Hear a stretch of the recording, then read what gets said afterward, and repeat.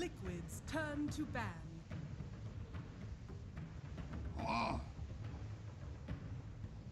Radiant team ban.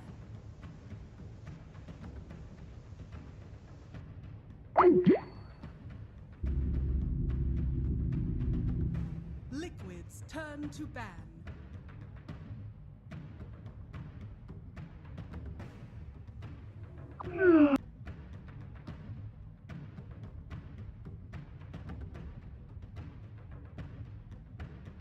10 seconds remaining.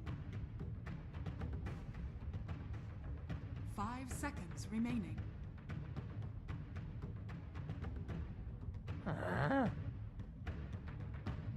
Radiant team ban.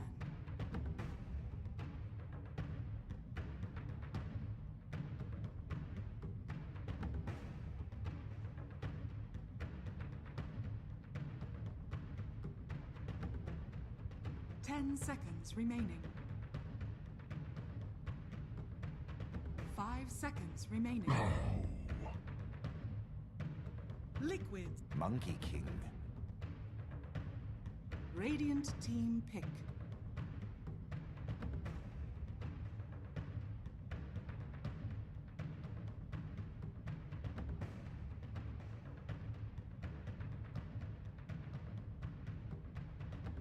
Ten seconds remaining.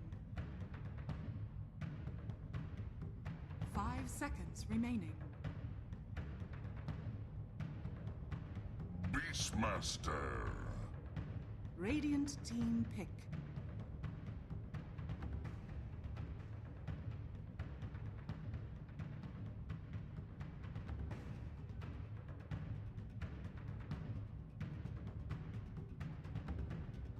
Ten seconds remaining.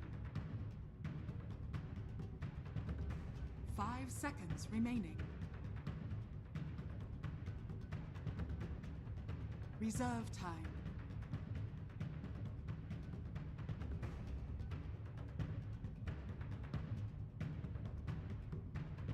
Invoker. Liquids turn to pick.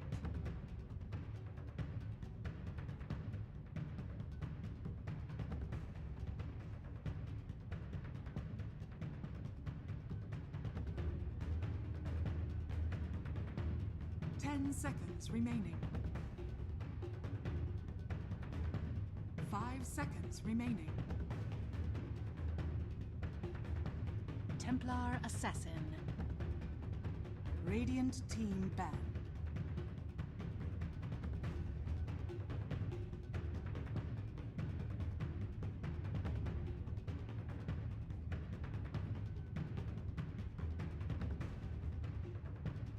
Ten seconds remaining. 5 seconds remaining. Liquids turn to ban.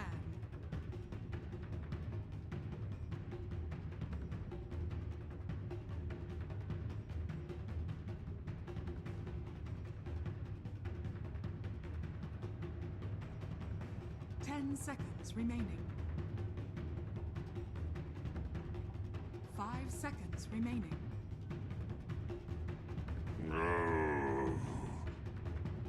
Radiant team ban.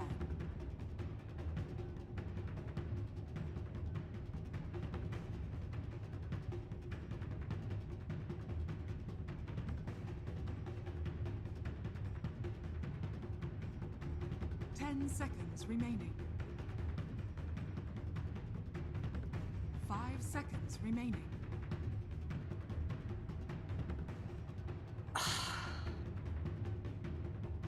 Liquids turn to ban.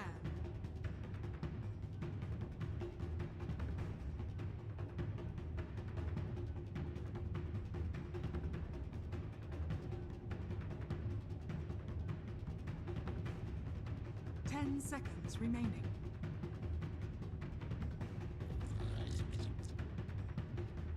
Radiant team pick.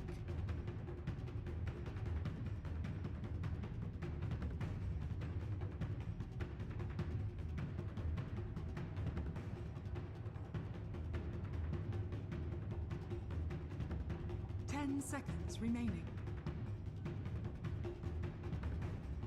5 seconds remaining.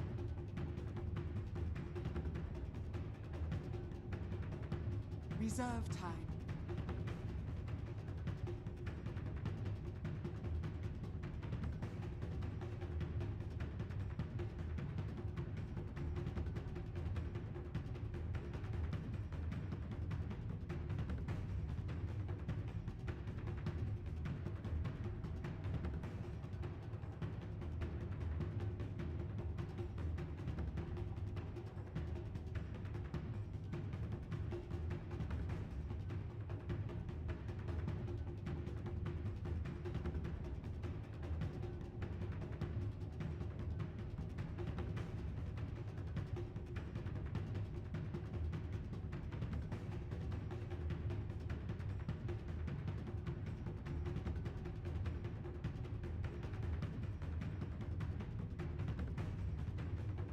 Warlock.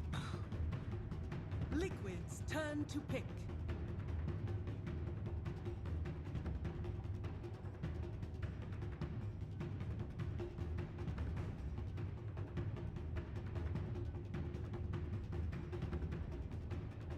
Ten seconds remaining.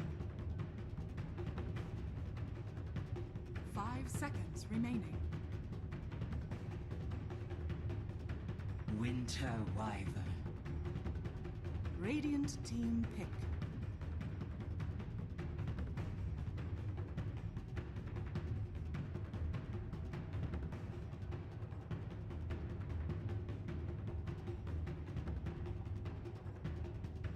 Ten seconds remaining. 5 seconds remaining.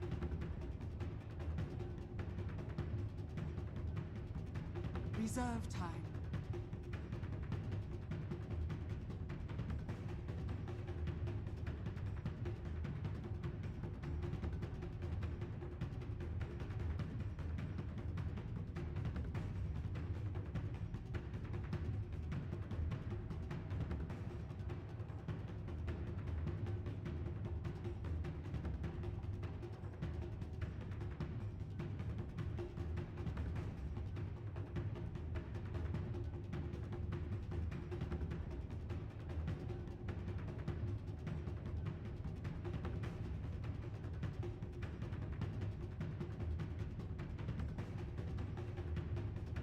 Sand King. Liquid's turn to pick.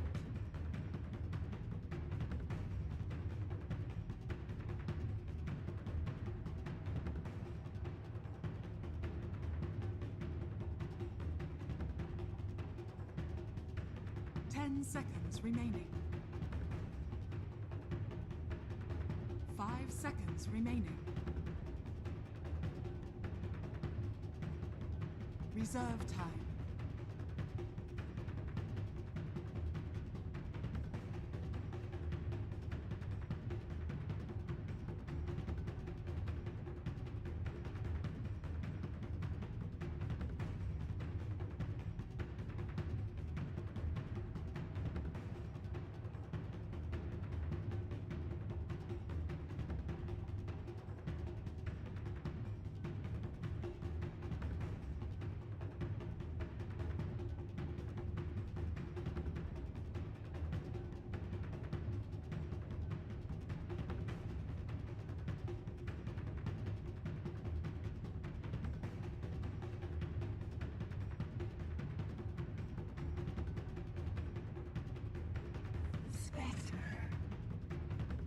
Radiant team back.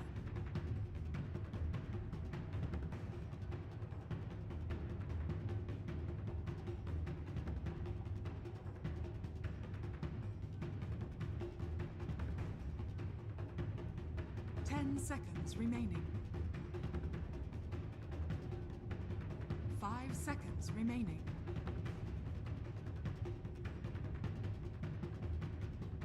Reserve time.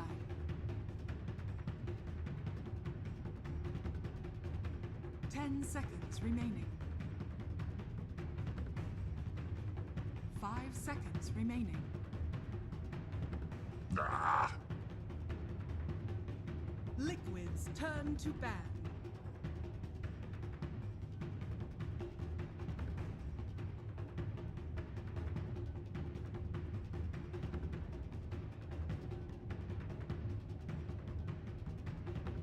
Ten seconds remaining. 5 seconds remaining.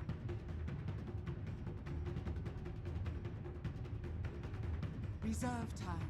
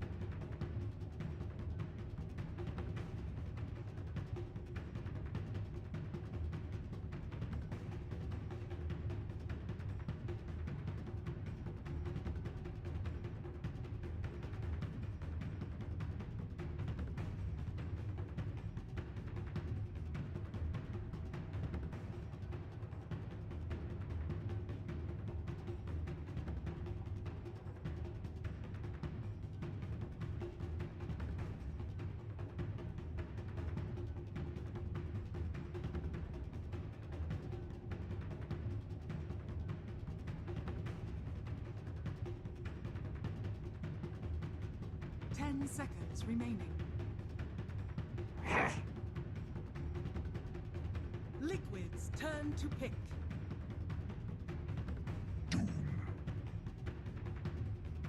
Radiant team pick.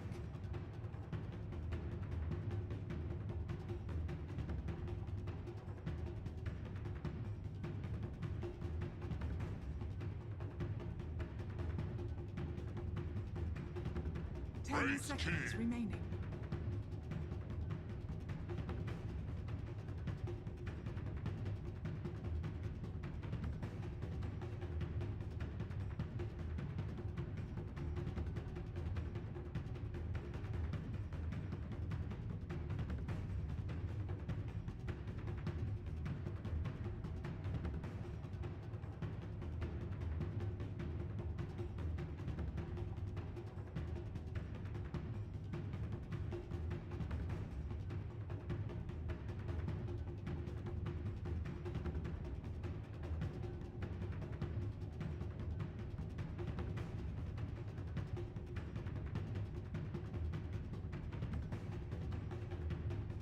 Ten seconds remaining.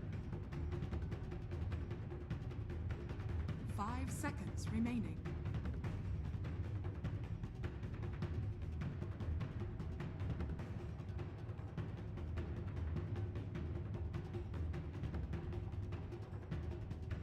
Thank you very much, Red. Indeed, it's myself and Kevin ready to get going with Liquid versus Thunderbirds. We've just seen the drafts. I'm sure you got a lot you want to talk about, Kev. We've got a final pick Doom coming through already, starting to see a new sort of shape coming out this tournament. Yeah, he's a hero that hasn't been super popular lately, has been picked a little bit.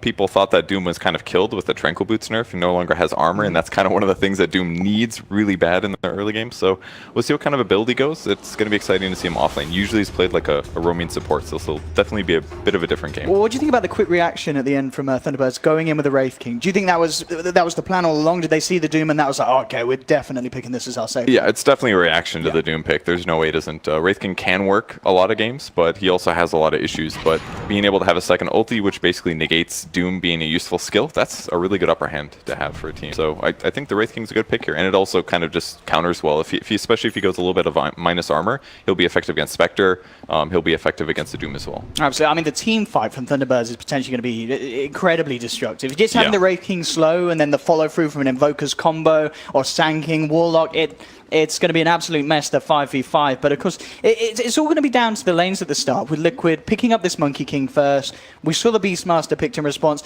Do you think KingCharlie's still going to get a lot done in this early game? I don't know. We'll see. I feel like Liquid didn't pick Monkey King very much at DAC, at least. A lot of the Chinese teams were onto it at the very start. The Western teams are catching up a little bit. We'll see how his does. But there's been a lot of downtime since that tournament, so I'm sure all these guys are up to speed on the hero. Now we see KingCharlie already over here on the side of Thunderbirds map to get some vision, but certainly not going to go for any aggressive sort of play. Misery, Rezo in neighborhood. Trying to get a ward down. No, they're just looking they for already got the stuff, deep yeah. one down, Kuroki. I mean, they can maybe kill Wraith King here, but I mean, Doom really doesn't want to have to fight level 1, so Devour level 1 is just way too good to pass up, so... And Saxon's there as well. Actually going to heal up Resolution, so Thunderbirds, they themselves could look to try and turn. We'll see a bit of a fight around the rune, and in the end of the day, it's going to be the 2-for-2 going either way, and Thunderbirds getting themselves the first blood. They may even be able to get themselves more here. Mana is nearly going to be there for Resolution to have a second Ray Fire Blast. He's clariting up. He's got it good to go. Drops it down, and with the Shadow Word damage as well, this should be a second kill for Thunderbirds as they block Mind Control off. Give a bit of gold as well to Weeheart. Perfectly done. And Liquid, all a bit of a mess down there. Yeah, this is way too ideal there for Liquid. They just can't fight at level 1. Monkey King without his third skill is not that amazing at trading. The hero's got 0 armor at the start of the game. He just can't tank any damage. And even like Winter Wyvern and Doom didn't want to skill anything, so they walked in there with basically 1 skill point for 3 heroes. It's just not valuable. So the Doom will start in the jungle. It's not that big of a deal, but giving 2 kills to Thunderbirds at the start of the game is gotta be tough. Yeah, making sure that they get that Sunstrike hit as well is huge for Weeha in this mid lane. I mean, the mid lane matchup as well, Invoker versus TA. Oh, actually, we'll hold that for because top lane Moon is being gone on. Hasn't quite hit level 2. He needs 1 more creep to die to get that XP for the Burrow Strike, but it looks like he's not going to get that lucky as Liquid will take him down and punish him. You know, obviously getting that first point in the passive, you need it, but if you can't hit that 2 in time, you're always going to be vulnerable. Yeah, that was pretty greedy by him. If he did hit 2, he probably would have been okay, but he probably felt overconfident against a Winter Wyvern Spectre. It's not really the best dual lane, but definitely has some decent slow. They'll be okay from here on out. In terms of the mid lane, like we were talking about, Invoker's historically not good versus TA, just low armor kind of stuff. You can't really break Refaction super easily, but depending on how early Miracle goes to the jungle, it should be okay for Weehaw. So most of his gold acceleration is just going to come from Sunstrike kills and just typical laning stuff. So really it'll be a little bit more about how his team sets up kills, and they can do that easily with Wraith King in the safe lane. So that's going to be maybe the hero we watch, is whether or not Doom gets combo killed, or maybe even Monkey King too. See Mind Control, you know, after picking up that first creep in the jungle, coming back into lane and getting a bit more aggressive. Has picked up the toughness aura, and I guess that's, you know, as you mentioned, Tranquil boots, they've been taken away in terms of the armor, but you'll be able to pick it up in the form of an aura, and you can head back to lane. I mean, he's got an Alpha Wolf here. This is really the ideal in a lot of ways. For sure. It's like 30% damage bonus, and you have a 20% to double damage crit. So that's by far the best neutral. Top lane again, Moon being gone upon. Spectral Dagger is there. Matumba fairly low, and Moon will have another Burrow Strike in 5 seconds, but with Kuroki jumping in, it's not going to be quite enough. They'll try for the chase down. Moon actually turning around with the aggressive Burrow Strike to hold Kuro back. Sax is there as well to make sure the Liquid can't get any damage done. And in fact, at the end of the day, Kuroki himself is going to be walking away very low on life. And also Matumba in this top lane. That's the hard thing about Monkey King right now. His armor's just so low that if you go Poor Man's Shield level 1, then your other support has all the items and you don't have that much regen. And then if you go Orb of Venom, then you have no armor and survivability. So when you do get hit, you lose like 300-400 HP every single time. So there's this weird place for Monkey King now where in the early game you have to be a part of a lot of kills, or you have to get some pulling done, because if you don't, you're going to get under-leveled and you're not going to accomplish very much. And it's a very hard lane really to kill the Sand King in, it feels now at this point, because you've got all the slows, but that's about it really. You don't have any huge amount of burst damage and you don't have any stuns. Yep, yeah, exactly. So it's difficult to actually make a big lane impact on the hero. You just have to be kind of like a roaming playstyle. Show up at the right place at the right time, get the kills, and let that try to accelerate your team. But now that they've rotated Warlock up here, it's even harder for them to kill Moon Meander. On the bright side, though, that is going to give more space for Mind Control in the safe lane, and he's already picked up level 3. And in the mid matchup, if that continues to go well for Miracle, then overall this will be all right for Liquid. But they've got to give some space here to Wyvern, who's going to die, and Spectre. Yeah, ticking out to the Shadow Word. He came forward trying to interrupt the pull that was being made, and Moon, actually with the next Burrow Strike onto Matumba. Matumba himself incredibly low. His Saxa has got a Shadow Word if he can get himself just in range, and Matumba, he's going to be taken down as well as Thunderbirds get a second double kill for the Warlock on the off lane. And Liquid looking after a really rocky start in this lanes. Yeah, it just looks like the typical thing that's been popular since DAC. Pick really, really strong laning heroes and let that carry you into a good part of the game. And I think Liquid maybe this is part of the problem with grabbing heroes like Winter Wyvern sometimes. The heroes kind of inconsistent in the lane, and Spectre is definitely the same problem. So their picks maybe is going to work for them better late game, or maybe the mid game as well, but it's looking real iffy right now For sure. I mean, one of the things that's going very nice, of course, for Liquid is this middle. Already the CS, as you anticipated, Miracle with the TA, certainly riding on the advantage that he has on this hero, and even more so, in fact, by Lizard. 23-12 against the 11 for 7, and also that little play from Kuroki, not getting the kill, but forcing Weehai out the lane. I mean, Miracle, he is going to hit those item timings, and if he gets himself a good Blink Deso, he is going to be able to help these side lanes out that are struggling. Yeah, he can actually help a lot against heroes like Warlock and even Beastmaster sometimes. If you can go on those guys, and especially when they're by themselves, that way they can't just ulti, it's a pretty easy kill. Those heroes don't have very good control. Basically just what, Wraith King and Sand King, but he can actually deal with both of those heroes, especially the Wraith King. So I think TA is going to be instrumental here. He's the best hero at dealing with the Wraith King, just tons of physical damage and minus armor. That's the best way to kill Wraith King really rapidly twice. Yeah, and already as we see there, the Ancient stack. Moon might be in trouble top. Never mind, just being a little harassed. Tumba, 27 CS to the 34th Rezo, so not falling too far behind, considering the amount of harassment Moon and Saxo have been able to force onto him. Moon, the strike, isn't going to connect. Has to be a little careful. Kuroki is in the neighborhood, still just level 2. But no point in the ban list yet. Moon, very, very aggressive, feeling confident with the backup of Saxa. But Liquid, can they actually punish it? I mean, we already talked about how hard it is to get Moon, and he is able to do these sort of plays and positionings. And with 3 heroes there, he doesn't feel too scared at all. Yeah, I love the Treads build he went as well. It's not something I've seen before on a Sand King, but that's true, actually, yeah. The attack speed that he gets from it, that's an extra Caustic Finale proc on every single thing he attacks. The extra attack speed makes a huge difference in the laning stage here. Not to mention, it did just get buffed, gives him a 200 HP difference, which is massive early game. And the tread switching. 10 stats, is it? Yep, yeah, 10 instead of 9. So small buff there, but the attack speed is huge, and the tread swapping in the laning stage, it's actually super valuable here. It's going to be, in a lane like this that already has damage problems, if they're going up against treads unexpectedly, things get even harder. So I really like this choice by Moon here. Really affect the lane. So mind control there, pick up an invis, and they're eyeing up middle. He's not quite level 6. Does have the shockwave nuke, but it's going to be top lane where the action again is happening. Moon moves in onto Kuroki. The cold embrace will be there. Moon though revs up the epicenter. He's sticking around for the Monkey King kill, and he'll get it. Brings down Kuroki. Matumba in return trying to find Saxa the stick charge, just about keeping him alive. He'll still fall down as Matumba dives in deep, but Resolution coming in with the rotation, looking to hunt down Matumba. The Sal's there. Matumba not quite enough mana for another dagger. He does have a mana. He's got the mana for TP. He's going to go for it. He's not going to make it. Resolution hunts him down just in time. And with a good few crits, he should be able to get this. I mean, Matumba's speedy with those phase boots. He's still map hacking? He's been duped. Resolution's still looking for him in the trees. Matumba just cuts across the lane, gets out. And meanwhile, whilst the attention was being drawn up there, mid lane, Liquid went full in and took down Weehai. Oh, Misery's going to find him accidentally. Matumba, this is not the route you want to take. Does he see him? What? All right, now he sees. They might get him. Okay. He's fine. No, okay. That was really close. I think Rezo didn't anticipate the phase or something, because he just sat there and auto-attacked. Yeah. Probably expecting the kill, but had to be a little bit more careful with that. So good escape, but still costs the Spectre a lot of time here. In the meantime, Moon and Meander pressuring the tower. Yeah, this should be a dead kill. Yeah, absolutely. Oh, they didn't stack the stuns. They're holding on to the Brave Fire Blast. They don't even need it for GH. Or maybe they did. GH gets away. He lives, and Moon goes down. GH will finally pop. But now Liquid with the 3-man reaction straight in onto Resolution does have the reincarnate. So he's going to have that second life to go, which will almost certainly be popped as Mind Control tries to chase it down. Can they kill him a second time? Doesn't look like it. No. They have to back off, but still, that's a long cooldown to be put on. Yeah, no kidding. 240 seconds is huge for this hero, especially if the first reincarnation you use doesn't produce a kill. It puts you really far behind, actually, because now you're just this squishy hero that has a stun, and until he actually picks up something like Armlet, his damage isn't even that incredible. So definitely a bad place to be in for him. Mind Control will get the deny on the tower.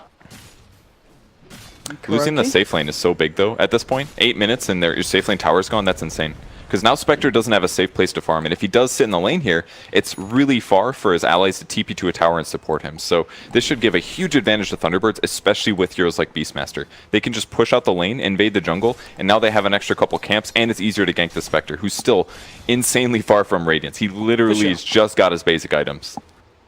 Matumba can certainly pick up a bit of action though with the Haunt now online. If Kuroki's able to set up for some sort of a play. I mean, between the two of them, if they catch someone their own, you just having the phase boots and the chase down with the Desolate damage.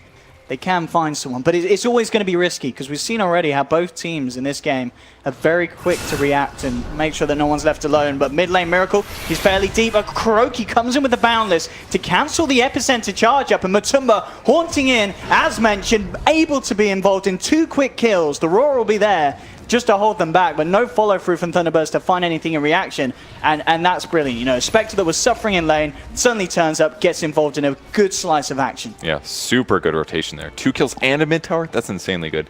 And all it took really was the Boundless Strike on the Epicenter. That turned everything around, Invoker would have been fine otherwise. And he still doesn't have Midas yet, 500 gold away from that. Now all of a sudden things are looking a little bit rough for Thunderbirds. The last like 2 to 3 minutes, other than that top tower going down, has been kind of weak.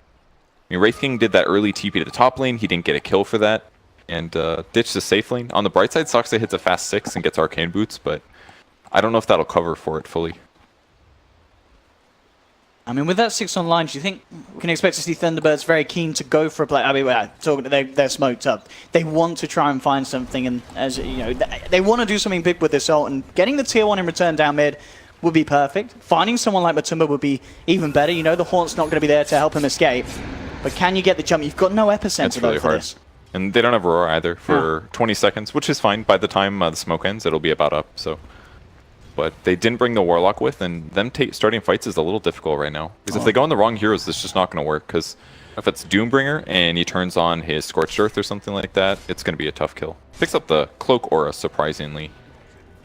Not sold on this. It's only 5% magic resistance for heroes, but probably just did it because he wanted to eat something. He's probably really hungry. Sure, yeah. You're getting that bonus gold. Top lane, Thunderbirds finding the place to put a bit of pressure onto this tier 2. What Liquid want to do, reaction, they are starting to make their way up there. Matumba Man still 30 seconds before the ult is back available. That's one good advantage that that Thunderbirds has, is that Liquid takes a very long time to set up. Their heroes are all pretty slow. They're not super mobile. The exception of Spectre ulti, basically. They are a lot better at split pushing. And Crow can just split push in the mid lane as well. So, alright. Who picked up the Midas here? Oh, Doom's got a Midas, damn. Is that the only one? We've got the Midas on Invoker okay. as well. Invoker just picked us up as well, but Mind Control getting at that time is really good, actually. So Midas into drums looks to be the plan here for Mind Control this game. Okay. So no Tranquil Boots yet. Probably will just not upgrade his boots, I'm guessing. That's probably I guess fine. there's not too much detail. I mean, you get a bit of extra speed from the Scorched. And if you don't get armor from the Tranquil Boots, it's probably okay to pass it up. Even though the extra movement speed is still really good on the hero. I feel like he'll probably just wait. And early drum is super effective when you're having a little bit of teamfight problems, just because it's an extra, what, 14% attack speed or something like that? Or 14% movement speed, 25 attack speed, I believe. A big buff to have early on for the entire team. So now the teams are getting a little bit passive here. Miracle's farming aggressive, which is good, because that way he can rotate into a lane if they need a kill. But it's not as easy for Thunderbirds to do that, because it's basically Invoker, right? So he's going to sit on his Ancients and hit creeps, but it's so much more dangerous because heroes could actually get wards down. There's Monkey King that could scout him out. So I feel like at this stage of the game, Liquid's actually sitting really good after they got that double kill mid with the tower. It like killed all of the early like tower advantage that Thunderbirds bottom had. lane, they just go for the quick and easy kills here. There's been a bit of a downtime, but the action picking back up as bottom lane Sax are caught out. Almost no way that he survives there. And this is really nice thing about the Monkey King Spectre. The laning was really rough, but now it's just so easy to find a hero. And if it's somebody like Warlock that can't defend themselves, easy every time. This could be nice. 5 seconds until the Boundless strikes. They don't have the initial stun follow-up, but they've already got 3 touches onto Weeheart with the meld damage. It's more than enough for Liquid to pick up the Invoker kill. A massive one to find. That will be the goal for Miracle, to have the Desolator complete at a very respectable timing, 13.5 minutes in. Resolution actually moving out aggressively in the mid lane. He does have his ultimate to rely on, so he's feeling fairly confident and safe. Knows that the Haunt isn't there. And he doesn't walk over any traps, which is very good for Thunderbirds, because he could have just been revealed here. They're going to maybe try to kill Doom here. It's a possibility it'll work. Still has the Cloak Aura, but no Scorched Earth for 20. And they don't even do that much tower damage just yet. Basically just simple right clicks. He does have Armlet at least on the right thing, so that'll help a little bit. Liquid pretty heavily controls the middle of the map. Slightly surprising due to things like Beastmaster, but I feel like we haven't really seen Misery do a whole lot this game so far. AFK jungled a lot, did a couple of early rotations, but they were pretty reactionary. We haven't really seen him start tempo and get a kill. Do you like the decision of Resolution this game to go for this armor and then into the blade mail straight up? It's a very good build, actually. He definitely needs extra armor this game. I think that's probably the main reason it's good. Because if you're against a TA with a Deso, armlet alone isn't going to cover you. You need to go really heavy into armor, and that's one of the better builds to do so. There's just going to be a lot of damage happening in the fight that can't be stopped, like Doom Scorched Earth. You can reflect back towards him. Things like fighting the Spectre is pretty strong. Fighting TA once his refraction's gone is great too. Just going to see a smoke up here from Thunderbirds, ready to go. They have all the ultimates at the ready. See if they can get the wraparound jump. No one towards the mid lane really at the moment. Only the Wyvern general neighborhood. Yeah, he's already heading himself out of there. Basically, Liquid's just paying attention to this. They know that their opponents have really good team fights, so what they're going to do is just avoid fights. I don't even know if they can get this kill. G8 should be fine. Still has the Cold Embrace to rely on to get the heal off when he's far enough away. Kuroki's coming across, mass TPs. They want to make something happen. There's the Haunt. The Boundless Strike onto Resolution. The Golem's been dropped in return, though. Thunderbirds trying to use it to buy themselves some space to back out. But they've already lost the Warlock. Resolution being surrounded by the 4-mana Liquid. But Moon comes in with a beautiful epicenter Burrow Strike. But is it enough damage? The Golem's been taken out. Matumba Man's low. Resolution has the Ray Fire Blast, finds the kill. They've lost Miracle as well here. GH has to get himself the hell out of there. And Mind Control could be in trouble as well. The Ray Fire Blast connects. Moon is going to have the Burrow Strike to find another. The crit comes through and Thunderbirds end up taking the team fight, and they may not even be done yet. Moon still hunting down GH. GH tries to hide in the trees. He's not going to get out. 4 down on Liquid. Thunderbirds. I mean, it just kind of I really want to give credit to Saxa there. Even though it didn't look great at the start, just drops the rock, and that allows the space and time for Thunderbirds to kind of reposition themselves and turn it around into a massive win. Yeah, I didn't think they were going to win that fight. It looked really bad for them, but Reincarnation at the same time as the epicenter actually made a huge difference. Maybe Kuro, you could blame him for not ulting earlier. I feel like maybe he should have dropped his ult, but I don't think he felt like he needed it, and the epicenter kind of came out of nowhere. Yeah, I mean, that 3-man Burrow Strike epic combo, absolutely perfect. And the Doom was a bit weak as well. They didn't really need to Doom the Beastmaster. Got him out of the fight, but he had already used Roar, so at most, level 1 axes, no call the Wild Boar. Kind of an effective usage by Liquid, but I thought they were going to win that fight. I think they felt confident with it as well. Great fight for Thunderbirds. I mean, it's just kind of rocketed. Resolution now on par with Miracle, who was keeping himself a little bit ahead with the speed that Miracle was farming at. But that fight has leveled the ground between the two of them. Miracle halfway towards his Blink Dagger. Resolution off the back of that, of course, Blade Mail complete. Yeah. And will be queuing up the Blink himself, so an extra bit of chase that's going to be pretty crucial. And we're seeing these sort of fights, and it's never really everyone dying in the midst of it all. It's whoever can chase down those extra 1 or 2 kills at the end of it that comes out on top. And it's not even just the chase, it's also the fact that he can initiate is huge on Wraith King. Being able to go in first, force your opponents to actually cast spells on you, use your ulti, or maybe you have to use Winter Wyvern ulti to save like Monkey King. That could absolutely swing a fight. So, and if your ulti goes off, you can blink out sometimes. It's going to be really effective here. What do you think about the decision from Moon, actually? It's something I feel that we don't always see on SKs, the blink into Hood. I've seen the Hood a few times. It's so good when you pick it up. If there's a lot of magic damage, it actually makes Sand King so survivable. I think the last time I saw this was actually a Genting where DC at the time actually did end up winning the tournament, and Moon was building it, I believe, at the time. It's really effective for overall survivability. It'll be really good against things like Doom, Scorched Earth, against Radiance when it comes out. It's a good item. I think it can really make Sand King way more survivable. Talking about the Radiance as well, the progress from Matumba, 3.4k gold, so very close to having that relic. We'll see if he is able to close that small little window on this first big jump towards the item without being punished by Thunderbirds, and he looks like he'll be okay, unless this goes really badly for Liquid. They themselves are looking to fight here. Moon on the high ground, great position though to dispel the smoke, and immediately blinks out. Looks like Liquid won't find the catch that they wanted to with that movement. Really good play by him. I think their Observer did spot them smoking. They were around that area when they ended up smoking, but either way, still really solid play. They'll try to turn this into a Roche kill, though. TA is one of the best Rocheers, but can they get there? On the side already, Epicenter coming out from Moon as he bursts down Kuroki, and immediately eliminating one of the members of Liquid will force them to back off, and that brought Roshan down to half health. Thunderbirds themselves, they could try and take this kind of without the Monkey King. They don't feel too much threat around the pit. They need to be careful about a good ult from GH. I mean, Thunderbird's messed up really bad there. Misery summoned the Hawk. The Roche clapped and killed us. They don't have vision. This is going to be hard for Thunderbirds. The Horn coming in straight away with the Winter's Curse. The Radiant will get Roche, and they do still get the Aegis. Liquid aren't able to stop them doing that. Matumba falling incredibly low, trying to get himself up to the high ground, but the Sunstrike, not quite enough as the damage is split with the creeps. Matumba's still on the run. Weeha, can he chase this one down? They themselves don't have any vision there, Thunderbirds, so Matumba Man will be safe with the initial attempt to juke, but the TP's still on cooldown for 30 seconds. There's no way this man gets out. Surely not. No way. No way. No, oh my goodness. Holy okay, they've not crap. seen... He's still got 20 seconds of No, they assume he's gone. Oh my goodness. You don't keep looking at this point. Oh, I haven't seen him in 40 seconds. Maybe he's still here, guys.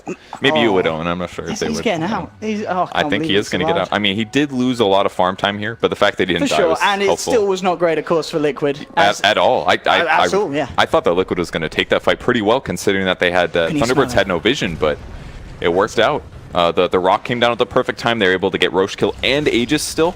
That was a huge grab. Yeah, it's crazy. And Thunderbirds now able to turn it into another bit of an objective on this bottom lane with the tier 1 push. Liquid, they're in the neighborhood. So they will do their best to slow this down. But Resolution with that Aegis, with Reincarnate. He's got Blink too, so if they see an opening, he's going to go. He's thinking about it. Yeah. Miracle with the click blink. I like how he did that. He doesn't want to gamble a Blink stun. He'd lose too many resources, but just testing the waters. Throw the Hellfire Blast out. We'll still get the tower. There's the jump forward, straight in onto the TA. GH and Mind Control there to try and hold him back, but the Blade Mail's pot. Resolution continues to charge forwards. Can actually bring him down once. That Miracle touches him and says, I'm out of it. Does not want to commit for that. Knows that there's backup as Saxa, Weeha, Misery in the neighborhood as well. And Moon, meanwhile, diving the tier 2. Tried to make a play with the Epicenter. Doesn't really get too much damage done at all with that one. But just a zoning one, just to try and assert his domination on the game, Purge. Yeah, losing and trading that for Monkey King ulti, I think is completely worth it here. Because now Monkey King's kind of a worthless hero. Not worthless, but he's not good. Look at this aggression from Rezo, just diving in. Knows the backup's going to be there with a Burrow Strike and a Sun Strike. The double strike combination to bring down GH. 15 to 10, Thunderbirds moving on to yet another tower.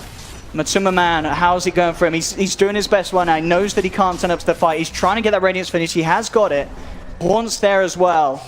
Might be too late. Absolutely. Against the items and the stage that Thunderbirds have reached, these fights are not going to be easy at all for Liquid. Yeah, especially with the Hawk. It's spotting where their supports are standing, and then it's so much easier for Wraith King to jump in and stun, or Sand King. They can make perfect decisions basically with Sunstrikes and get those crucial support kills. Like if Winter Wyvern dies, that's most of the team fight for Liquid. They've basically got Haunt, they've got Monkey King ulti, and they've got Winter Wyvern ulti. Obviously Doom is great, but you need some AoE control to try to combat things like Warlock and Invoker and Sand King. So the vision game is huge in this match. It's almost everything, really. Miracle hoping for a solo pickoff, but with the AFK strats here, he can maybe kill Warlock, but even Warlock has a buckler right now. And if he does, I mean, he's almost certainly going to be in risk of being punished by Thunderbirds. He could actually kill Invoker, maybe. Invoker's probably who he's hoping for, but I don't know. Quick reactions from Wii could get him out with a good tornado. They'd spot but, yeah, they're going to haunt in. They want to fight. Mind Control gets the Doom on to the Sand King, but in response, Taxa's there. Drops the Golem. Already Liquid trying to split. GH with a decent curse on the backlines, managing to lock down the Invoker and the Sand King. And in fact, that's going to be it for Liquid as they get the 2. They've popped the Wraith King once. Can they do it again? They've lost Miracle, though. The Golem's still alive, pounding through Liquid's lineup. And Matumba Man trapped amongst the Ancients, trying to get himself away, but he's ticking down low.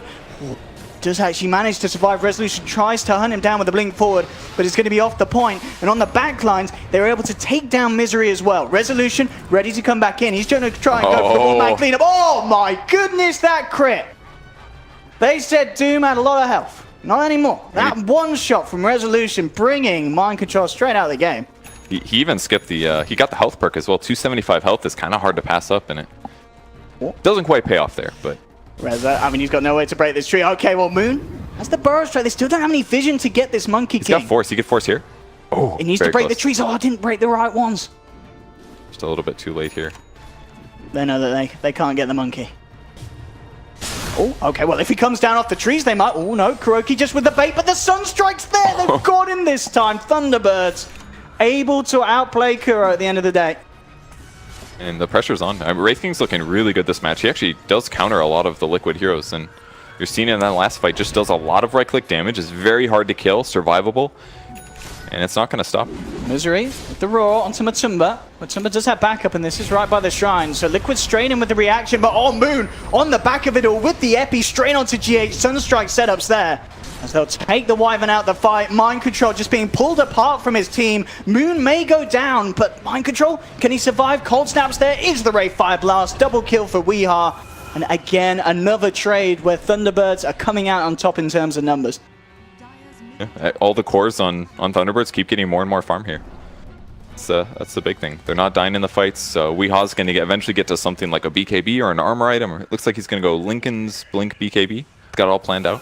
And at that point, he's just not going to die, really. The Spectre's got his Radiance. He's picked up a Vid Booster, but I mean, he's still going to be vulnerable to the Wraith King at most of the stages of the game. It basically comes down to initiation. Can Liquid go in first and kill off some important heroes like Warlock or Sand King or Invoker? I don't know if they can this game. It's tough. I don't think the Monkey King has to play safe, basically, because he always has to worry about like the Hawk or some other person having vision on him and blink stunning him. So like their vision advantage that they're maybe supposed to have is very difficult to actually facilitate and give their other team members advantages. Absolutely, a very, very tough position for Liquid to be in at this moment in time. To 15, 25 minutes in. Miracle's still up there in terms of net worth, but the fact that there's a Invoker and a Wraith King on level with him has got the BKB complete. This is an absolute necessity against this lineup of Thunderbirds. It's definitely good to have, but it all depends who goes first. If he gets chain stunned, he's dead, 100%. And they're going to go in first on him.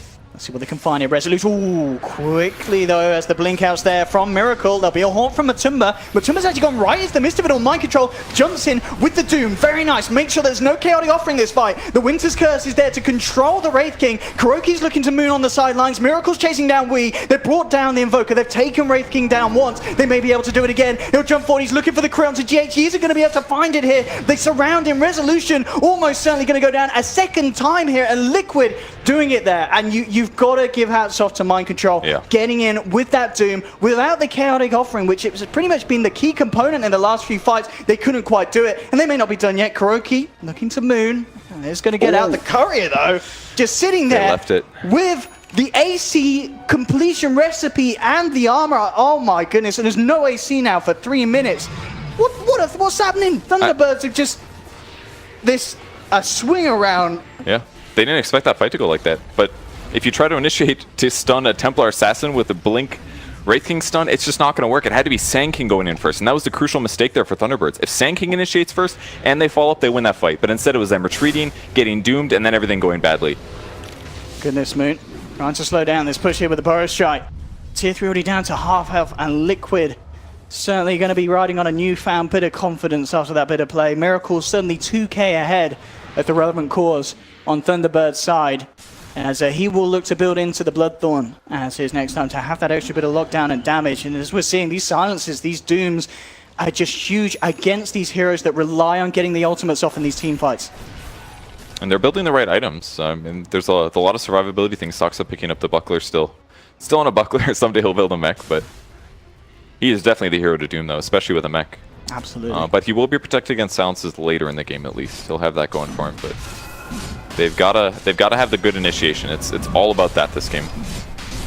Straight into the pit. Don't have Horn, of course. Liquid still down. I'm actually saying that only for 5 seconds, but it looks like the speed that Thunderbirds can take this is going to be too quick for Liquid to have the chance to contest. So, they do want. Matumba, he tries for it. Not quite there in time. The Burrow Strike in reaction. The combo ready to come through from Weehaw. They're actually probably a creep there. Kuroki drops the ult in the midst of it all. They're bringing Weehaw and Resolution down low. They've already found two. They'll pop the Aegis on Weehaw. The bashes coming through from the Wukong's command, knocking the Wraith King down. Also, the bashes again on Weehaw. A second bash from this Wukong's, doing huge amounts in this team fight, and they'll clean up the 5th as well. A perfect ultimate there from Kuroki. And Liquid, they don't get the roast, they don't get the Aegis, but they get the full team. I'm actually so surprised they didn't do better in that fight. They got the Golem off, they got Fatal Bonds. I mean, I guess they did waste Necro just killing the Roche, but... And the Winter Wyvern ulti was crucial there. It actually guaranteed the kill on the Sand King, and he's actually going to go in. He's trying for something here with the Epi. Moon straight in. And with the Sunstrike, it will bring Mind Control down very low, but the Cold Embrace is there to top him back up. It will slow down the Doom's aggression. The rest of them still standing fairly strong. They will back up now, with Thunderbird's coming back into the game. Yeah, these last two fights from Liquid showing incredible potential. Yeah, he actually picked up the Devour Ancients skill, and he grabbed the, I don't remember what it's called, the new purple one that has no magic resistance. He's got the Petrify thing, which roots for 2 seconds, and he's also got Desecrate. Now, Desecrate's pretty special. It does 200 damage, which is quite good, but it also lowers your base armor by 50%. So if anybody has a lot of stat items or naturally high armor, it can be really effective. So that's possibly part of the reason that they're shredding so fast, because stacking that on top of Templar Assassin, for example, could really amp your damage. But most of the fight still comes down to killing the important heroes and preventing their team fight from coming out. And once again, Thunderbird's got initiated on. Even with the Aegis grab, it wasn't enough. Matumba, well, is certainly going to become more and more of a trouble to deal with, Manta style, and with that Vit Booster now looking to build it up into the heart, so just tanking up against this huge amount of burst that Thunderbirds do have when they get the jump. But now, you know, once he has that heart, you've got to ask, are they actually going to be able to kill him in that initial burst? And with the backup of GH and such, Liquid have got ways to keep that Spectre alive and allow him to turn and fight. And the other thing is that Thunderbirds haven't been scaling as well on their cores. Like, Wraith King's been sitting at these same items for a long time. It's not just because the courier sniped. They've lost 2 Roche fights in a row now. It was like the team fight by enemy shrine, then the Roche fight. Resolution hasn't scaled into his next item in a long time, and he's also built a hybrid armor item. So yeah, it's going to increase his damage, but it mostly just makes it so that TA doesn't like 4-shot him or something like that. And because that got delayed by like 5-10 minutes, now they're just, like you said, they're tanking up Spectre. They're not going to kill this guy rapidly anymore. They're not even close to that. We got Liquid.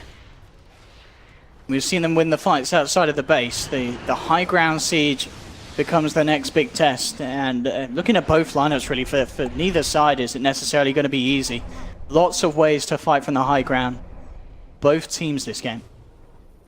Understandably so. We're seeing Liquid respect that. Not going to go for any sort of high ground play. As they will back up for now. Kuroki just cleaning up the top lane.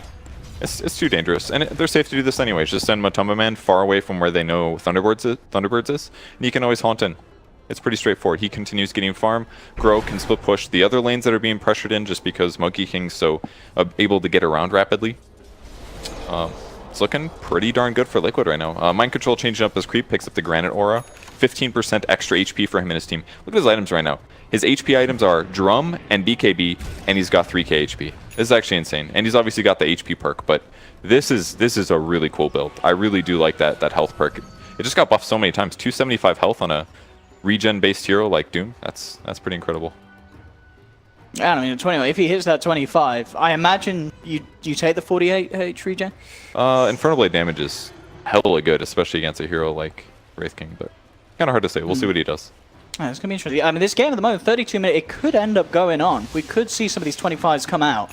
It certainly doesn't feel like a game that's going to be over just like that. Both teams have lots of ways to keep themselves in the game, split the lanes out, and both have pretty good late game potential. I mean, the team fight from Thunderbirds is always going to be massive. You've obviously got that Invoker that's going to scale incredibly well, and then vice versa. On Liquid side, you have Matumba, and then you have, I mean, even just the Wyvern, someone that can use the enemy's advantage against them.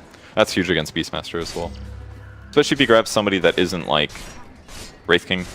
Pretty much any other hero is definitely a threat to dying this game. Summer Man will be gone on here. The Manta Star, though, causing initial trouble for the Raw, but it still comes through in time with the Golem drops as well. They'll chain him up with the Horn, tries to get his way out. He's not going to make it. Boundless Strike will be dropped. Mind Control in the front of his all. Kuroki questioning if he wants to get himself involved. Miracle is now coming across to try and join Mind Control. Tornado EMP trying to split Liquid up. Burrow Strike from Moon to hold back Kuro and GH. And with the Deafening Blast and Meteor combo, they'll find one kill. They may even get a second. GH trying to get himself out with the Winter's Curse and TP, and he does make it.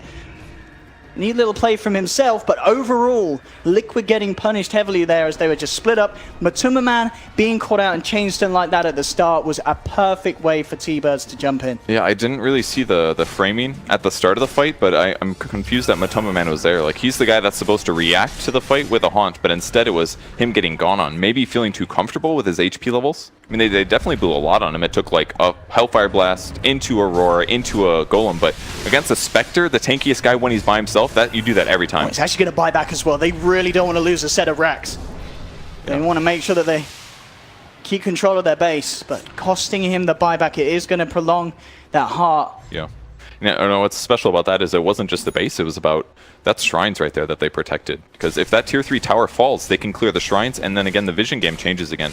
So it is still about initiation. If they lose their shrines, it's easier for their opponents to grab gem, close off the map, and just outfarm. Yeah, that's true. And in a game as well, where it's, you know, no one's really leaps and bounds ahead, those shrines are very important for specifically like Roche control at this stage as well. That's going to be huge as this game goes on. As we can see, there's only a 5k or so difference. So, as you mentioned, for that reason alone, certainly see why the call was made to buy back. So Wraith King queuing up a Monkey King bar next. So you can hit the Monkey King more often. There we go, Purge. Does that prevent him from auto-attacking? It should. It should take away his weapon, you know. Picked it up. Yeah, that makes sense. Mostly stops the Radiance mischance and potential butterfly pickups for either the TA or the spec. So I think it's a safe pick. You can actually lifesteal from it, by the way, if you didn't know. Oh, what, from the extra... From the procs, yeah. Yeah. It's magic damage, but you can still lifesteal from it. It's kind of a cool interaction. And I think he could get away with the 20% vamp aura at 25. I think he can this game. I don't think he needs to worry about mana drain. Yeah, for sure. Hypothetically, Spectre could get like a Diffusal, but it's very low chance.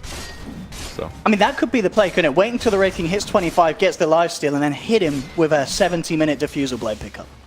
That could win them the game. It could win them the game. You never know. It could win them the game. You got to think about those things, just in case 1 out of 1,000 games that happens. For sure. I mean, with Manta and a Diffusal, you lose that 900 mana pretty quick. Yeah, that's true. It could actually matter. Goes for strength over attack speed on Wraith King. It's probably the right choice. He will catch Kuro, though. This could be really dangerous for him. The Sunstrike and the Burrow Strike. Again, yeah, clean combo from T-Birds. Dangerous, definitely. Looks like Invoker going for a Shiva's Guard next, most likely. It's a good choice. Very nice, yeah. Really limit the attack speed of Liquid. A lot of their heroes don't buy that many attack speed items. Usually Spectre sometimes goes more tanky. Heroes like Doom don't buy attack speed very often. It's really good as well against the Monkey King. You know, when he's trying to get these ults off and Kuro's trying to be in a position, maybe the other side of a tree line as such, suddenly the vision's there. Yeah, that'll get help. him out. Get him out. Figure out where he is and actually kill him. Yeah.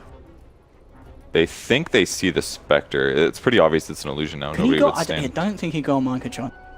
Too big for him to go on his own. Okay, he definitely knows the Spec's to the left now because he saw the camp retreating, so he's going to try to find him. I don't know if he will, though. You have got the rest of Thunderbirds making their way up here. But Matuma Man, yeah, he's playing it safe now. Realizes they're off the map, almost certainly being hunted out as he comes top lane. So straight back out for him.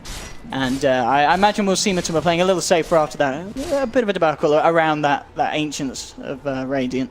Yeah, he can't get caught again. He's got tons of HP, but his survivability is not insane. His resistance, things like that. T-Birds kind of looks like they're considering smoking. They're grouped up as 3. They just know that they can't separate because so many of their heroes just get killed solo. If Monkey King finds a single hero and Spectre haunts, that's a dead hero. They've got to stay grouped. It's really going to hurt their farm levels.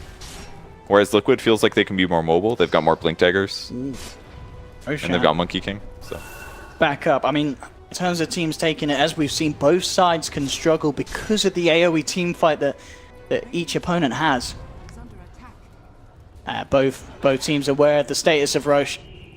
So control of this area is going to be pretty key. Liquid trying to get as much as they can down bottom as well, with a bit of an illusion push. Pressure being put on by Matumba, and now making it across from behind on the mid lane. Yeah, that's so sick what they did.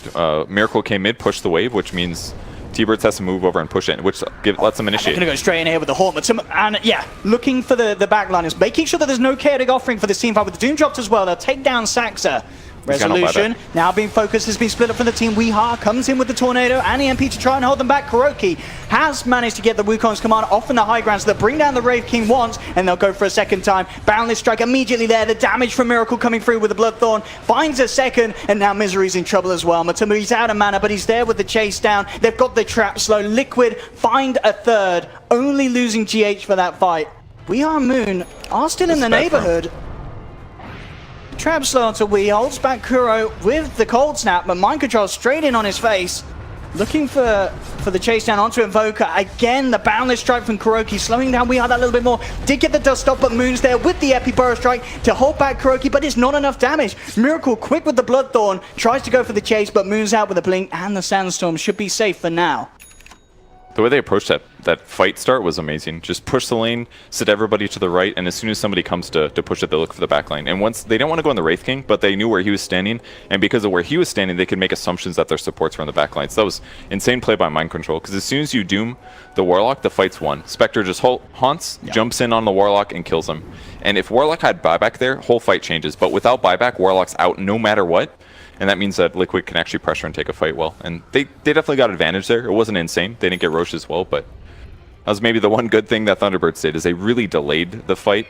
Maybe that's why Weehaw stuck around, tried to get them to chase him, so that they could prevent Roche from dying. But if he just ran away, they would have just taken it instantly. And the big items coming out as well, as we just saw the Butterfly now complete on Miracle, Heart complete on Spectre, and an interesting one here from KuroKy this game. He's got the Diffusal Blade coming out for himself. Yeah, interesting choice. We almost never see this on Monkey King, but more mana drain, and it also applies to your Wukong's commands, so those are also going to drain mana. Not to mention, just does a lot of damage. Yeah. And as I said, he's level 23, but because he's a bit dumb, the in-game's not great. He's only got 800 mana, so it could definitely been burnt out. There's the Haunt, Misery being looked for first. The Chaotic Offering did come out in time. In fact, Moon comes in with the two-man Burrow Strike. Thunderbirds trying to finish off Miracle. They'll have the Roar to hold him. The damage from Rezo, the crits is not going to be quite enough. Resolution, the evasion is destroying him. He can't get the hits in onto Miracle with the Butterfly, and the Solar Crest buff from his team fighter. He's fine. 3 dead on Thunderbirds. They'll come back in with the Epicenter, but it's not quite enough damage. Matumba Man just absolutely losing no health at all with this Heart. They can't kill him. They're found 4. They're going to be able to find 5 as the bash comes in from KuroKy. A Meld Strike straight between the eyeballs of Moon.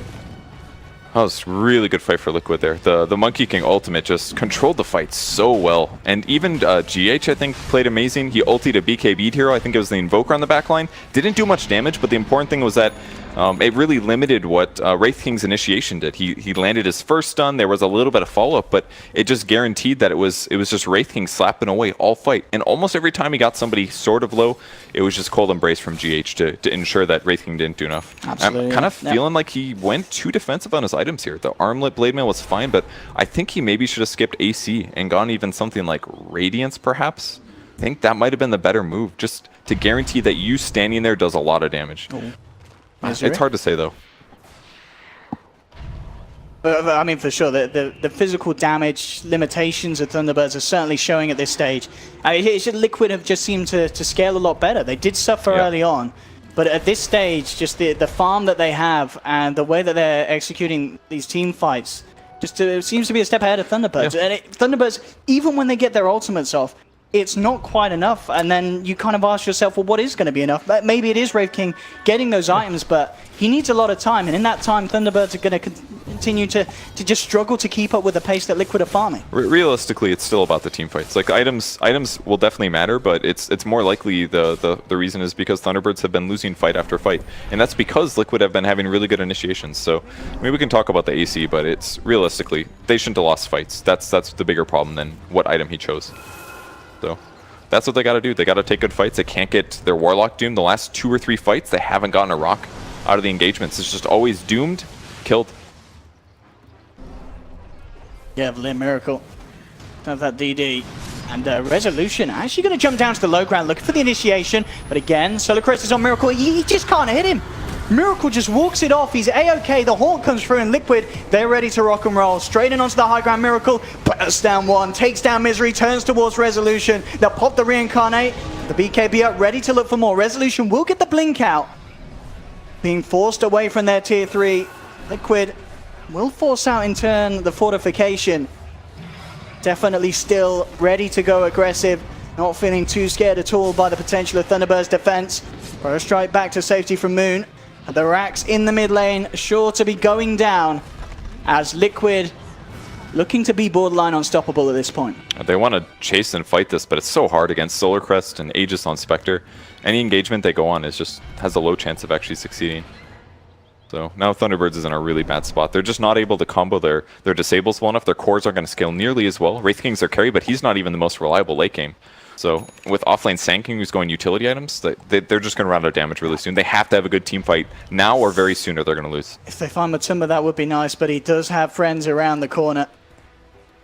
And he's such a big target to go on. They will try with the jump in. Liquid's going to come back. He responds again. Mind control. This time with the Doom straight onto Weeha. So Weeha is out the fight. Can't throw any tornado or such in to break it up in response. And Liquid, they can continue to chase. Diffusal Blade from Matumba Man used to slow down Resolution. Does have the reincarnate. He's actually going to fall on the mana. Might not even have mana for it. He does just have enough mana. But Liquid, they're almost certainly ready to kill him a second time. Weeha will come in with the Meteor, trying to save Resolution, but it's not going to happen. Kuroki with the bash chasing down for more, and Thunderbirds tap out. They've had enough, and Liquid really pulling it together and showing us some very, very impressive play this game one.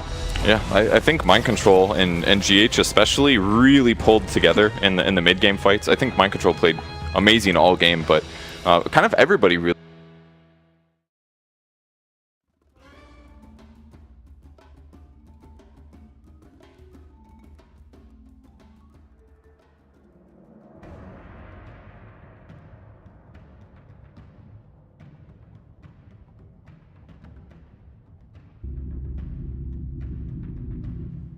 Liquid's turn to ban.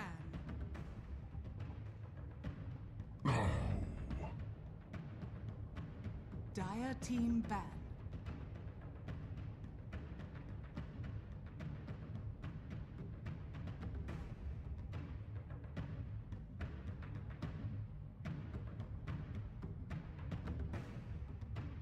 Ten seconds remaining.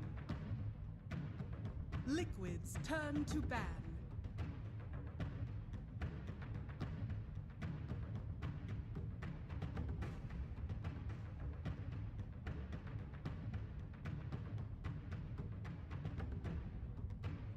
Ten seconds remaining.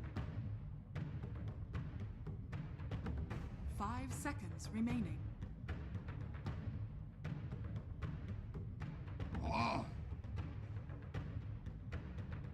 Keeper of the light. Liquid's turn to pick.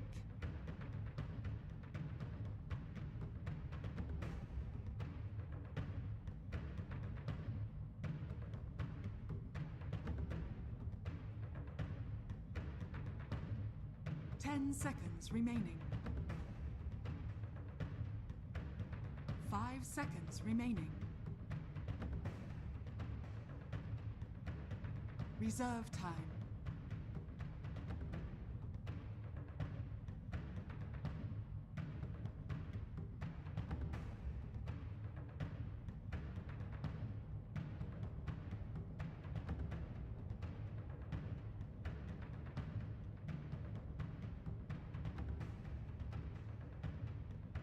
Monkey King. Liquid's turn to pick.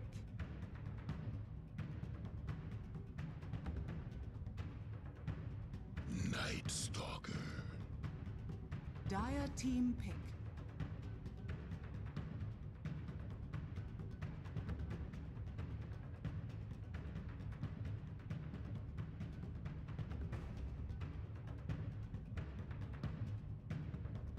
Ten seconds remaining. 5 seconds remaining. Reserve time.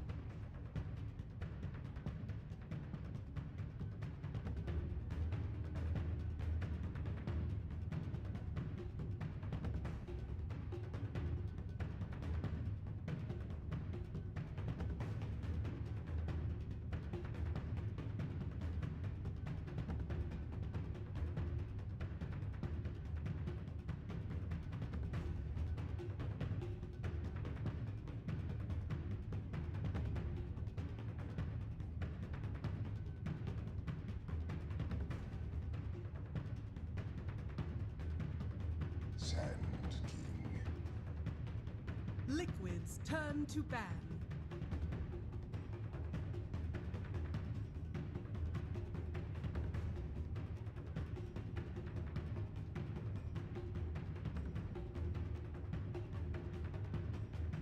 Ten seconds remaining. 5 seconds remaining.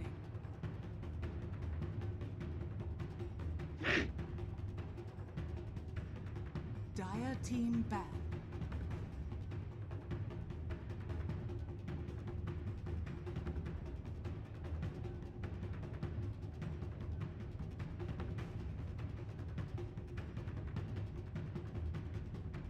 Seconds remaining. 5 seconds remaining.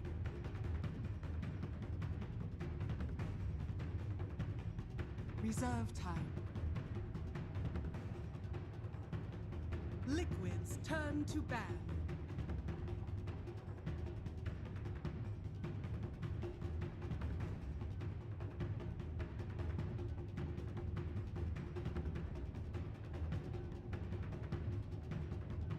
Seconds remaining.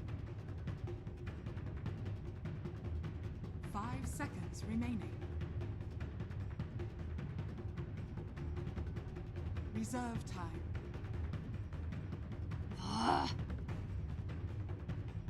Dire team ban.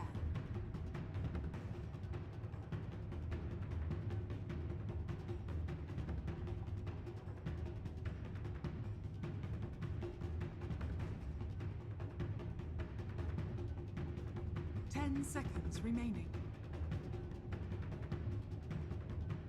5 seconds remaining. Reserve time.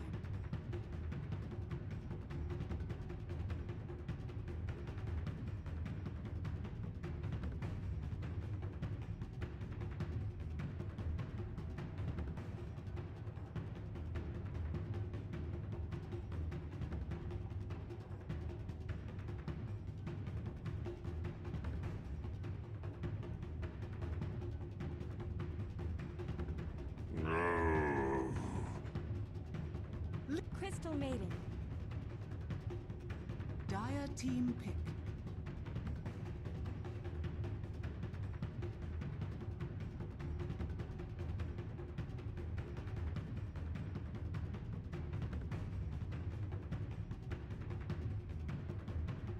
Seconds remaining. 5 seconds remaining. Reserve time. Dusk.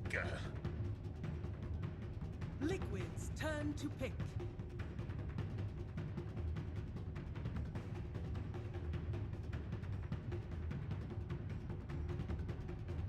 Lifestealer.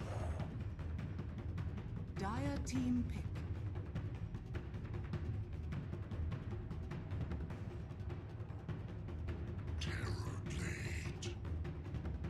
Liquids turn to ban.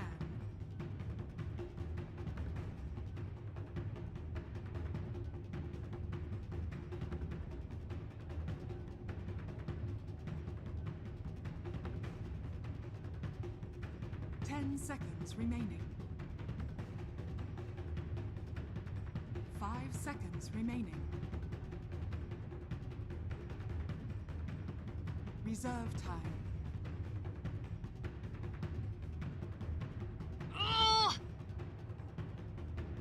Dire team ban.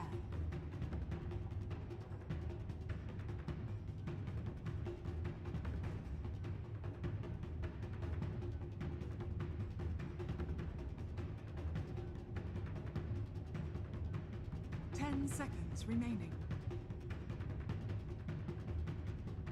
5 seconds remaining.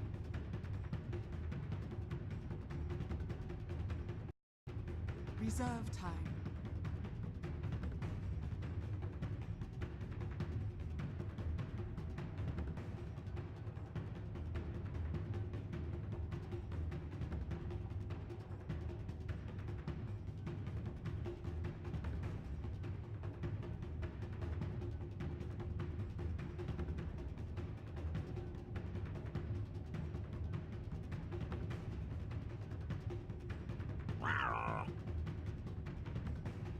Dire team pick.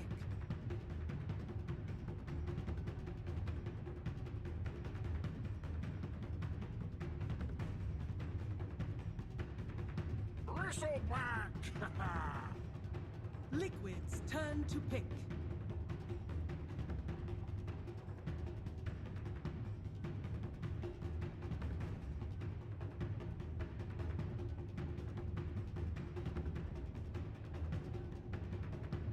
10 seconds remaining.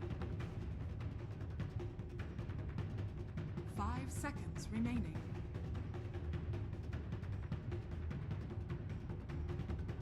Reserve time.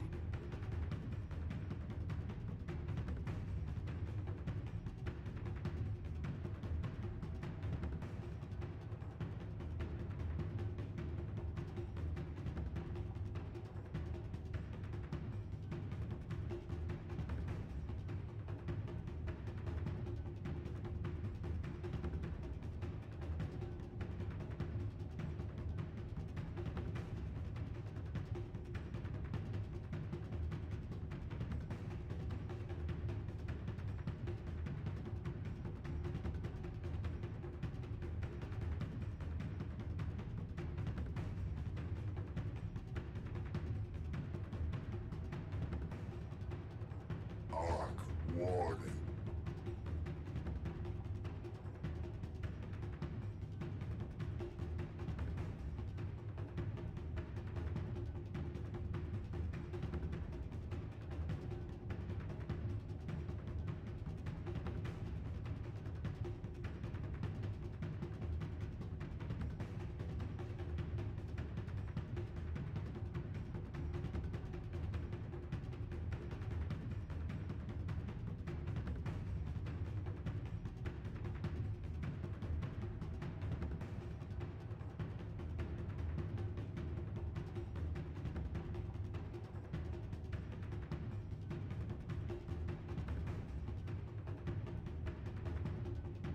Seconds remaining.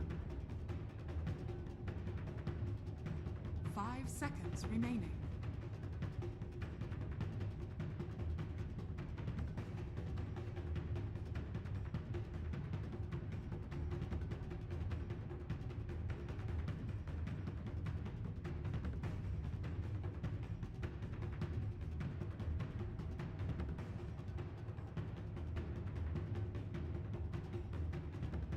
Thank you very much, Red. And indeed, this draft, we saw the reaction from the panel there already here in day one of the Swiss format group stage. We're getting a lot of excitement. Thunderbirds finishing with a Bristle that we assume is going to be mid. I mean, they could switch it around. And then the Arc Warden in response, Purge. That's the second Arc Warden of the day, by the way. It's a decent hero. I think the Bristle is a really good pick, though. His opponents, there's a lot of low armor heroes. It's like, Arc Warden has really bad base armor. Monkey King has really bad base armor. CM does. With the backing of a Tusk behind him in case things get a little bit iffy, and Caudle as well, I feel like he can do a lot of good stuff this game. It'll be interesting to see how it works. But previous to this, the only team that really has been picking Bristle a lot has been Complexity, and they didn't end up making it here. So we'll see if this one's mid though. Wow. They were playing carry. Wow, in the past, Bristle. so I think it could be really effective this game. I've been playing the hero, randoming the hero a little bit lately. It's quite good, especially when Liquid is really weak on disables. They've got silences and stun. Silences are pretty effective against the hero because he does need to stack up quills, but. I think this is a good game for him. I think it could be really effective. I mean, yeah, this mid lane matchup, one that I want to say I don't think we've ever seen before in Pro Dota. Arc Warden versus Bristleback. It feels like this is very new territory for us to be stepping into, Purge. But I mean, how do you expect this 1v1 matchup to go between these very kind of unorthodox heroes to the mid lane? Well, with a little bit of cover, I think Bristle can do really well, but I do think Monkey King will roam on him, obviously. Okay. And it's very dependent on how much mana he has, because once he gets a bottle, it'll be fine, because he's going to have more than enough mana. But to go for a kill, you kind of need to cast all of your mana pool in Quill Sprays. So that part will be important. How well can they deal with the Monkey King roam is going to be a big thing, I think. Yeah, for sure. And of course, talking about the other cores as well, Thunderbirds getting that Terrorblade, as mentioned in the draft, that hero itself is going to be pretty strong against the Lights in the sets. Kuroki does manage to get the nice little steal there at the bounty rune, so Liquid will secure themselves the 3. That's huge for Monkey King, actually, because getting up to either a Stout Shield early or something like that, some kind of survivability is a really big deal. So 100 gold puts him a little bit closer to trading better in the laning stage when he still has regen. So I really like that steal for him. And looking at the side lanes, looks to be... Well, as expected, we're going to see potentially a bit of aggression coming out from Thunderbirds, bringing the Keeper of the Light down here so Misery can back up Moon. already, though. KingCharlie with his eyes on Misery. Misery did spot him jumping between the two, and did try there to catch him off. KingCharlie quick with a jump to the side. So running these dual lanes, Thunderbirds, and Liquid leaving Mind Control up on his own on the top lane. And in fact, he's been trapped in by the shards. They're trying to go for the kill here with the extra damage from the Metamorphosis, but it's not quite enough. Mind Control able to walk it off. Pretty tanky, 660 HP, 6 armor straight out the bank. And with the poor man's, it's a hard kill for those two. Yeah, they blocked a lot there. The wave is going to push now, so that'll guarantee him some experience. But in the offlane, it's not going as well for Thunderbirds. Keeping Moon Meander in the front is the safer way to do this, because Misery knows that he's the vulnerable of the three. Moon, the burrow and trying to get some Cosmic Finale procs to harass him back. And in fact, yeah, Misery has been trapped up by KingCharlie and GH. That's going to be your first blood. KingCharlie, brilliant start to the game. We saw him get the bounty, getting the first blood. This is huge for a Monkey King. Yeah, he's going to take some damage here, though. The creeps plus the Sanking. He might be able to get this kill. That's close, yeah. I mean, the Cosmic Finale, if he gets one more touch, he could have done it, but the open wounds is there to slow him back in return. Has got a man going to Burrow Strike, which he is going to need. In fact, Burrow Strike's aggressively looking to try and get GH. Matuma Man look to chase down Moon. Hasn't quite got the movement speed to find him. Nice. KingCharlie jumps back in on Misery, who did get the kill there with the Illuminate, but pays with his life as Liquid do find him in return and make sure that they keep this trade down bottom as a 2-for-1. I think that's pretty valuable. A little bit of gold there for the Coddle. Level 2 as well is not bad to have. Zanking gonna... He's got another Burrow Strike. Yeah, again, I mean, the choice to Burrow Strike back in, is it not good for him to just Burrow Strike away and create distance in that situation? Yeah, he's playing very aggressive right now. That one was definitely a mistake for sure. There's just a little bit too much to disable, especially with the Orb of Venom. It's just very difficult to lane against this, and he got overconfident for sure. Back on the mid lane, looks like things are pretty even. Weehaw's got the same last hits as the Arc Warden. He's got his bottle finished up, so he's going to be able to push a lot better than Arc Warden can as well. So pretty consistently, I think Weehaw's going to have a decent time, and it should really lower the amount of time that he can be even be ganked, because he just pushes the lane, grabs the rune, and should be fine there. So I think the mid lane might even be just a little boring. Calm down more to how the support rotations go now that the Sen King goes to the jungle. See what those guys do. The Monkey King, the Crystal Maiden, maybe they'll get active, maybe not. Yeah, for sure. I mean, with the start of the MK God as well, it's scary. I mean, KingCharlie 3 minutes in and just a blades away from a phase boost. That's pretty quick for this Monkey. Yeah, that's a huge grab actually, especially if you can find heroes without boots and he's got phase boots already. I guess Coddle's already really fast, but maybe a gank here on Weehaw, but no creeps. There's no way they can dive towers. No point in the passive yet for KingCharlie to get the second point in the boundless for that play down bottom. Weehaw, yeah, taking a lot of harassment here from Arc Warden, just laying down those wraiths. Keeping him zoned out of the lane so that may start to be able to get a bit of a lead in this 1v1. They also did see that Moon Meander was here by the shrine, so now they can maybe make some assumptions of gank patterns on that. So I just don't really see Thunderbirds getting a lot of kills right now. It's pretty much down to what roam that Tusk might do, but it's just better for him to prioritize levels right now, because if he doesn't gank somewhere with like Sand King or the Coddle, there's almost no way they get a kill, because their lanes, their cores are just not super gank heavy. It's like Bristle and Terrorblade might as well be the same hero. It's just right click heroes. They do a lot of physical damage, but they don't have good disables, so the lanes should just be passive for Thunderbirds. So not feeding is definitely their big goal here. Mind Control coming in with a good bit of harassment under the cover of night. Attacks it, plays it safe, rolls himself away. I mean, Mind Control, during this first night, can he himself get much done in terms of rotating to overlays? Yeah, that's definitely the goal. I mean, he can be somewhere with Monkey King and do something good. Gank coming in mid. Yeah, trying for the TP out is not going to make it with KingCharlie being there as well. Miracle, getting himself a nice bit of a cash bonus. It was a good try on the TP. A lot of Monkey Kings, some of them don't grab Boundless Strike at level 2, but KingCharlie doing the safe, smart thing, grabbing Boundless Strike for the stun.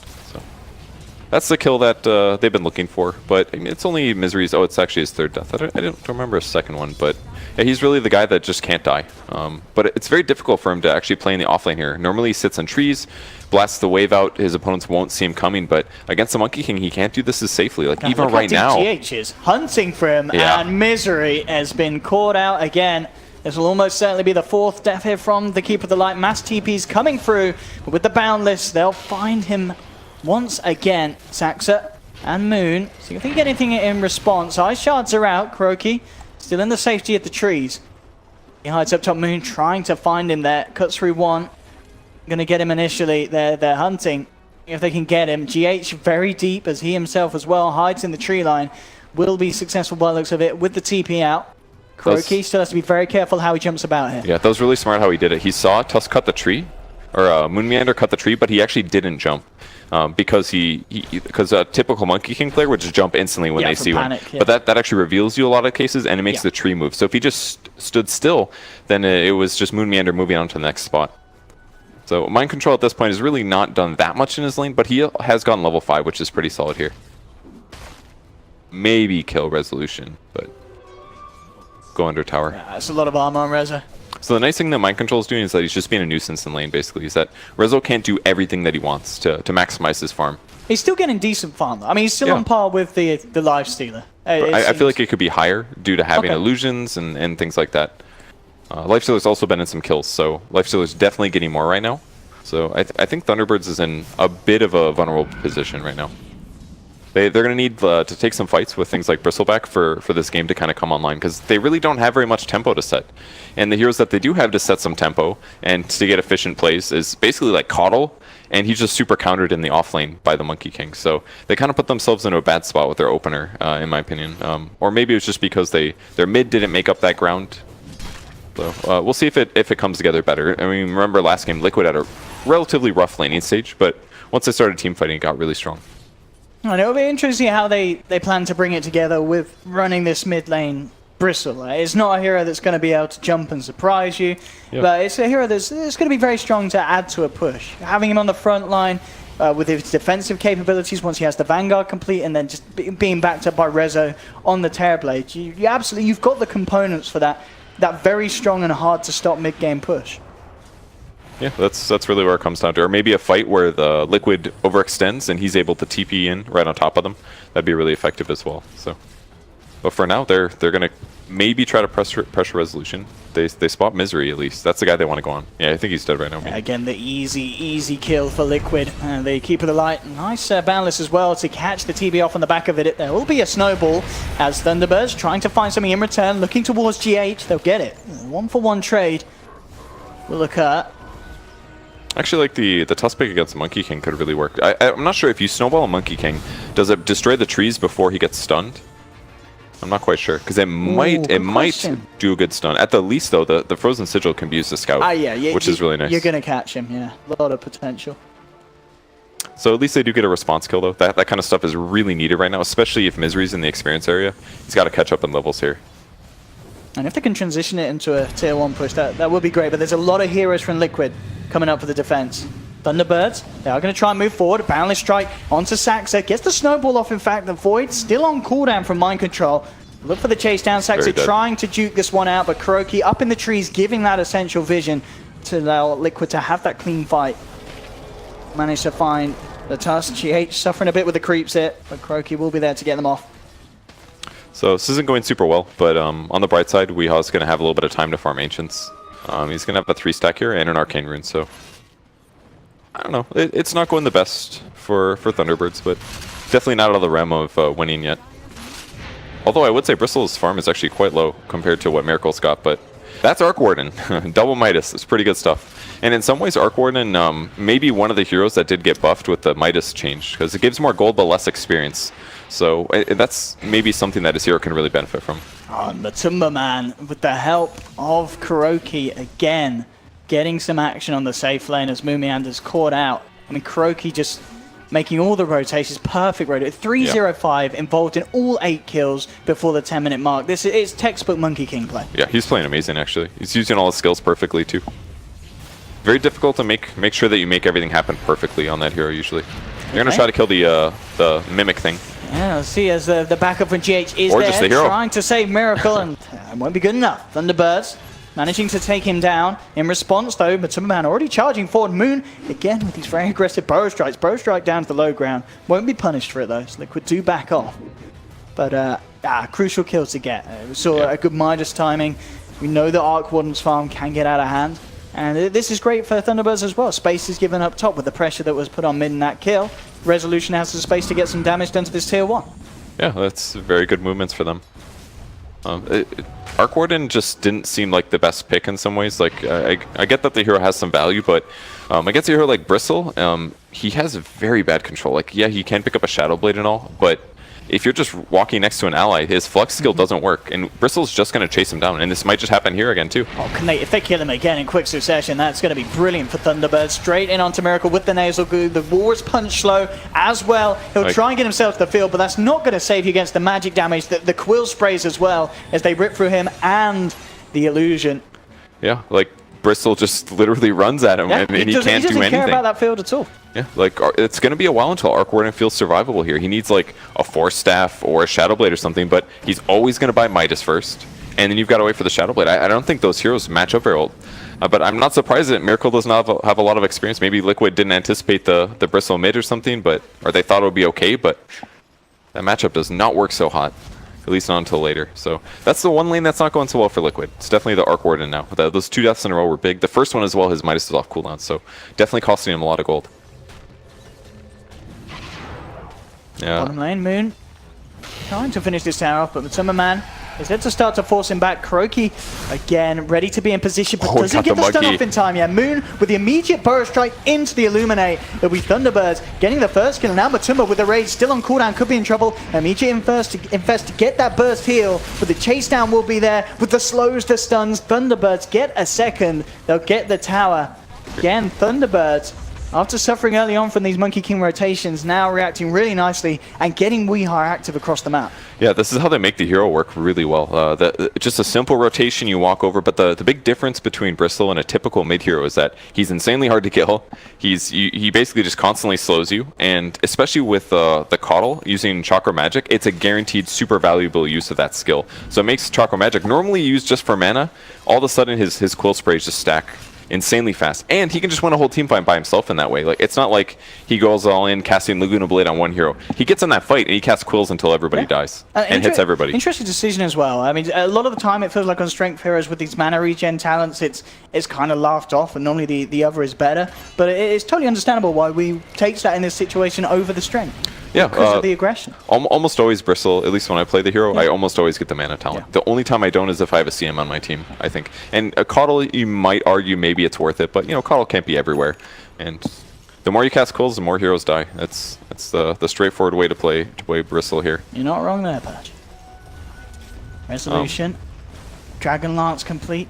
Ready to work his way towards the Manta. And this is a man that he's not really being prioritized in terms of Liquid's movements, have they? He's been given a bit of space now. Yeah, top lane. He was certainly pressured in the laning stage by all means, but the last couple minutes of rotations from Thunderbirds have been way too strong. Like, he could dive Miracle right now, maybe. Like, they had to TP right there because there was a real chance that Weehaw dives. Yeah, for sure. With this DD, Weehaw is ready to get aggressive. GH will lock him in under the tower. KuroKy's there from the high ground with a beautiful Wukong's command. Can they kill him, though? Yes. With Resolution Metamorphosis, they'll find it. They'll get KuroKy down, and they'll try and move in for more. Moon with the 2-man Burrow Strike onto GH and Mind Control. They'll pick a second. They should get the third as Mind Control surrounded in the tree line. They'll find that surely he's tanky. He's big. He's strong. Not quite strong enough as he finally goes down, and as a bonus, Rezo and Saxa were able to chase down Miracle, getting 4 kills in the mid lane. Thunderbirds, again, they have just stepped up their team fight massively from what we saw in Game 1. The execute, it just seems a lot tighter. I think the big difference is that Liquid's lineup is not very good at stopping Thunderbirds from running straight at them, and that's the big advantage they're getting. They're going to take Roche super fast as well with the Goose stacks here, and Resolution on the end of his Metamorphosis. But Crow's going to be able to go in maybe. Steal? Yeah, Can they go for some sort of big play? Yeah, the Thunderbirds are respecting this. They have to. They made too big of a mistake going in like this. KuroKy thinking about the Burrow Strike again. Moon with these plays catching out the monkey before he can do anything. He's almost certainly going to pop. He does get the Boundless Strike off in time, and they did kill Misery. But with Weehaw Resolution wrapping back in from the bottom, they'll take a kill in return. Jump forward from Moon as he finds GH. Matumba trying to play around with Moon, but he can't with the Sandstorm and the Burrow Strike. He's fine. Miracle's still there, laying down a lot of wraiths around this pit. Weehaw has to be careful. Mind Control in with a Crippling Fear. Void onto Saxa, bursting him down low. Miracle continuing to try and zone them back with the Wraith spam. There's the snowball from Saxa, who very nicely tries to get himself up to the higher ground, going towards the Ancients, but for some reason it doesn't quite close the gap. Moves back in though with the Epicenter onto 2. Matuma Man Rage still on cooldown for 5 seconds. Resolution And Misery looking for the chase down. Matumba trying for the TP out. He's not going to make it though, as Thunderbirds will take down the Lifestealer and move themselves back into the Roshan pit. And now Roche is going to have no armor from the Solar Crest. They finished Roche. I can't believe they're able to take that fight. I mean, Liquid did the right thing. They needed to pressure there and actually stop Thunderbirds, especially because they were so low. But that's the power of Bristle, man. He's just always regenning HP, and he can play around the fight. And one of the big things I saw in the Liquid draft when the Bristle was picked is that they don't have a lot of disable. Like, they've got all these like weak disables. They've got Flux for slow. They've got Void for slow. They've got Frostbite. But in all of those skills, you can turn. The only thing that they can't, that can prevent turning is Boundless Strike and maybe a Basher. So basically, every time they go in the Bristle, he can always turn around and stop 40% of all damage flying at him, which is a huge advantage to have when you're already tanky. And at this point, he basically can't die. Liquid needs all of their heroes to actually focus on him or to chain stun him when he's looking the wrong way. And also, I don't know how much of an effect it's going to have, but they fluffed up the fortification there, popping it after the tier 1 went down. Did it come back up? There's they fixed that. Or they changed it, remember? It's like if you, there's a little if you bit mess of a it up, window, isn't yeah, it refreshes. It uses it, but it refreshes Icefrog's it. got your back, Liquid. Yeah, that's to help all those high ping players, right? Absolutely. Or the bad ones or something. Here we go. Thunderbirds smoking up, but it was under the ward, so Liquid doesn't matter. Unlikely to be caught out. I just feel like no matter what, as long as Weeha's in the front, they're going to be... It'll definitely waste the smoke, most likely. I'm sure they'll prep for this. Miracle. Oh, this could be really bad, actually. They don't have vision. He's gone. Surely he can't get his way out of this one. With 3 heroes surrounding him, he's dead. That was a huge mistake. Like, they definitely saw the smoke. They definitely. Just Thunderbirds took it the right place. I just really don't think that Miracle was expecting it to be over there. And by the time the smoke broke... But that's the problem with Dark Ward. He can't get away fast. He's pretty much committed. Like, if smoke breaks... And Moon reacts like that. Oh, smoke broke. I'm going to blink the high ground. Let's see if I can get somebody. So they needed somebody who was more defensive on the mid lane, I think. And maybe they were thinking Ember, like Ben was talking about in the draft, but he's more survivable at least. Like, they definitely have equally bad time in lane, most likely. Maybe worse on Ember, but Arc Warden just feels so bad right now. He just doesn't feel useful. He's just dying repeatedly. He can control the area, space very well, but he doesn't feel like he's contributing anything to this game. I mean, he's got the Maelstrom done now and picked up the recipe trying to go for that Mione, but Weeha is obviously eyeing up a BKB. And once this man has a Vanguard and a BKB, the damage just isn't there from Liquid to do anything about Weeha. They have to ignore him, but at the same time, because it's this mid, caught Bristle back in a great position, and he's going to have a lot of damage to offer. The team fight kicks off. Misery with the blinding light knocks them back. Mind control on the front lines taken down. Now the chase down from Liquid as they'll look to try and get a bit more potentially from Thunderbirds. Miracle with the Tempest double, trying to zone back Weeha, but who was seeing this, the Flux just pretty useless against this 5-man that T-Birds are now pulling together. It's a spell that's just made entirely redundant. Yep.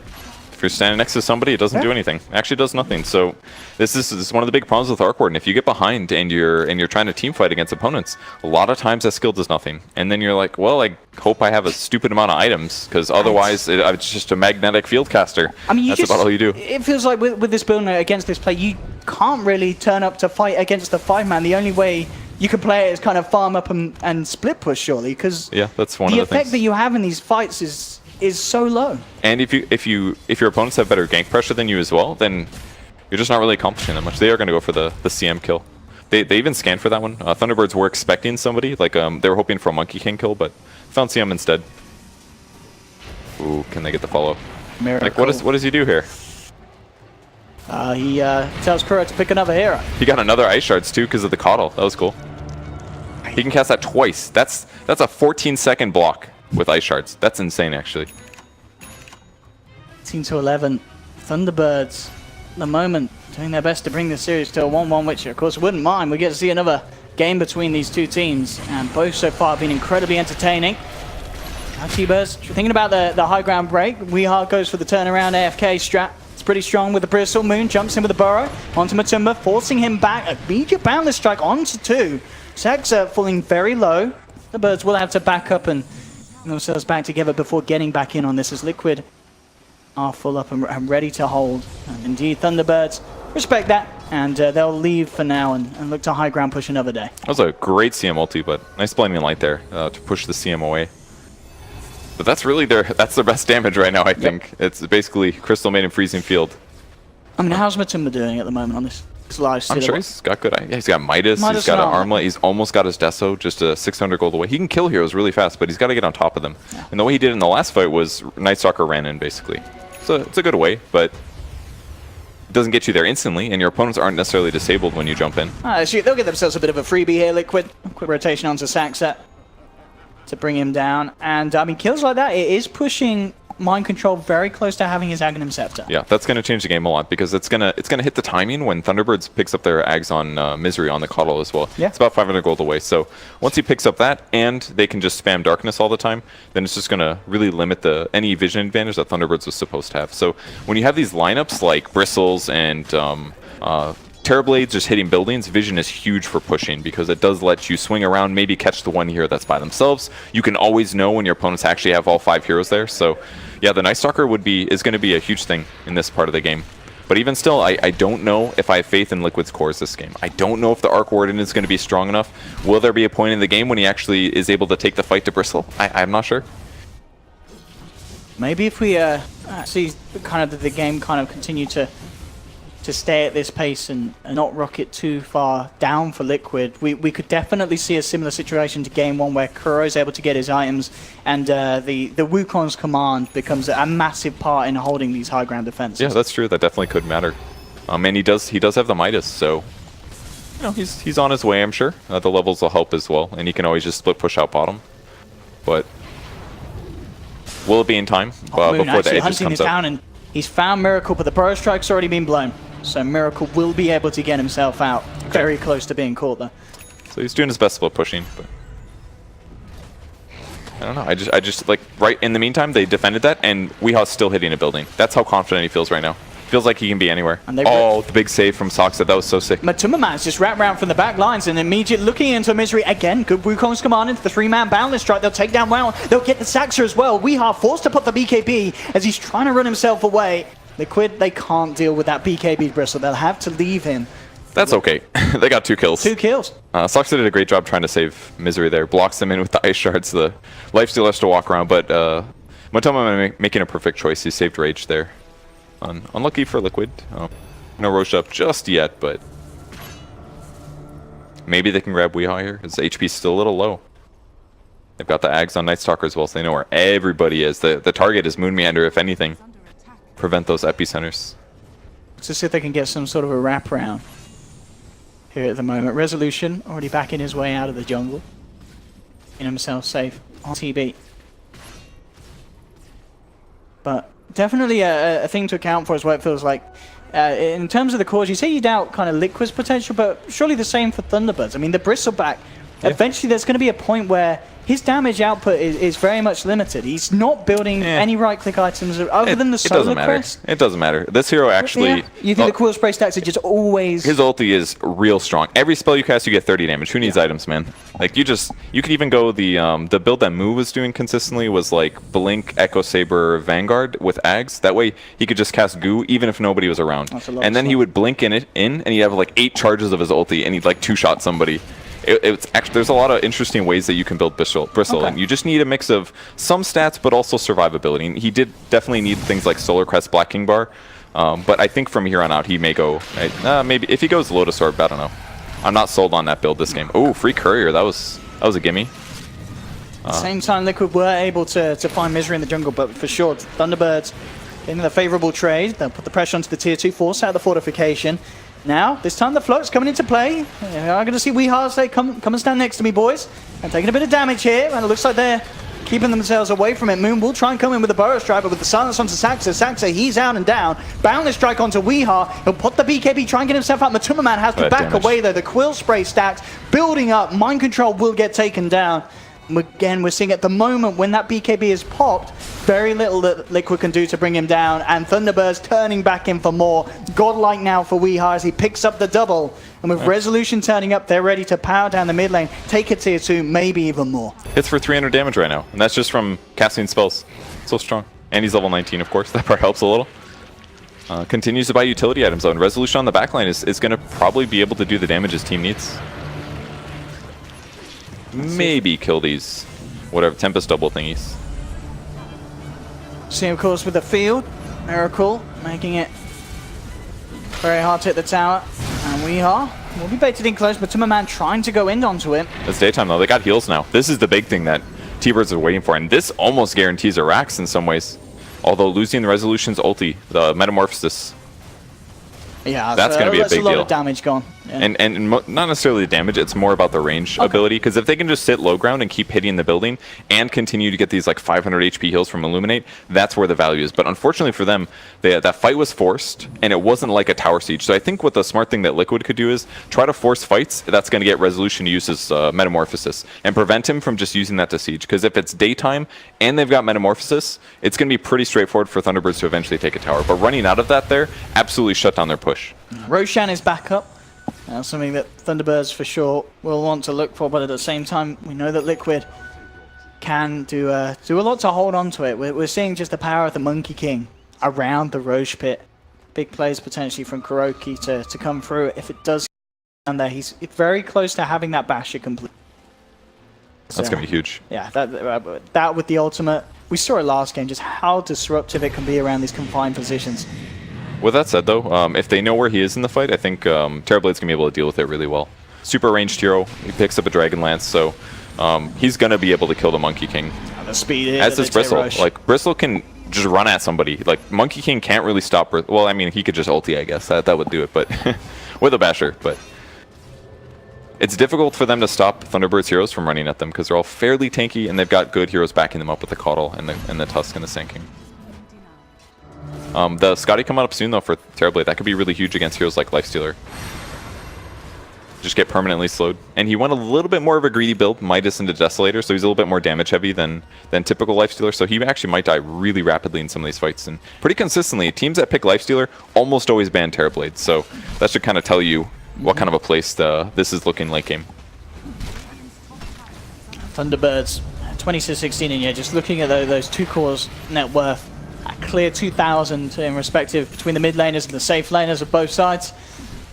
Tier 2 going down. Thunderbirds. They got 30 seconds till nighttime. Looking incredibly strong in this game too. How do they stop this siege? With their best efforts, trying to make it go on to Weeha, immediately with the Lotus Sword, trying to remove some of these debuffs. He's brought down to half health. Doing good damage. They got a shrine at least.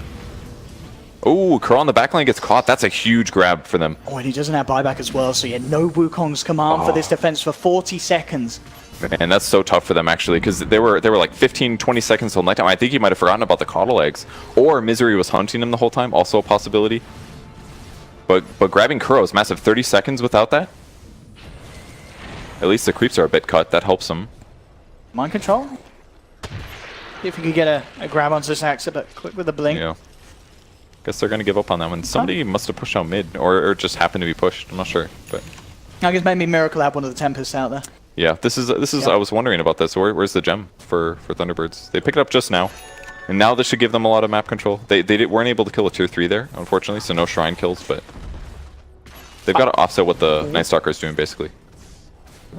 Weeha, feeling very confident. I mean, he is on his own, but definitely has the capability to do so. And I do like his decision as well. You kind of touched upon it earlier in some other builds that players do on the Bristol, getting the Aghanins. Having that, being able to, as you say, max out the stacks, and just providing that slow and armor reduction to really allow the Terrorblade to hit home on these heroes. Yeah, not to mention every time he casts it, somebody's armor is going to be lowered by 2.2, and that could hit Night Stalker. That guy's not going to be Magic Immune. Using it against Lifestealer will be a bit unpredictable. You don't always know when you'll be able to cast it, but the damage amp, the AoE slow, all that stuff's going to be really worthwhile. What I'm really curious about is what he gets at level 25. Is that the 30 health regen or the 25 cool stack? I think you go for the cool stack here. I think you go for the cool stack. It got buffed by 25%. Yeah. And there's a Caudal, so he's going to cast more quills than average. Yeah. You do insane damage with this. No, you go from 36 quill stack damage to like whatever that is. Is that like 61 or something? Yeah, 61 that's right, per quill stack. Perfect. So that's going to add up real fast. We're talking like 400 AoE physical every 2.5 seconds or whatever the heck it is. 3 seconds. Yeah, it just really feels like he just does not need that regen. He's able to frontline him with these items, with Vanguard, Lotus, and Solar Crest BKB. Who needs regen? And the disable threats that his opponents have, he can always turn. Almost always. So we'll see what he does, though. He may not end up committing, but there's a lot of mediocre armor heroes on the enemy team. That's basically everybody but Lifestealer right now. Simba. Trying to do his best to hold off the push. As we are very, very confident in the front lining. The mass TPs coming back in from Liquid. Will look to do their best to hold. They're going in on the Bris at the same time. A bit of a split push coming out from Resolution's Illusions on the top lane as they work down that tier 3. Once again, in on the front, we falling low, but the bait potential as Moon comes in with a burrow strike, but in response, Kuroki looking to get the tree down, the Wukong's command out, won't quite reach Weeha on the side of it, but they get the 2 on the front. Moon and Saxa punished for their over-aggression. Ooh, they lost the gem as well, I think. Must have been on Tusk, perhaps? Or Sanking? No, it was on Sanking, definitely. Yeah. That's a big loss, and this is basically the Night Stalker counter, is what it feels like there. He didn't actually even need to use his ulti there, but I guarantee that if Night Stalker wasn't in this game, Thunderbirds would just wait till daytime, then they would do that. Oh, and a freebie big for kill. Matumba, yeah, just a solo kill on Misery. Will knock him out for 45 and no buyback. And there's that pickup that the panel talked about, having someone with the Silver Edge. Now they're on Miracle. Yep. So now there's that extra chance to bring down Weeha. 2 chances. Both him and his Tempest double are going to have it. Which means they can use Silver Edge for, what, 10 seconds in a row if they want. And now the game's just so weird because Thunderbirds should be just closing out Arax easily because they have a big advantage, but the nighttime thing is causing so many issues. They don't have this like overwhelming heal to keep the Bristleback healed up. Like his items are covering some of those problems, but they want to be getting these 500 HP heals every like 5 seconds. That's when they can just end the game and get a Rax or 2. But they're just not getting that opportunity because of the Night Stalker counter pick. And Thunderbirds are forced into doing these like high ground pushes or attempts at them at times where they're not going to necessarily be full power because they feel like they have this timer. Resolution maybe gonna get caught here. Does need to be a little careful. Liquid, 3 members in the neighborhood. Thunderbirds, TP reaction are holding on. Mid lane, Weeha, a bit aggressive, but has the haste ring. Again, feeling safe. But as we're seeing, in a game where Thunderbirds were taking the vast majority of team fights and really keeping the pressure onto Liquid, Liquid's still able to turn it around if mistakes are made by Thunderbirds on these high ground sieges. Yeah, absolutely can go both ways. And as time goes on, there's literally 5 Midases on Liquid, so... Damn, the 5 Midas strat. That looks pretty good. Yeah. For the late game implications there. Just everybody's got a golden hand. So everybody's going to have a lot of gold on the Radiant side, which could mean a super late game victory here. I think Liquid's goal is, Turtle, don't let them take a Rax. And here's an opportunity. It's daytime. Night Stalker, no ult. They've got 3 minutes. Tried to go in onto Saxa, but Saxa quick with the snowball to hold himself back. This is the best window that Thunderbirds has had all game. 3 minutes here. Well, it's actually 50 seconds until Night Stalker uses ult, but they've got a good 2 minutes of total window time here. They need to take a Rax, or at the least this tier 3. Fortifications out. Miracle getting ready with the silver hedge hit. Will get it onto the Bristleback. Mind control being focused here by Rezo and Weeha on the sidelines. Moon has managed to find the stun onto Kuroki, so making it very hard for Kuro to get off that Wukong's command. He does find it. Gets the bashes out. He survives. Kuroki finally goes down. But that Wukong's command there, buying the time, hitting the bashes to allow them to get the triple kill for Miracle. I can't believe he got that off, and it did so much in that short second that he had it. The bashes were instant. That was all about this medallion purchase on Monkey King, in my opinion. The difference of 7 armor there meant that Terrorblade doesn't just like 2-3 shot him, but they're going to be able to get the Night Stalker and a gem possibly if they can grab it in time.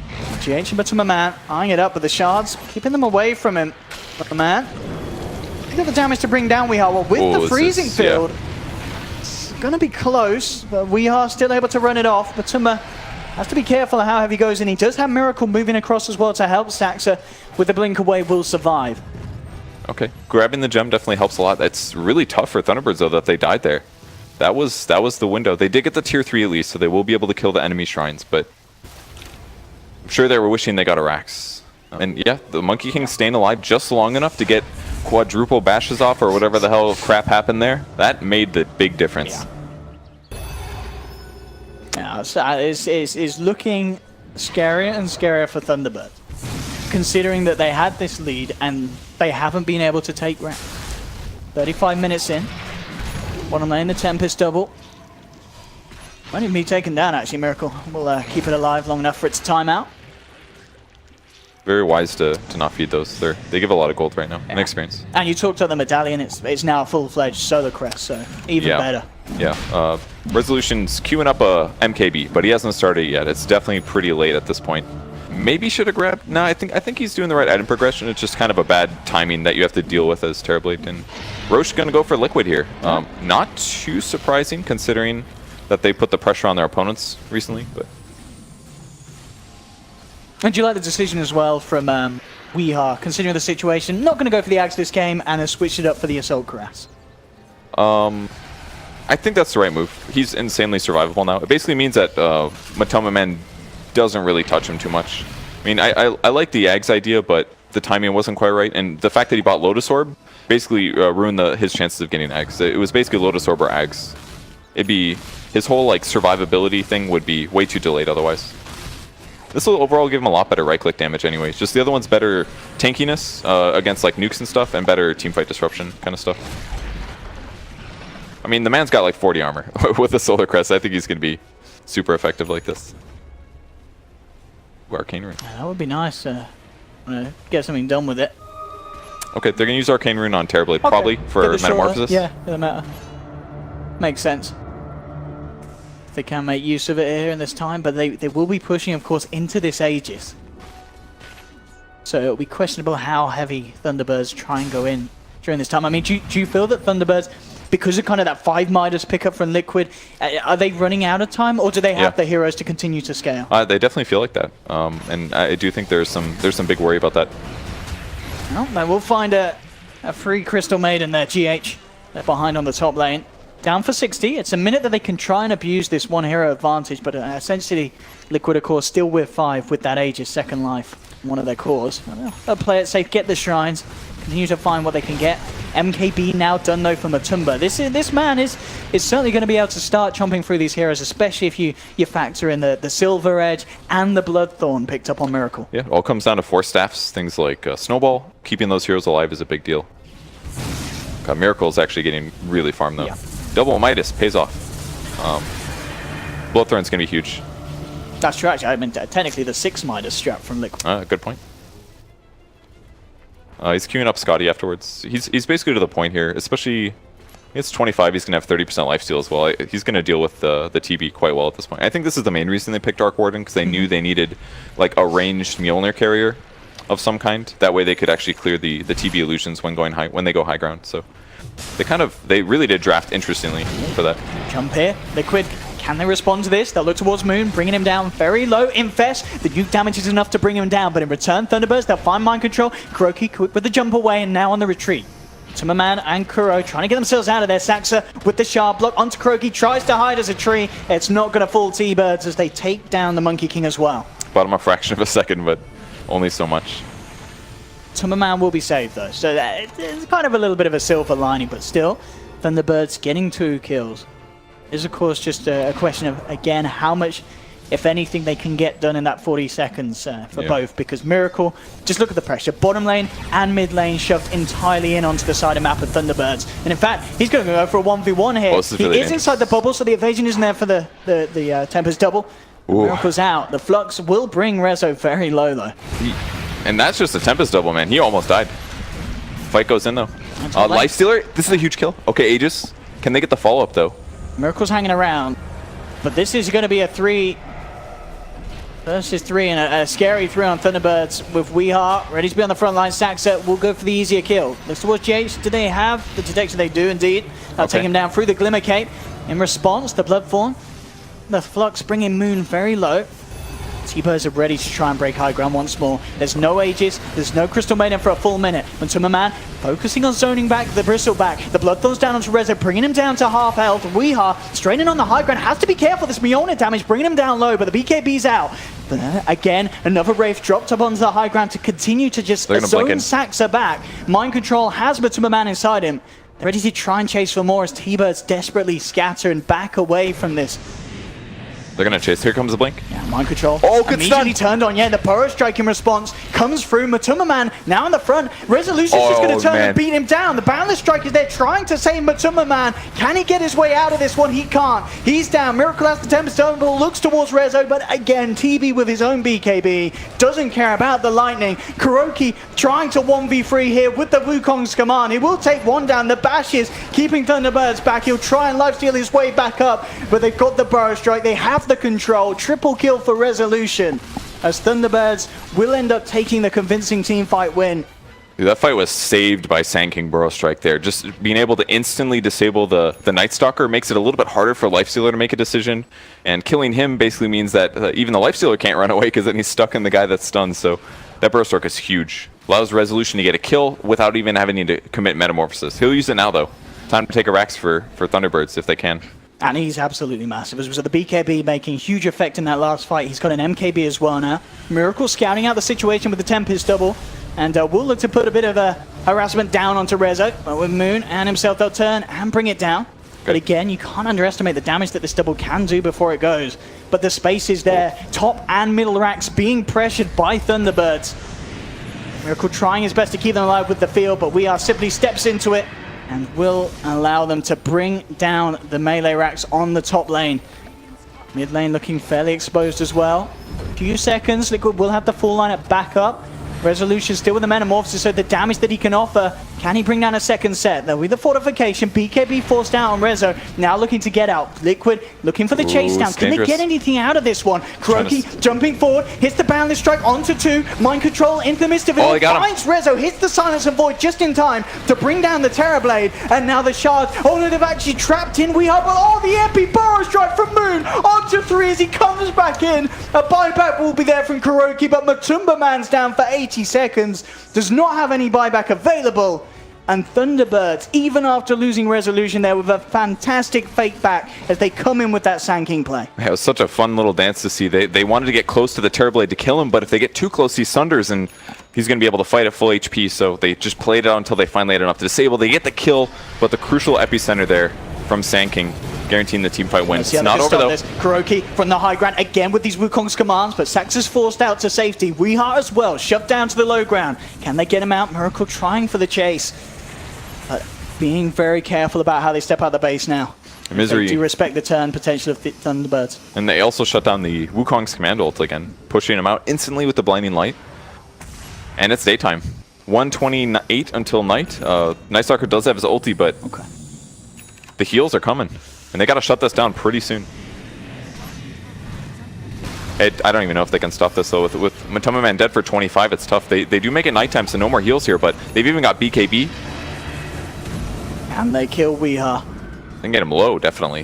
Yeah, it's so hard, especially with the backup. You know, Moon ready to jump in with a burrow strike in case anything's getting too dicey. We Are just past the BKB. They want to go for the Megas. There's the jump in the burrow strike onto two. Saxon trying to focus down. Miracle's out and down for 100. It's almost certainly going to be over unless they can get some big kills in return, Liquid. They found Moon. They'll get the Void onto Saxa, but he's shoved down to the low ground. The Sigil slow, keeping Liquid back. Saxa takes a boundless strike to the backside, though. Kuroki will bring down the Tusk. Matuma Man with the quick invest play. Can he keep himself alive? He's hiding in the opponent's creeps here, but Kuroki being chased down back to the fountain by Resolution as they've lost the Monkey King as well. Buybacks coming out from Thunderbirds. They know that this is their chance to close the game off as they'll turn their attention towards the tier 4, and GG is called. We'll be taking this one to a game 3 as Thunderbirds bringing it together, and Weeha, that's the man who's just played a mid-Bristleback and won a game. Oh, yeah, it was a fun game to watch. Really cool strat from Thunderbirds. I think the Bristle was definitely the right hero for the game, and on the other side, I think even the Arc Warden was definitely a very solid pick. You could really see how Liquid's draft fit together.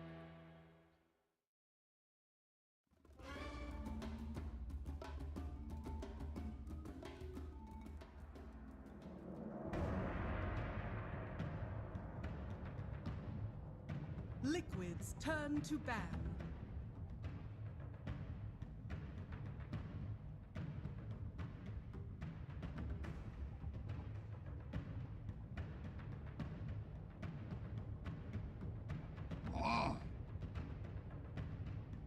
Dire team ban. Liquid's turn to ban.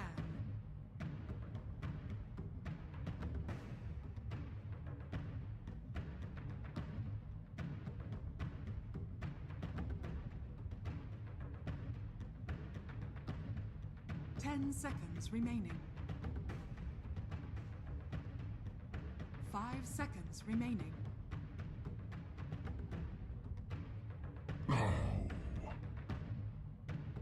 Dire team ban.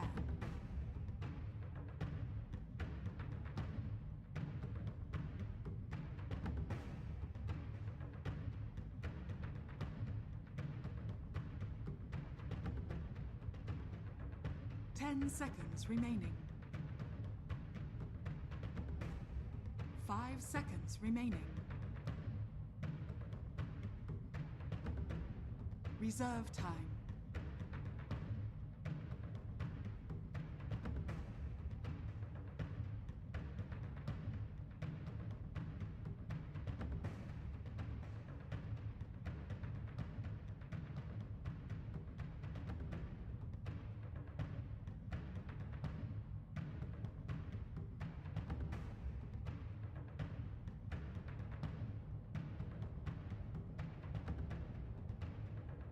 Liquid's turn to pick. Monkey King. Dire team pick.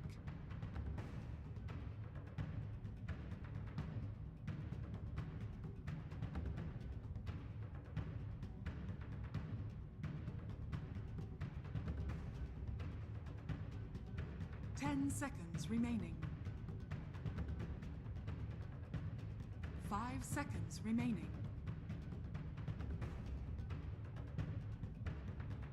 Reserve time.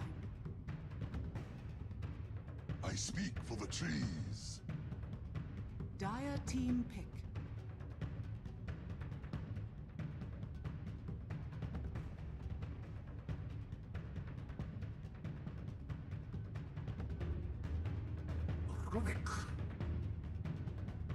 Liquid's turn to pick.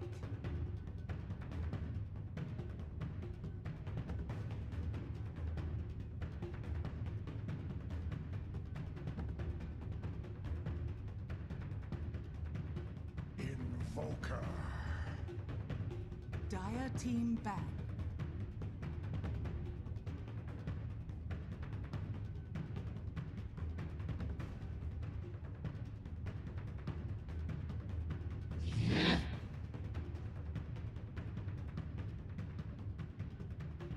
Dire team ban.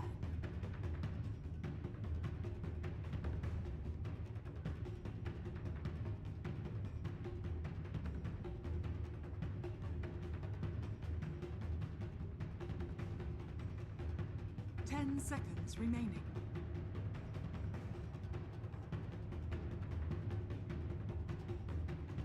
Liquid's turn to ban.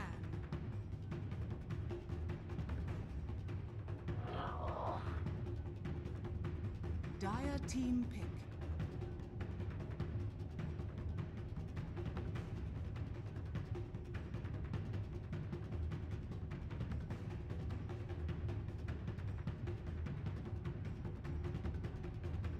Ten seconds remaining. 5 seconds remaining. Reserve time.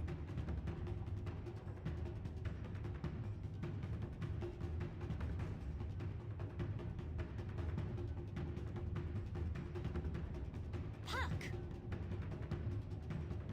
Liquid's turn to pick.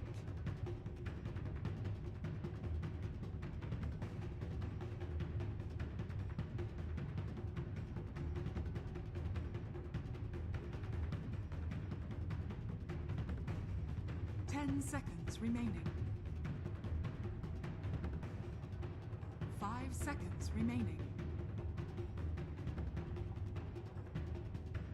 Reserve time.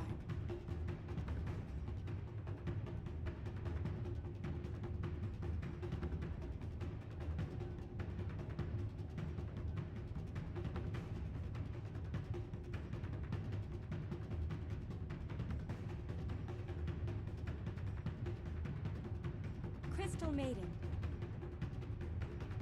Dire team pick.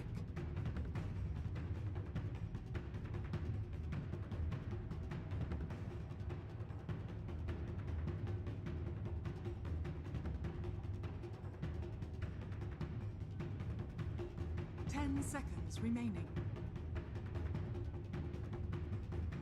5 seconds remaining. Reserve time.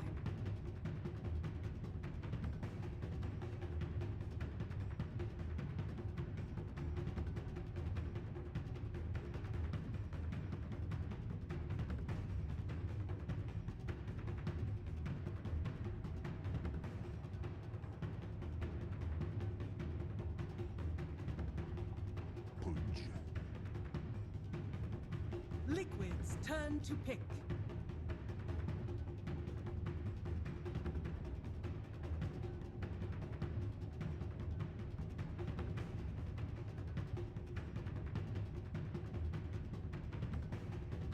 Ten seconds remaining. 5 seconds remaining.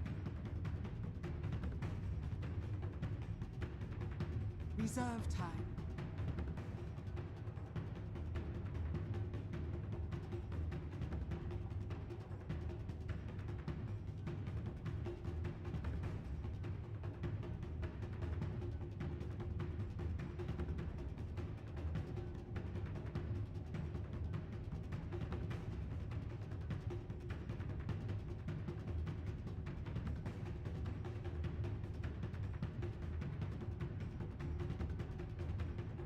Naga Siren. Dire team ban.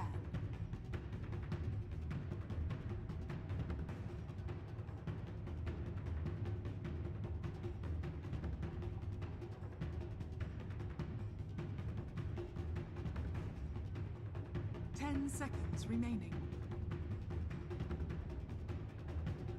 5 seconds remaining.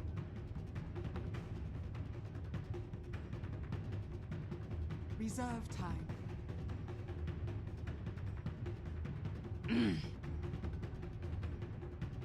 Liquid's turn to ban.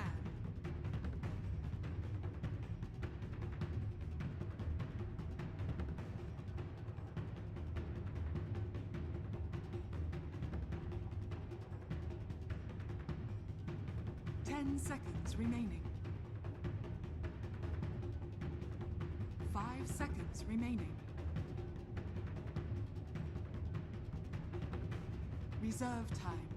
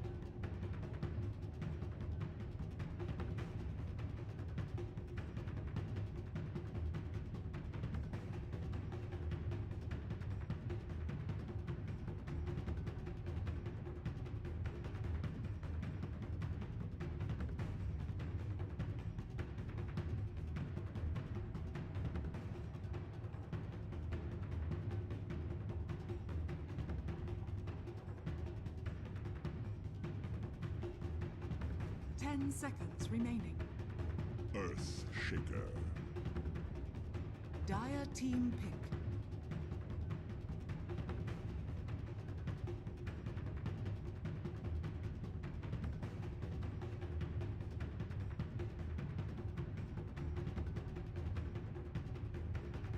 Ten seconds remaining. 5 seconds remaining. Reserve time.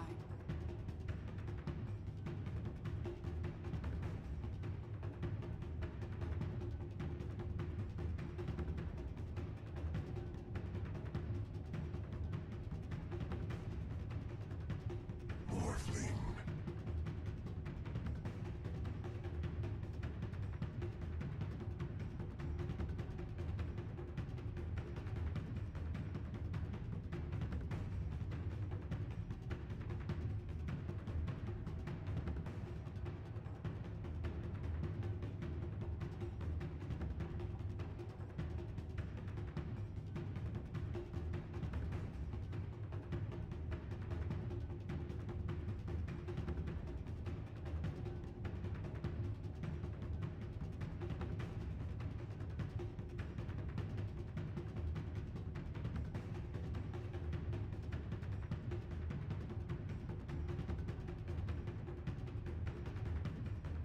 10 seconds remaining. 5 seconds remaining.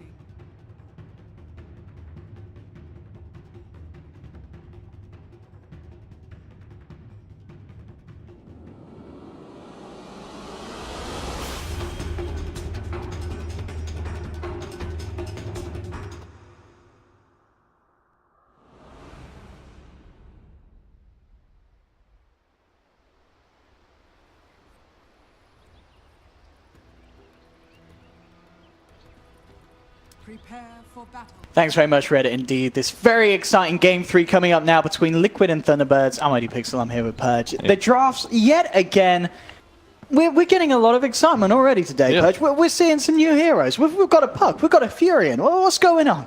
Some of these heroes have been kind of buffed. We've seen a lot of patches in the last couple months, ever since 7.0 came out. So there's a lot of mixing up of heroes that have maybe gotten buffed 2, 3, 4 times sometimes in a row. So excited to see these heroes picked up. Puck actually did start trending a little bit at DAC, usually in combo with Enigma, but this is a bit different. It's going to be a mid Puck. No offlane Puck this game. But the Nature's Prophet is maybe the most exciting pick here. That's another hero whose talents may be some of the best in the game. He gets some incredible value for every talent tree he gets. But very good laning hero, very good at split pushing. But like Merlini said, he's semi-countered, and there's not a lot of things that they have to deal with the Naga Siren other than the Morphling. I think the Morphling can be really effective. Puck can be pretty good too, but it's going to take some really good execution by Thunderbirds to control good tempo and make sure that Naga doesn't get too out of hand too fast. See already, Liquid coming up with this aggressive movement. They have 3 heroes ready on this top lane around the rune spot. Did you want to try and contest? And it looks like they'll head away. Actually, Trient's been sent across from the bottom half of the map there just to zone him out. And also, mind games make Liquid think that there's a 4th hero in the neighborhood. They want them to think that the Prophet's going to the top lane for sure. Because I think... Actually, I've laned this, I think, just a couple, like last week, I think, when I was at DAC. Prophet versus Naga. It's a little tough for Prophet because Poor Man's Shield blocks so much of the damage, but it can also be alright. With a little bit of spore rotation, I could see some advantage. Ooh, big D ward here by Sox, actually. He almost caught the was so Monkey close, King, too. yeah, chopping down that tree. They will still have the telekinesis up to the high ground, and in fact, Kuroki will be cliffed. Misery can't get in range for the rot, but Kuroki with his magic stick, of course, can get in range to hit him back. So Misery has to just get away from there. There's not a lot he can do with that level 1 rot. He'll leap out. It's actually going to be the Fisher onto Resolution that's causing trouble. The Sunstrike doesn't connect, though. Little off point with that one. Kuroki will be able to jump his way down. No one to fall yet, but kicking off on this top lane. Unfortunately for them, they have to keep doing damage to Monkey King to prevent him from jumping on a tree, so... Doesn't quite work out, but went okay for them. Decent start. If Resolution would have died there, that would have been catastrophic for Thunderbirds. So close to hitting that Sunstrike combo. Just the wrong side of the Fisher. They got a first blood on Miracle's Invoker. Ooh, that's like an instant game loss, I'm pretty sure. Try and make another bit of a go here. Even though they're not getting these, because they are putting a lot of pressure on Resolution. This lane is not going to be the easiest for this Morphling to farm in. Yeah, absolutely not. They're pressuring super well here. He does bring another set of tangos out, but just between like Crystal Maiden, Earthshaker, and Monkey King, they've got a lot of disable here. Look how low Resolution is as well. The Sunstrike's going to come through. This time it connects, and Resolution, he's going to try and morph his way out of this one, but Kuroki coming around the corner. He's out of mana. The Fisher's there from Mind Control, securing Liquid the first blood in this top lane. That was my predicted player with the least deaths. It didn't work out for me. The Morphling getting punished. Early stages by Liquid. Kuroki's very low. Resolution can't quite find a kill in return though. Kuro will be allowed to walk off, but top lane, we've seen the action there. Other lanes in these 1v1s, how are we seeing it pan out at the moment, Purge? Any kind of lead that you didn't expect, or is this all as planned? It's pretty much as planned for the other lanes. Prophet's having a slightly hard time.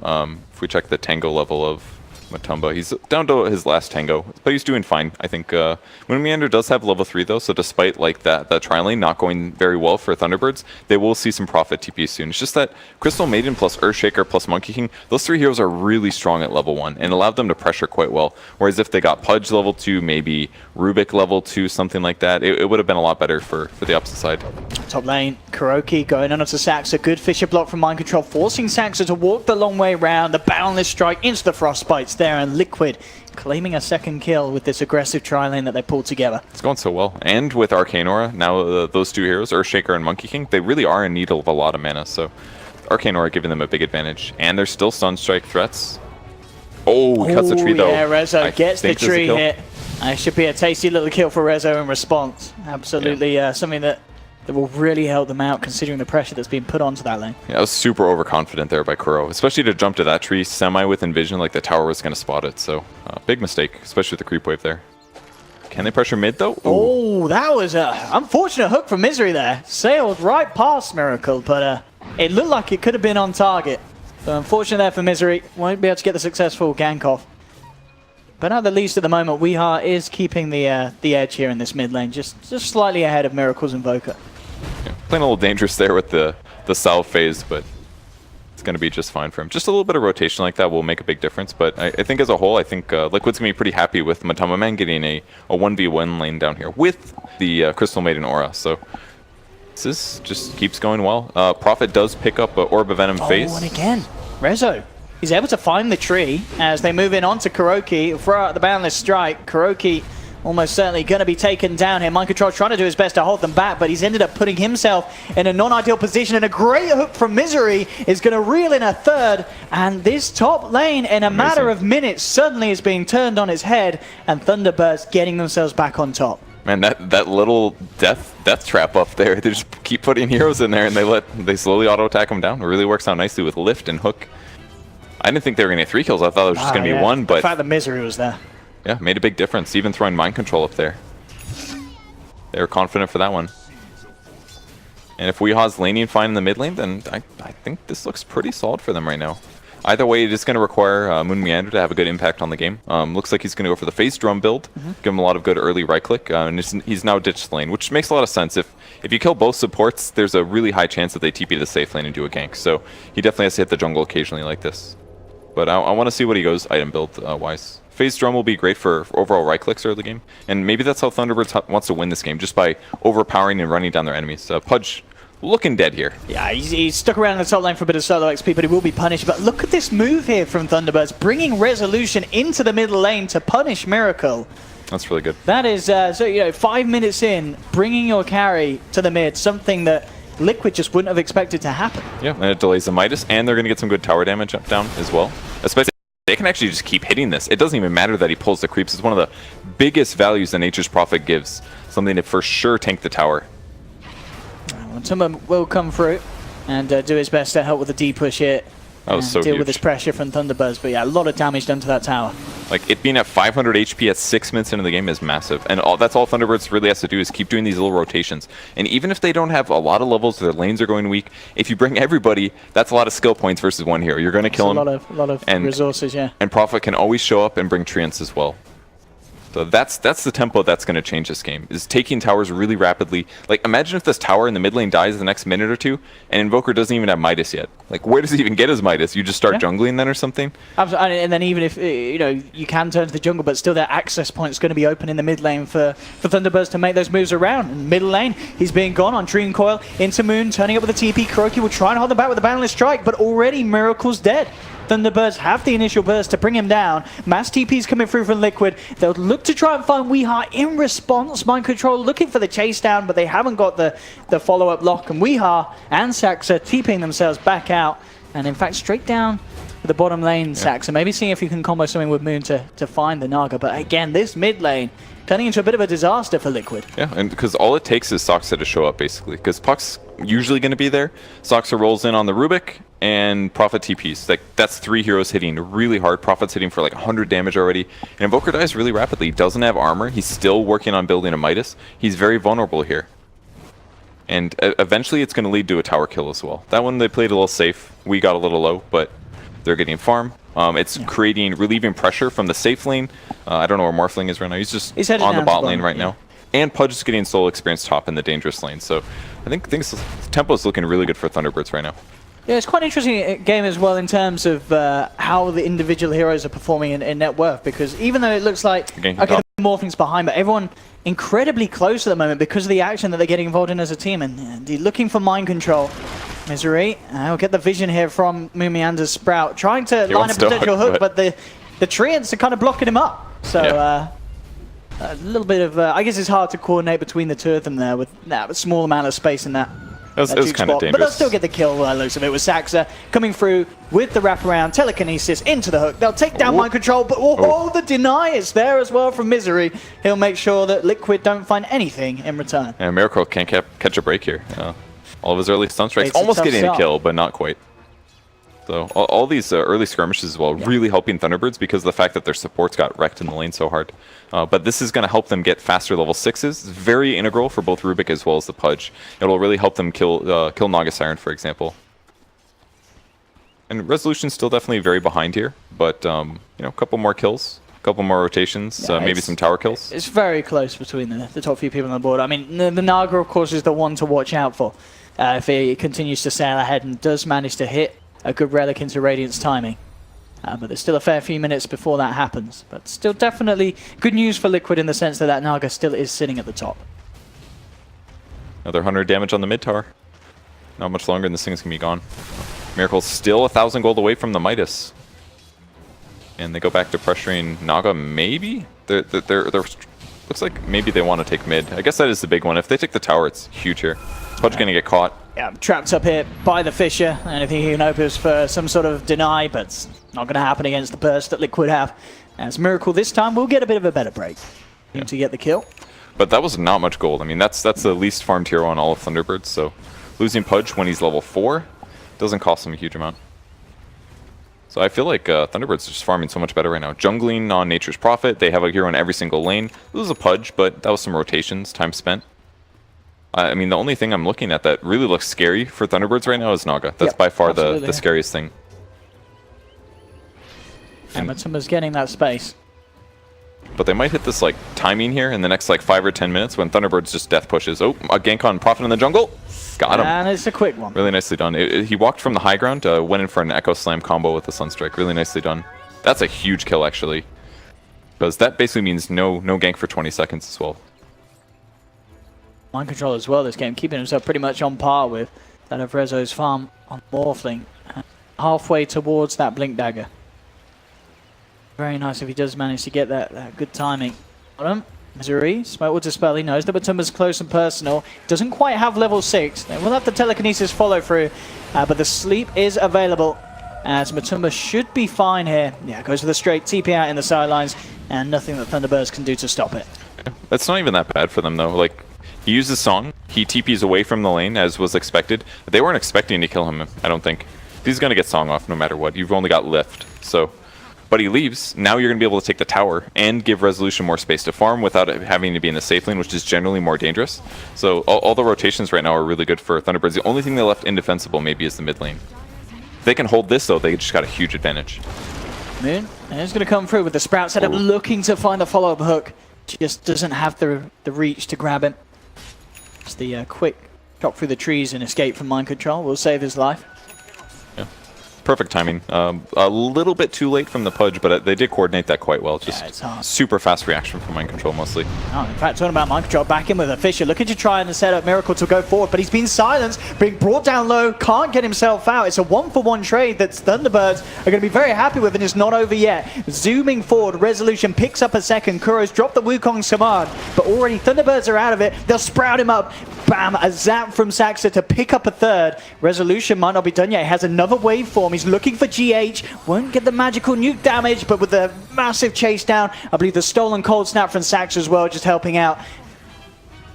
Man. Thunderbirds are, again, giving us these sort of performances that we were seeing in Game 2 at this stage of the game. Very, very cohesive plays as a team. And their lineup just looks, it feels so strong. It feels like a Drow lineup to me. They're all very long-range heroes. They're all right-clicking really heavily. Monkey King just felt kind of bad there. I mean, maybe it was just the context of the ulti usage, but they just feel like they can right-click anybody. They can use their spells effectively, and their opponents are all like squishy Monkey King, squishy Crystal Maiden. They just all feel so countered. Hiding in the trees here. Coming from the high ground, Kuroki. He's going to jump in on this one. Again, this stolen cold snap on mind control. causing issues for the Shaker. They do lose Saxer on the Rubik. KuroKy jumps forward, has to be careful. Weehar's got the Dream Coil, drops it straight away on the Monkey King. They'll move forward. KuroKy trying to play his way out as he goes under the cover of the tree, but he's not going to make it. Zip forward from Resolution. Misery's there with the wraparound. Chomps in good and hard onto the Crystal Maiden to pick up a third. And again, Thunderbirds are just breaking apart Liquid in these fights where Liquid, it seems almost like they're panicking. They kind of have to try to stabilize a bit because Thunderbirds are going to be so good at taking towers with the Treants, but they're just facilitating all of their heroes so well. All of their heroes are so good at fighting right now, including Morphling. Like, you normally look at Morphling as a super hard carry, late game kind of a thing, but if he can just safely right-click and cast Waveform repeatedly, he's actually one of the better carries in the early game, just because he can reposition himself, he can nuke, he's going to stay alive in so many of these cases. But all it takes is just diving with Treants and Puck setting things up, and Morphling feels like a really strong early game carry. One thing, of course, that is continuing to happen is this is essentially space for Matumba Man. He is out of these fights, he is working towards the Radiance, and he's nearly got the Relic complete. Yeah. So that's maybe kind of Liquid's game plan at the moment, just go all in on these fights, leave the Naga out of it, make sure that Matumba is just ignored and can get that timing that he needs to be able to swing the game back around. At this rate, it's going to be quick. Top lane as well, looking for Rezo. Massive kill for them to find there. Beautifully done. Fisher into the Wukong's and an immediate Sunstrike, bursting down a hero that, you know, normally in this situation is very hard to catch. Yeah, it's not able to morph fast enough. No treads on him. Looking like he's going to pick up a Boots of Travel in a second, just so he can be more mobile. But yeah, kills like that definitely matter. And yeah, the Radiance is coming really fast. It's going to be a problem for Thunderbirds. But the important thing that they did was kill all the tier 1s, so that if they do actually want to pressure the map a little bit and try to kill heroes like Naga, it will be... he'll have to use Song more often, basically. So I think they did the right thing, because them taking their heroes and trying to repeatedly gank Naga with the start they had was going to be very difficult, because they had few disables. The Puck Waning Rift wasn't going to be maxed out until about now, 15 minutes. So it was difficult for them to actually heavily gank the Naga Siren in the safe lane. I think their target towards towers, I think, was the right way to go. So now they just got to try to control the map and play like a late game sort of style. That's where they've got to play now. Able to find anything that smoke Thunderbirds. Yeah, Matumba Man, Relic complete. Looking for that recipe, and yeah, absolutely on par to hit. Very nice Radiance timing, considering how the team fights and the objectives have been going. You know, with Thunderbirds definitely hitting the stride a little harder at this stage of the game. 15 minutes in, claiming the tier 2 down bottom. More money into the bank of Resolution. They're setting up. Top lane, I mean, see if they can catch anyone out here. Matumba Man's there, but looks like he's already backing up. Yeah. Just in case he keeps pushing. I do like the Miseries ahead of the game a little bit. If they did end up doing a little bit of a tower pressure thing, then they'd be covered. Just spotting for Monkey King as well at the Illusory Orb. But Liquid nowhere nearby. They're not ready to do this. They don't feel comfortable. Mind Control will be looking around for some soul kills, though. They spot GH. Could ulti him. We are... I just want to play around this one for free. Finds the CM, hook won't hit, but the orb will. Nicely done there. Much better way to do that, especially with Arcane. Save the ulti. Looking for the Earthshaker, but took a really good path. I guess he has KuroKy is at the moment. Sentry's down at this point at the map. Yeah, they got nothing. Yeah. Looks like KuroKy can't really set up for anything on his own. And Resolution forward on the mid lane. But yeah, no one really around him to do anything. And looks like they were actually aware that that invis was picked up as they'll self-scan. Yeah. They saw him grab it in front of their eyes. So he might get a soul kill, though. Oh my god. That was perfectly casted. Right in the middle is 5 so they all beat Wukongs down hitting him. Moves actually come in, but he can't quite catch this monkey. Oh, with Weehar he can. Jump forward, and the Dream Coil. They will find the punish in return. But it did cost the Dream Coil, and it was just the one for the Rubik loss. So no Dream Coil for 60 seconds. And something that, I mean, how big of an issue is this Naga Siren? I mean, it really does feel like he's about to hit that Radiance. He's got it. And 17 minutes in, you've not done anything about the Naga at all. You've looked elsewhere, and it's been going great. But the Naga Siren, it could come back to haunt them. You know, Liquid knew what they were doing with GH on the Naga at DAC. Matumba, arguably, if not just as strong as a player on it. It's got to be scary. It is. It's kind of similar to the DAC games, really. You have to be afraid of the team fight setup. If if Thunderbird's ever clumps too much, it could just lead into like an Echo Slam combo into the both fissures, the Boundless Strike and the fissure, into Invoker combos. Like there's that huge threat actually. But as long as Thunderbirds keeps just poking and prodding around the map without forcing 5v5 team fights, I think they'll be fine, at least until Morphling gets farmed. Okay. And then he'll be able to deal with the illusions really easy. Not to mention the fact that he can just use Replicate to try to get himself his own Radiance.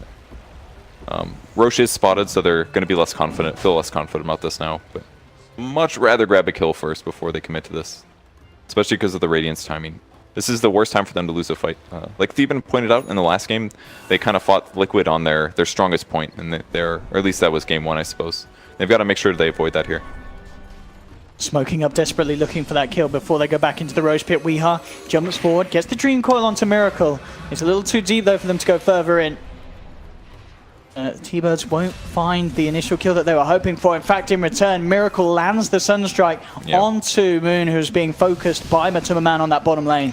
Yeah, Naga Siren is super good against Nature's Prophet. Oh, mid lane as well. Liquid, they find themselves a second. Weeha getting caught massively out of position as a second to fall. Misery trying to go in onto GH. He's going to miss the hook though. GH with the freezing field, zoning Misery back. Saxa will turn, bring down Kuroki, but pays with his life as Miracle finds him, and Mind Control's there on the high ground with the control, allowing another Sunstrike for Miracle to land. And now you've got to be very worried if you're Thunderbirds. You managed to get those objectives early on, but Naga's getting big, and you've just lost a team fight massively. That was a series of kills after kills, 4 kills for 1 there. I mean, Soxo grabbed 1 at least on the backside, but losing 4 kills like that all of a sudden changes the game a lot, especially when Morphling goes a build like this with Boots of Travel. He commits 2,000 gold to an item that just helps him walk faster and show up to team fights. If the team fights are going crap and he can't even be there, then he's definitely not farming as fast as his opponents are. And Naga's going to kind of blow him out of the water for a while. This is really scary, especially Weehaw getting picked off. It's very difficult to be aggressive on Puck until you get phase shift maxed out, because if you do make a mistake, you're a lot easier to punish. And they're still in that window here.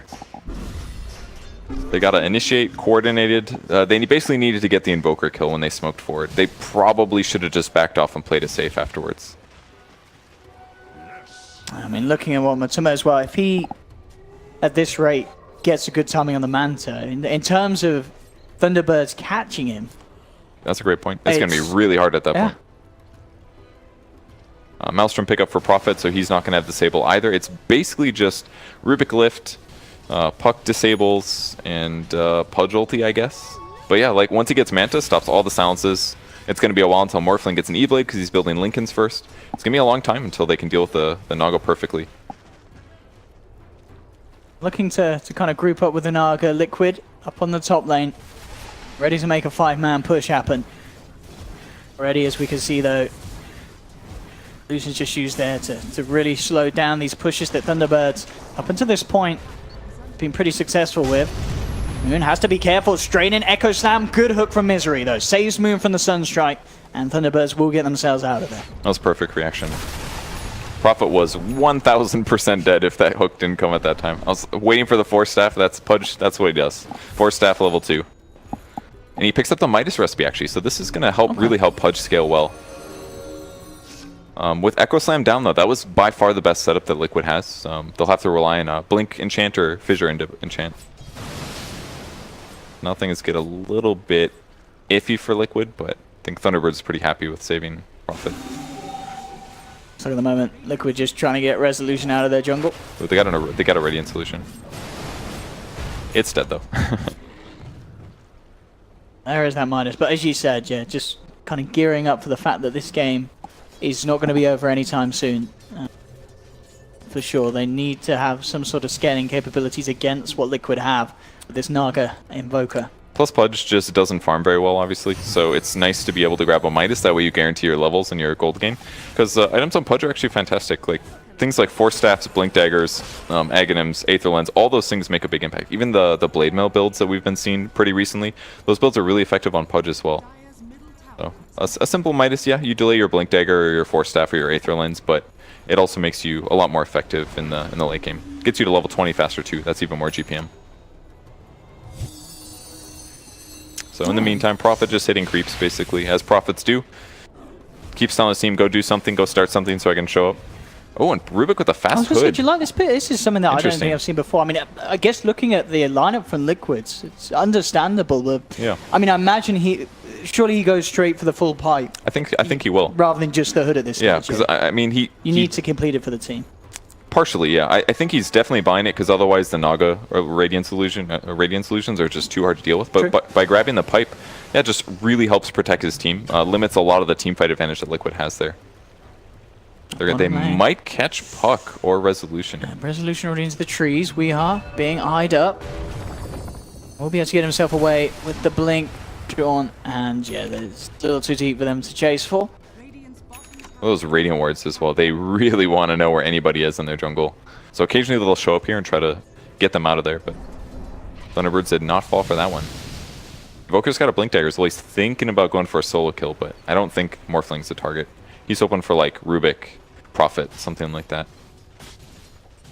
See what Miracle wants to play out here. Everybody's going to get hoods on Thunderbirds. And they've also got Rubik Ore as the other big thing, so it's a lot of magic resistance. Dire's bottom Cool. tower is under attack. The play here is Oh. going to walk straight into Misery. Misery, usually with the blink out as he spots Pudge in the neighborhood. Blocking himself up there with the Forge Spirits. Micro. Miracle. It'll be fine with the Ghost Walk. Causing a Thinking bit of about distraction. Yeah, Misery's down to half health. Drop the Tornado down with the Sunstrike. Is it going to be enough? Not quite. Quite. Misery will survive, Dire's structures are but be forced back. And now Liquid actually bringing the rest of the team up. And oh! Kuroki just gets the vision as he jumps up to the tree line and slams down the Pudge. And they'll find a second as well with Saxa being caught off. We'll see the hood. Keep him alive a little bit against that Radiant Burn. But more than enough damage from Liquid to find a second. Miracles, all of his patient waiting actually pays off in the end. Just enough damage. In the meantime, Prophet cutting the wave, TPing out instantly. It's going to be close. Ooh. It's got to be scary against Earthshaker, who has a blink force already Oh, at for 24 sure. minutes, and Yeah. against a Monkey King who can move around really rapidly. They've got, yes, a really good catch from range. It's going to be a hard game to wrap for sure. I mean, not Evoker as well with the Tornado. Lots of ways to cancel TPs from a distance. With that said, they got great heroes for it. Rezo doing a lot of damage on the mid lane. Oh, he doesn't get the sprout off. TPs to the wrong place. And Moon comes in. Got the dust, and okay, Guesses Miracle again. takes the ult to the face. He does have the waveform. He's got it, I think. Oh, he's done it. Reza takes down Miracle.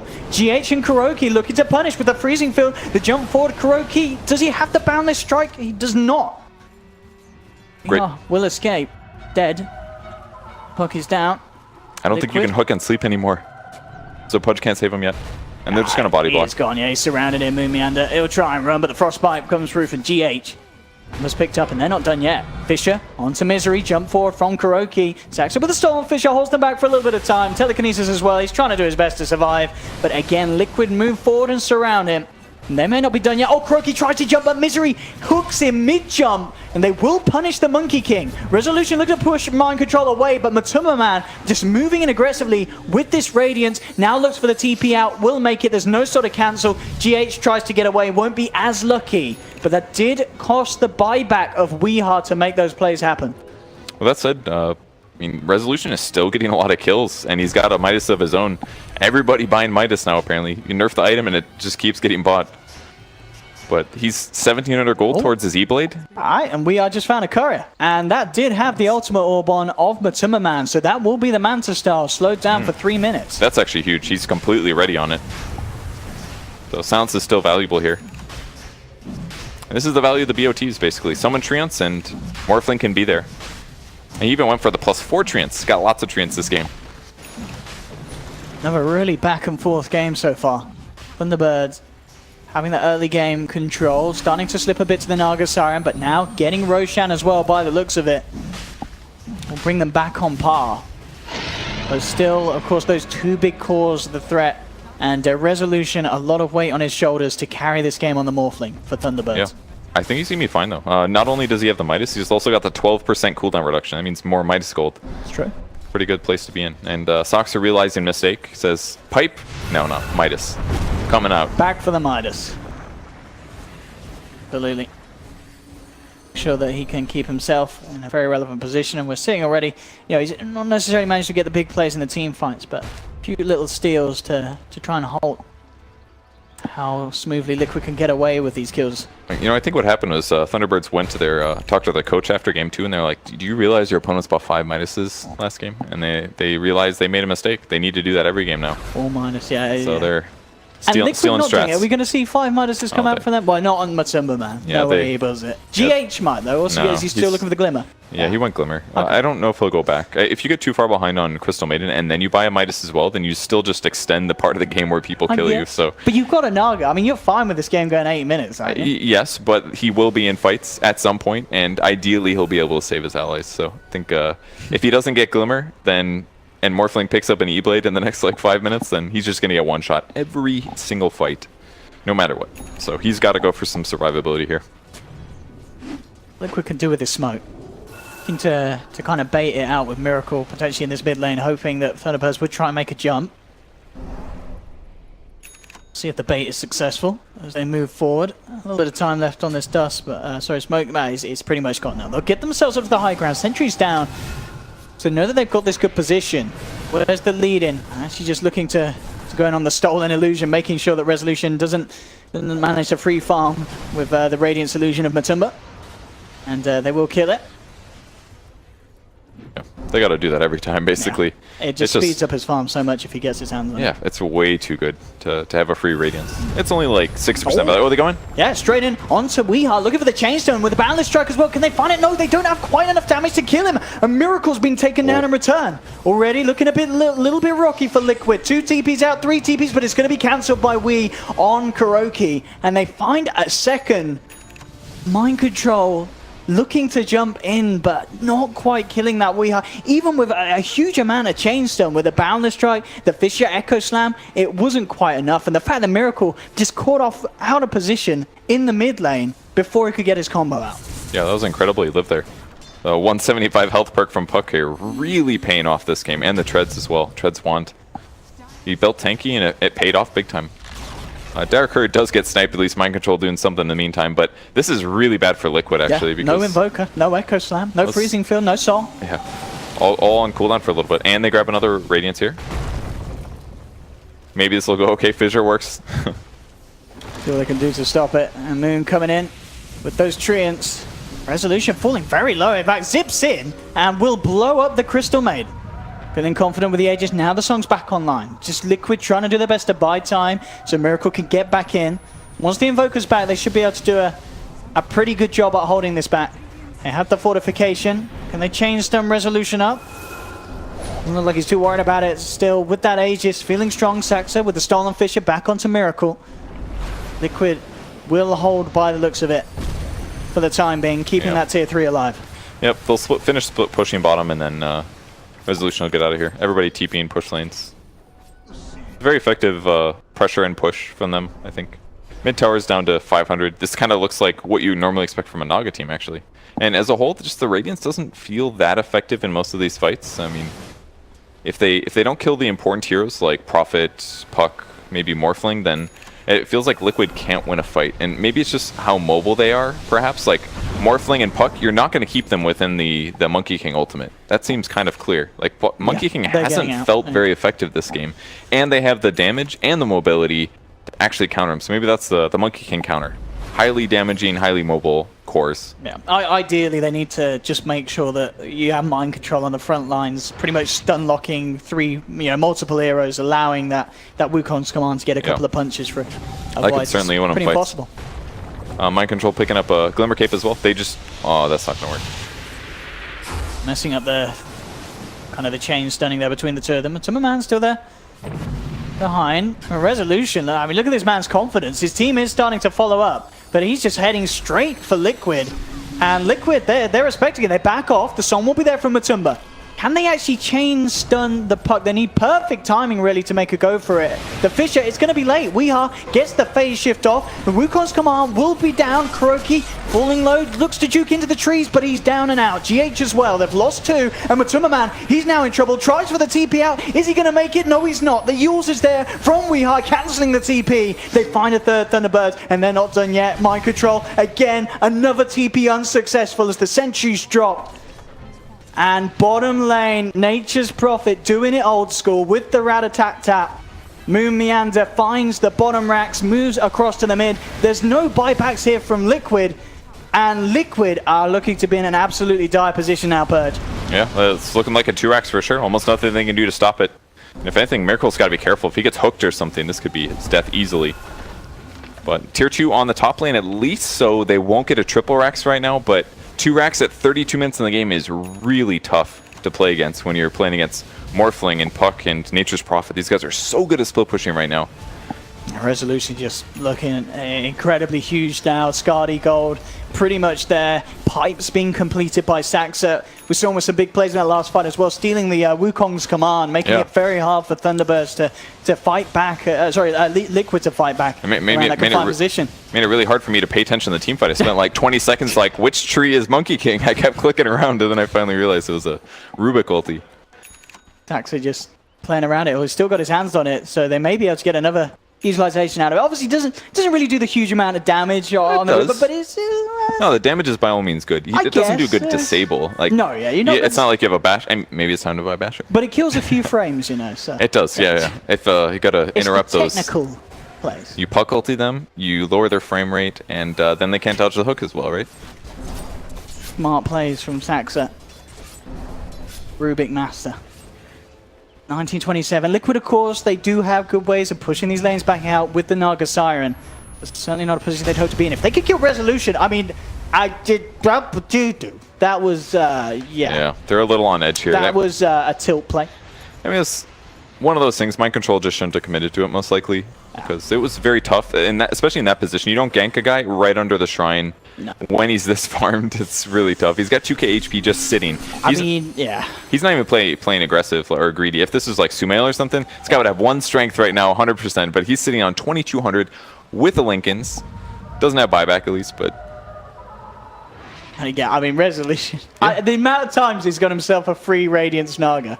It's almost impossible to stop, because if he uses any Manta Illusion split, there's going to be a Radiance. So pretty much every time, it's almost impossible for him to prevent this, and as a result, it's just always a Radiance or Resolution. Then he can just keep on the front line. Just makes it pretty straightforward. The original Illusion against the new one. Well, the originals, or the replica one's way better. It takes way less damage. It doesn't take any bonus, I don't think. Yeah, Liquid have got to pull themselves together at this stage. A lot of pressure being put on them. Octarine Gold nearly there for Miracle, but of course we're at the state where you want to make sure you have buybacks. As the pushing power from Thunderbirds is huge. As we've seen, with Moon on the Nature's Prophet, a lot of pressure can suddenly just come out of nowhere. Desolator into the AC, fully going for this kind of building hitting. As we were kind of talking about earlier, Purge, there's a lot of builds you can do on the Nature's Prophet, but Moon, he's got it absolutely down what he wants to be doing this game, hasn't he? Yeah, the BKB was pretty much perfect timing as well. It's the point of the game where you're having trouble controlling what people are casting on you, so as long as he doesn't get super out of position, you can just make sure the magic spells don't affect him. I think he went for the right talent tree as well. Made good choices here. Yeah, Saxy just popping the ult. It's about to go, so why not? Break the frames. Have a bit of flair. Yeah. The taunt, the BM. I feel like it's really difficult for Liquid to actually take a fight. A lot of their heroes have trouble keeping people within a certain area. Like, I feel like they kind of need something like a Puck on their team. That way they can just Puck ulti and Wukong's on top of it. But instead, what's happening is they're kind of reliant on Earthshaker, but he's not exactly the best AoE disable hero. He's great if they're all clumped, but if they're not clumped, he can't really chain disable a lot of people and keep them in the same spot. So it's like all of their game kind of feels all in on Earthshaker doing Echo Slam solo target kind of stuff. It's a lot of pressure on mind control. I mean, what kind of item we're seeing go for? Okay, so to get the Glimmer Cape is certainly going to help in terms of getting himself, well, not just out of there, but into position without. It's mostly for the E-Blade combo stuff. Like that's true. Yeah, that's why they all pick up Glimmers. They need them. Otherwise, the Morph's just going to keep getting one-shot kills. With Resolution having a BKB now on top of the Skadi, he is. It's very hard for them to kill him with that BKB. They will be able to ensnare him. That's about it. That's something. Or a little bit of disable. I mean, maybe they can waste his BKB with Roshan's back Various up. things. Mind control. Jump in onto Misery. Shoves himself away. Misery tries for the hook. Isn't going to get it. Into the pit. Weehar getting bashed immediately by Roche. Looking to Jawn out onto Kuroki. Good Dream Coil onto 2. The Hex is there as well. Onto Mind Control. Miracle and Matumba coming in for the sidelines with the combo. The Song will be there to slow things down. Allow Liquid to rearrange. They do have an Echo Slam available. They'll drop the Wukong's command. Misery being slowed up. Jump up to the high ground from Weehar. Will end up finishing off the Monkey King. Misery's taken down in response, though. It's a 2-for-1 at the moment. Moon trying to man up against Matumba. Pops the BKB with a Mion in the desert, doing a lot of damage, not quite enough. GH in the trees with a freezing field, bringing Weehart down low, but the vision is there. They'll get the kill. Mind Control still hanging around. Doesn't have the mana for the Echo Slam. Now he does, but Resolution, can they kill him? There's 3 of them working towards him. Weehart comes back in, picks up the triple, and he's not done yet. Potentially, Matumba tries the TP out. Will just make it. Ends up being a 3-for-3. Both teams keeping their 2 big cores alive. It's a pretty good fight for Liquid. They set up their Wukong's command well, but the same problem just shows itself. The Puck's able to jump wherever he wants to. He's able to kill the Monkey King on the backline. I'm not really sure what the best solution is. Monkey King needs a BKB really bad this game, though, and I don't even think shaving off like the Midas would have made a big difference. Maybe he should have rushed Basher this game because they had this tempo problem at the 15 to 20 minute mark, but... Oh, Miracle just got popped. But that's the issue in the fights. They cannot touch this Morphling. They can't even get close to touching this Morphling. He's like, in no way are they a threat to this guy. Yeah, this Resolution Morphling has just been pretty insane. I mean, we know it's one of his strongest, you know, and that just historically, Resolution has had some brilliant games on the Water Boy. I'm a little surprised he went for this perk, 50% replicate damage. Makes the right click from the Naga Siren do about the same damage as what Naga's actual one is. Is it the only the right click? It doesn't amp up the Radiance? Does not. That would be exquisite. But there's the jump in, the fight begins.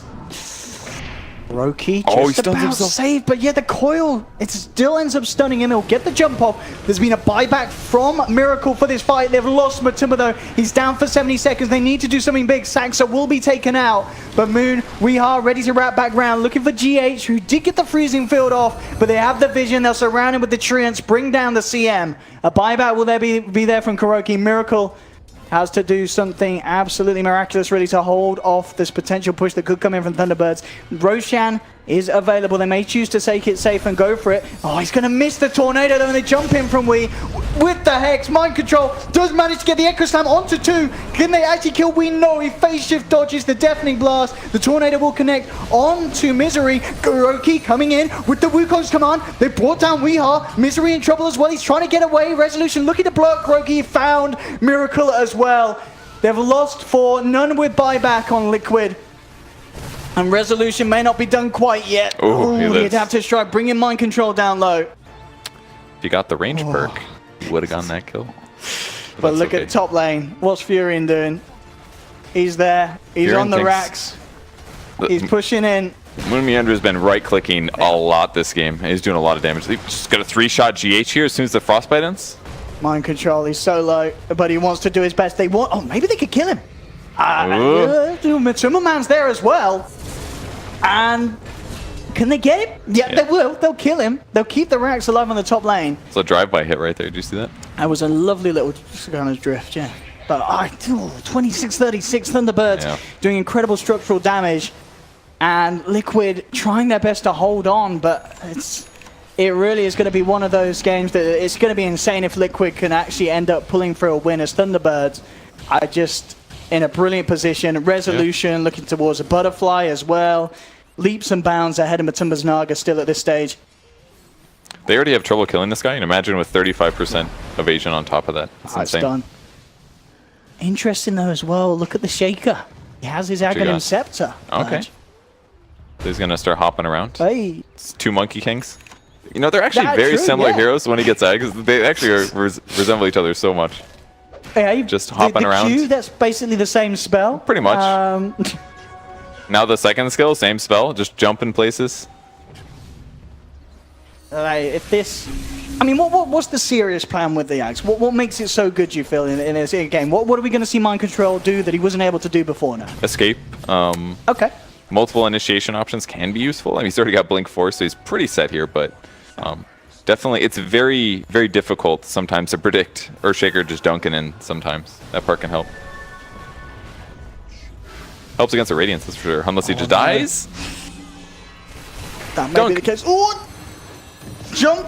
Boundless strike! He's out. He will survive. The hook, oh, not going to quite catch GH. Kuroki up. Look at Miracle here with the wraparound. Tornado, EMP. It's going to land onto Saxa. Matuma Man surrounds him. They'll find the Rubik. Resolution pops the BKB. Looks towards Kuroki. Kuroki's down and down. The X is there. Oh, they've got him. Miracle's down for 100. Matuma Man trying to save him with the song, but with the BKB on Resolution, he powers on through. And then not done yet, Thunderbirds. Misery comes in with the hook. Dismember onto CM. A third member down. Triple kill for Resolution.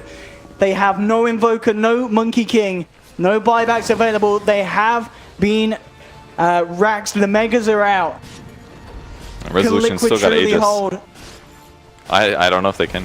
Or Shaker can go, and he's got Echo Slam, but they're not that grouped. Oh, there's the dunk. He's looking to try and get a position. Will he get a good one there as he brings down the Nature's Prophet? Hex, again though, Weehamak is a brilliant Hex plays this game, causing huge issues for the cause.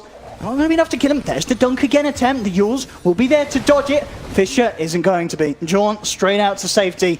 And in the base, Resolution looking to man up against Matuma. Matuma looking to turn and fight. Does have this diffusal blade. And again with the dunk. Resolution falling incredibly low. In fact, he'll go down, but he has that Aegis ready for round two. But Kuroki, it's really good for Liquid. With the Wukong's command. They bashed him up. Moon will actually buy back for this. 30 seconds before they have Miracle back. They're trying to do their best to fight and buy time for the Invoker to return.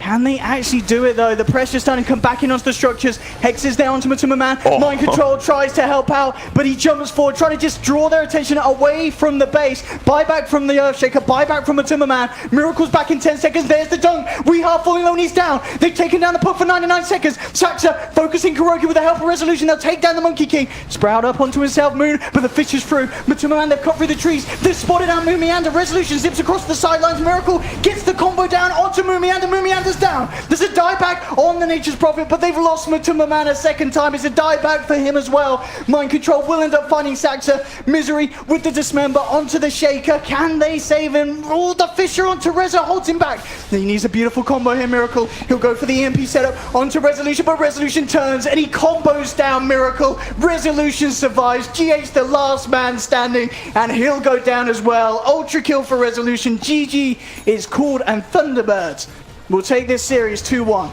They made them work for that. Holy crap. Did you watch Mind Control in that fight? He's just hopping around. Hopping and bopping. He got to level 25, got the -2 second cooldown. He was just perma-stunning people. He made so much work happen, but Thunderbirds was in such firm control from like the 30-minute point onward. Once Morphling had like Lincolns with the E-Blade, with the Midas, he just couldn't die. They did not have the single target damage solutions to deal with him. It was what, Invoker basically. He was more of an AoE hero. Naga is definitely playing something like that. There's the coach hug right there. Where's coach number 2?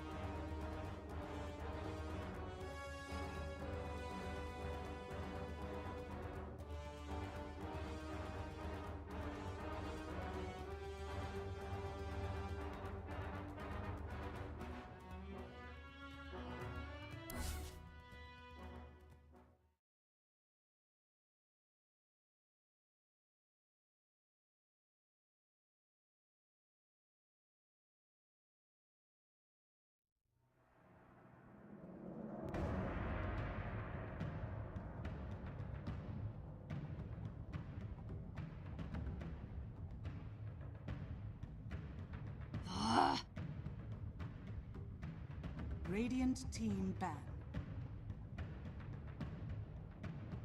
Liquid's turn to ban.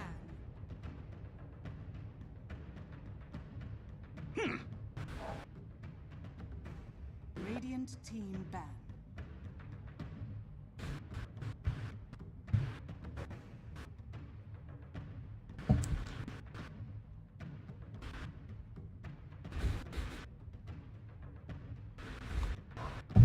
Seconds remaining. 5 seconds remaining. Reserve time.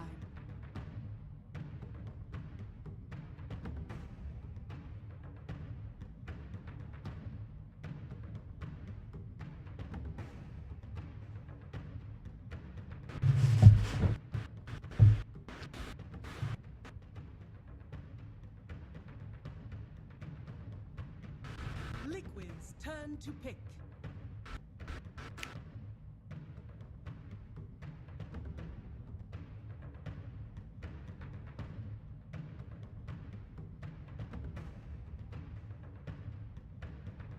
Ten seconds remaining. Treant Protector.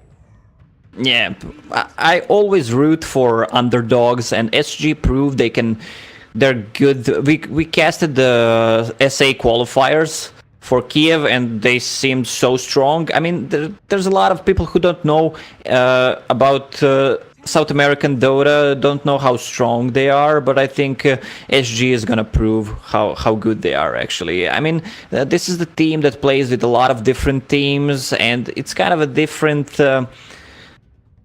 like different heroes, different picks. It's kind of different style of Dota, and it doesn't get out of the South America. It's sometimes against North America, but that's it. The other teams don't know much about them, and they have a lot of like surprise effect on them. So I wonder why Team Liquid, I was just checking SG Sports game, I saw no Ricky in the previous game, and this is their first performance. Like,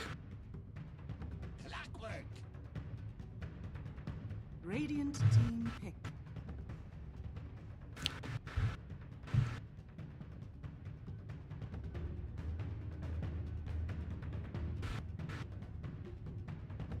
Crystal Maiden. Liquid's turn to pick.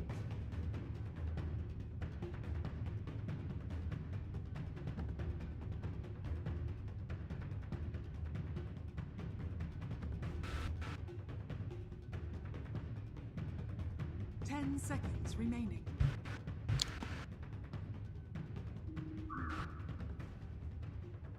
Radiant team ban.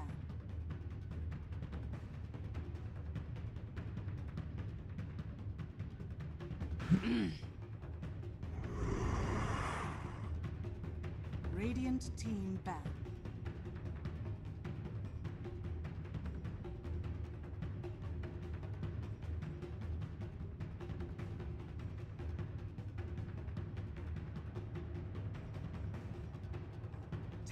yep, well, when you're playing as an underdog, you got nothing to lose. That's the thing. Like, you can win, upset, but if you lose, nothing happens. That's the best part when playing as underdog.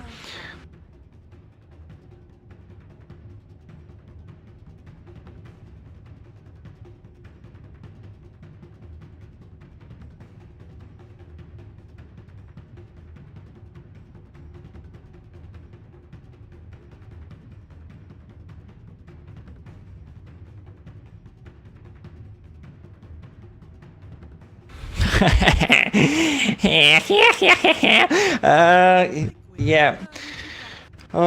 IO, well, I mean, Team Liquid plays it, Team Secret plays it, and we saw Jungle Wisp from Lil last game. These are the three teams that come to my mind when IO is mentioned, and of course EG from time to time, Crit Wisp. Combined with Treant, these two are like so-so as support. Not sure, I want to see more of a Treant. I'm not sure how strong the hero is. The first thing that comes to my mind when I see Treant Protector, it's a good hero. He harasses good, provides vision. It's good for defends the base, especially if you're like pretty even and you can't push. But I don't feel that Treant Protector wins games. That's how I feel about him.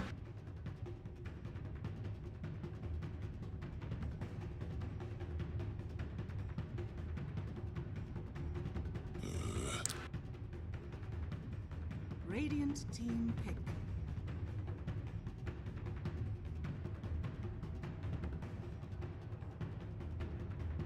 Juggernaut. Liquid's turn to pick.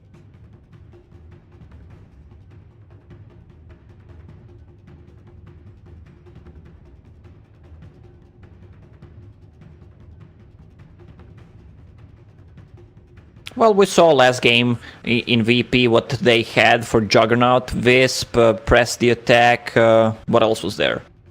Only Magnus was missing, I guess. Just buff. Of time.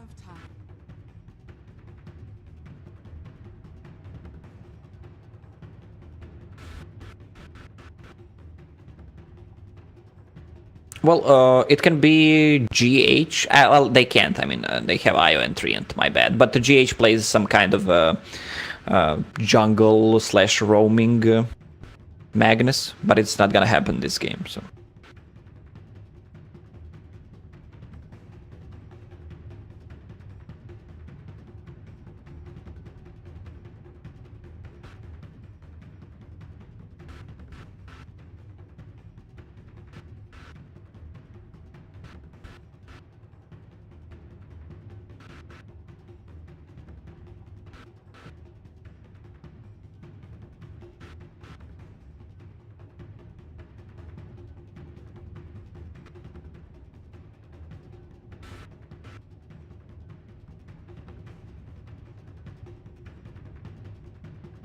Omni Knight.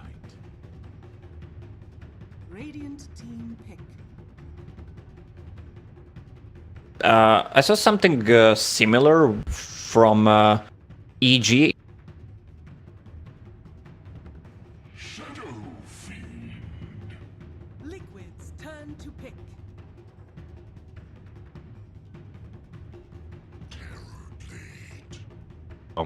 Free bits of extra damage. Liquid not scared about it at all. They just go right into what looks like their Matamba Man Terrorblade, the tried and true. And then they get their extra pick to think about what they want to do against this Shadow Fiend lineup. 10 seconds remaining.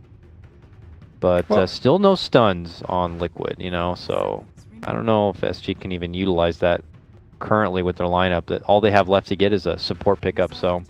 Oh, maybe like a puck to hold them in place. They need something, some kind of a hero.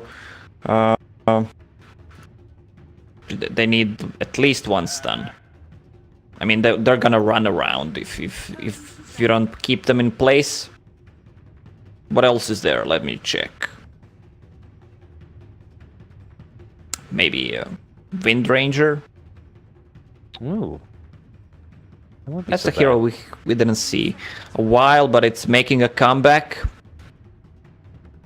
5 seconds. Maybe a Storm Spirit. No counter for Storm. Storm just got banned, actually. Alright. I was just looking So- at the heroes. Yeah. But you're on the money for that one. Liquid, though, contemplating final ban. That could be a bit intrusive. I don't know if you ban Shadow Demon just because you're worried about the purge against your Guardian Angel. Witch Doctor's Coconut's pretty nice to have against the Wisp in a +1. AA maybe... Seconds. I mean, AA Crystal Main sounds pretty bad, Sucks, but yeah. it's a lot of heal. Ban Brew, okay, whatever. I don't know what the hell's happening in Dota anymore. I'm gonna go back to Counter-Strike, I guess. I don't even know that game, so... Maybe. Brewmaster. Well, maybe, yeah, maybe Puck. Oh. What? Radiant All right, Vengeful Spirit comes out right now, so you get your Venge Terrorblade, which is a ridiculous amount of powerhouse damage, and it looks like it's going to be Terrorblade possibly mid. There are people talking about Miracle Terrorblade, so I guess that might be the thing. It might be a Terrorblade mid, it might be a Venge mid as well. I mean, Venge does well against Shadow Fiend, especially with Treant Protector harassing or just IO tethering and just giving that extra movement speed plus Magic Missile. They have good kill potential on Shadow Fiend. Yeah, this is going to be something fun here from Liquid. So, and what we anticipate is going to be possibly a mid lane Terrorblade matchup. He's very frail though. That is scary. And you're going to be already having a Shadow Fiend with the bonus damage coming into lane from the Clockwork. So, SG though. Finishing things out. Need that 4 position, that Roamer. They didn't get the benefit of the Monkey King, but you can always pick up like an Earth Spirit. Yeah! Yeah. Earth Spirit roaming action. Oh, this Wisp. It's a GH Wisp, so it's one of the best Wisps you can ask for, but this Wisp is going to have his work cut out for him in the early game, it feels like.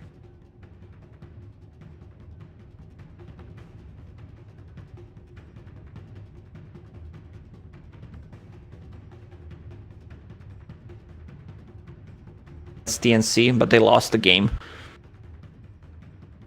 Well, I gotta say, I feel like based on draft, I kind of like SG's lineup, but Liquid are the team that should have the better players. I heard there's a lot of 9K members over there, and I don't know how many 9K Dota players are on SG's team, but...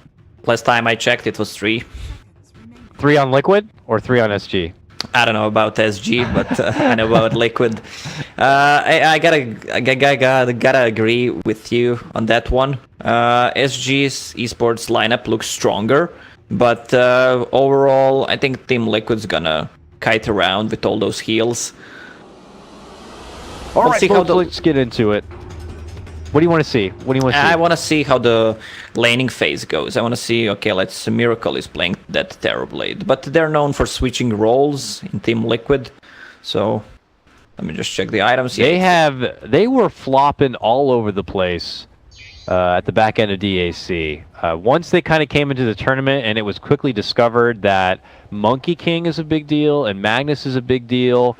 And they couldn't just kind of go by the old school, Liquid coattails of getting Invoker and Wisp, because everybody was banning it. They had to quickly adjust their game, and we saw them adjust that in the form of switching up roles. Miracle hopping over to a 4-position Monkey King and stuff. So yeah, Monkey King, Slardar, and GH was playing a Naga Siren. Matumbaman also playing mid. Personally, I don't like it. It's good that they're versatile, but when you have Miracle on mid, it's kind of a different game.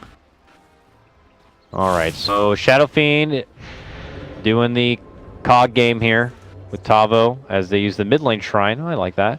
Dakota Cogs. The extra CS. Yeah, so they got it. They got it going for him. He's got the extra 9 souls to head into the lane. And as I was quickly clicking on GH, as opposed to what we saw in the hands of Virtus Pro in the previous series, GH is going to be going right for the bottle, not straight, jungling Wisp. Blah. That's not a GH thing, apparently. Kuroki, I want to see how that goes. Treant Protector, usually Treants either get Leech Seed or Nature guys, just run around, try to... Oh, they smoked already. They want to get a kill on bottom. I wonder if he's saving the point, because if they don't need Nature's Guys for the setup, maybe he could just get the level 1 and Leech Seed for a First Blood. Oh, Shadow Fiend. Okay, if they could start things off in what should be a favorable Shadow Fiend matchup by setting the tone here and beating down 40R, that'd be a pretty nice start. Look at this. Oh my god! They get it done! The damage. 91 base damage for your tree. They just run right in, knock him out, and the Liquid says, all right, let's begin. All right, Clockwork against Omni Knight. Well, that Clockwork will have Arcane Aura, so we'll see how that goes. 2 and 4 against, what is it, 2-0. Well, he'll burn all his mana. Omni Knight has Mango. Thank God, because it's going to cost him a bit of mana to kind of stay alive in this lane if he has to already start chewing through his tangos. So can't afford to get bumped by those cogs. That's going to be a pretty good win-win for both sides. But yeah, the Clockwork, I'd imagine, should have a pretty damn good time. All right, early rolling in. King RD, connection on the rolling boulder. Tries to make some pressure happen onto GH, but Matumbaman just continues to dish out the right click. Yeah, but what is King RD all the way Jug doing? What is Jug doing? Yeah, we don't know. didn't even learn spin. He doesn't even know spells yet. Is he like, just in case there's so much pressure? I mean, it is an aggro lane from Liquid. I guess just in case it comes down to it and I need to spaz level Healing Ward to stay alive? I don't know. Or spaz level Blade Fury? Or get a Blade Dance and just crit people. No, they had a kill on Wisp there. That's the thing. They used Tether so he couldn't run out. Okay, well, creeping up, KingRD has invaded and will actually manage to sneak out a bounty rune for himself. Will they bother chasing him? He doesn't have a TP. Can Rolling Boulder away. This could be just a wild goose chase, so it looks like GH is going to be like, you know what, I'm good. Heads out the other way.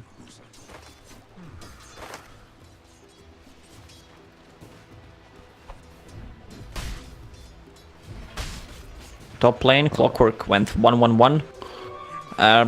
He knows he doesn't have much kill potential, especially when Omni Knight keeps his Enchanted Mango unused, so he might actually just go for a Rocket Flare instead and try to help other lanes. That'd be a nice way to kind of add the extra bit of pressure there, but he can add even more to his team lineup by just getting the solo XP and pushing forward towards that level 6 here. It does look like Miracle has popped into his Metamorph now. So Shadow Fiend will be forced to step back, and we'll just have to see if Miracle's going to use that added pressure to do some work onto the tier 1, I suppose. But enough is enough from him. Shadow Fiend's at 13 and 14. A lot of those denies, of course, coming from the chunk of the cogs. Bottom lane. Oh, good spin. Ooh, very nice spin and combo coming out between him and KingRD will lead to success as they secure a double kill, or a double set of kills in the bottom lane. Well played by SG. When I see Juggernaut, I see a lot of players making a mistake. We saw last game Ramses playing Jug. That's how you play Jug. You need both Aquila and Magic Wand. That's the safest play. Like, you have enough mana, you have enough sustain, especially when you get some Vayne charges up. A lot of players just tend to go for one. But with Aquila, you don't have enough mana. Well, this game he has Arcane Aura, so he can keep Aquila and get Magic Wand. That would be perfect. That's a fair point. Yeah, the Crystal Main will help on that front there. She's actually already level 3, you know, doing her thing with the benefit of the jungle and, of course, her Frostbite. She's gotten 2 points into her Arcane Aura already. So everyone on the SG side pretty thankful for that, including the Jug, as you mentioned. But the pressure's still there from Liquid. They started things out with that bit of an aggro lane, but what about now? Like, we're looking back to where, you know, Kuroki is and what he's going to be adding as he's level 2. I don't know how many easy setups you're going to have here between a Wisp Tree support duo. Yeah, I mean, it's Jug with Phase Boots and Poor Man's Shield. That hero doesn't die that early. I mean, Crystal Maiden is just in Forest right now and pooling, getting some XP. On the other hand, Kuroki and GH are just pretty much running around doing nothing.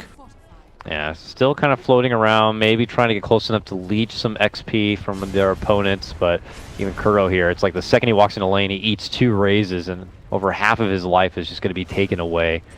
As this Shadow Fiend has the full lane to work with here. They'll give it to Kuro to kind of get some solo XP time, but you know, action is going to have to be made here soon enough. Yeah, he won't get any last hits. Shadow Fiend is just gonna keep denying. Alright, jump in from Matama Man. I don't know if they were hoping for a magic missile setup there, but it will not follow through with anything. GH will be able to stumble back, but KingRD is still around, and if he rolls in for a new setup, they could get a catch. Does he come in with the Boulder Smash? He does, but that might be too far of a dive, so it is going to force C4T to kind of step in with a Frostbite, and now they're thinking about turning things around, hunting down for the Earth Spirit, trying to hide within the trees. They do decide to pull off. You're not looking to go for an overcommitment. If Matamaman was to lose his own life in this lane would be easily lost to Liquid. Yeah, or lost rather to SG. Liquid will lose the lane. Roll. They're trying to go right now. There's some pretty ballsy rolls from Earth Spirit. Yeah, it would have been great if he had connection, as there was no help nearby, but off the mark on that one. And also a little too close to that tower, so KingRD is doing his best to add the pressure here. But it doesn't look like he's looking to kind of take his business anywhere else. Didn't even bother floating by that mid lane at all. Terrorblade decided to go for double rate band build. Probably into Aquila, power treads. He just wants to deal as much damage as he can early game. Because their lineup, they don't have any gank potential besides, let's say, when IO hits 6 or swap, but that's pretty much it. So he needs to like right click as much as he can because they're gonna group up. So that's, I guess that's the point of Liquid's lineup. Alright, bottom lane.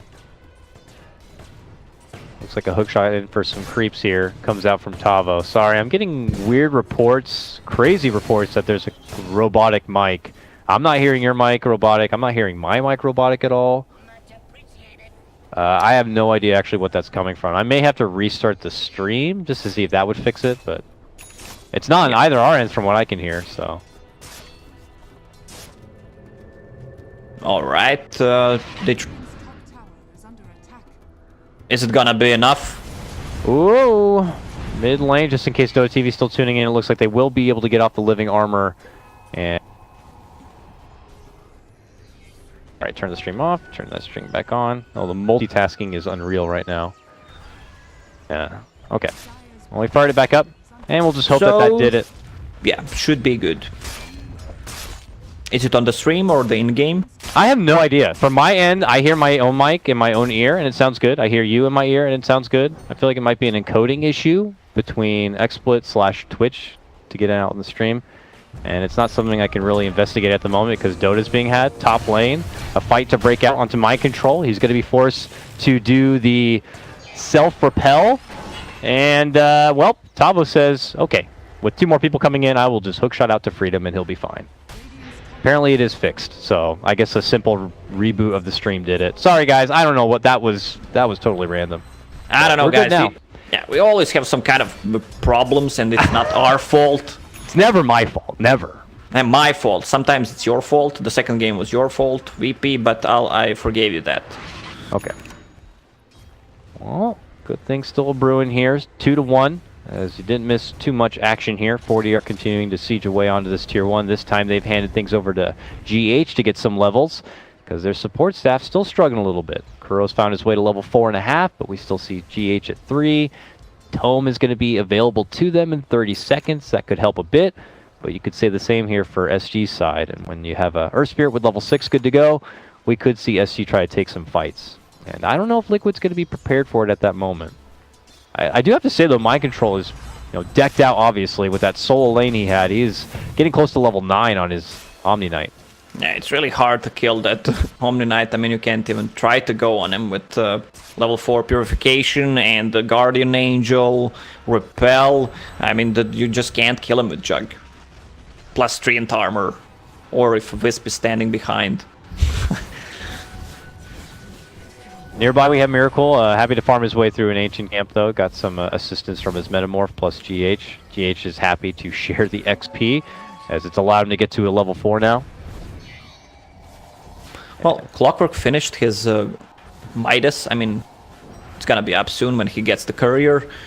Good timing, 10-minute Midas. Earth Spirit can also go for Midas if after he buys Tome of Knowledge to get that level 6.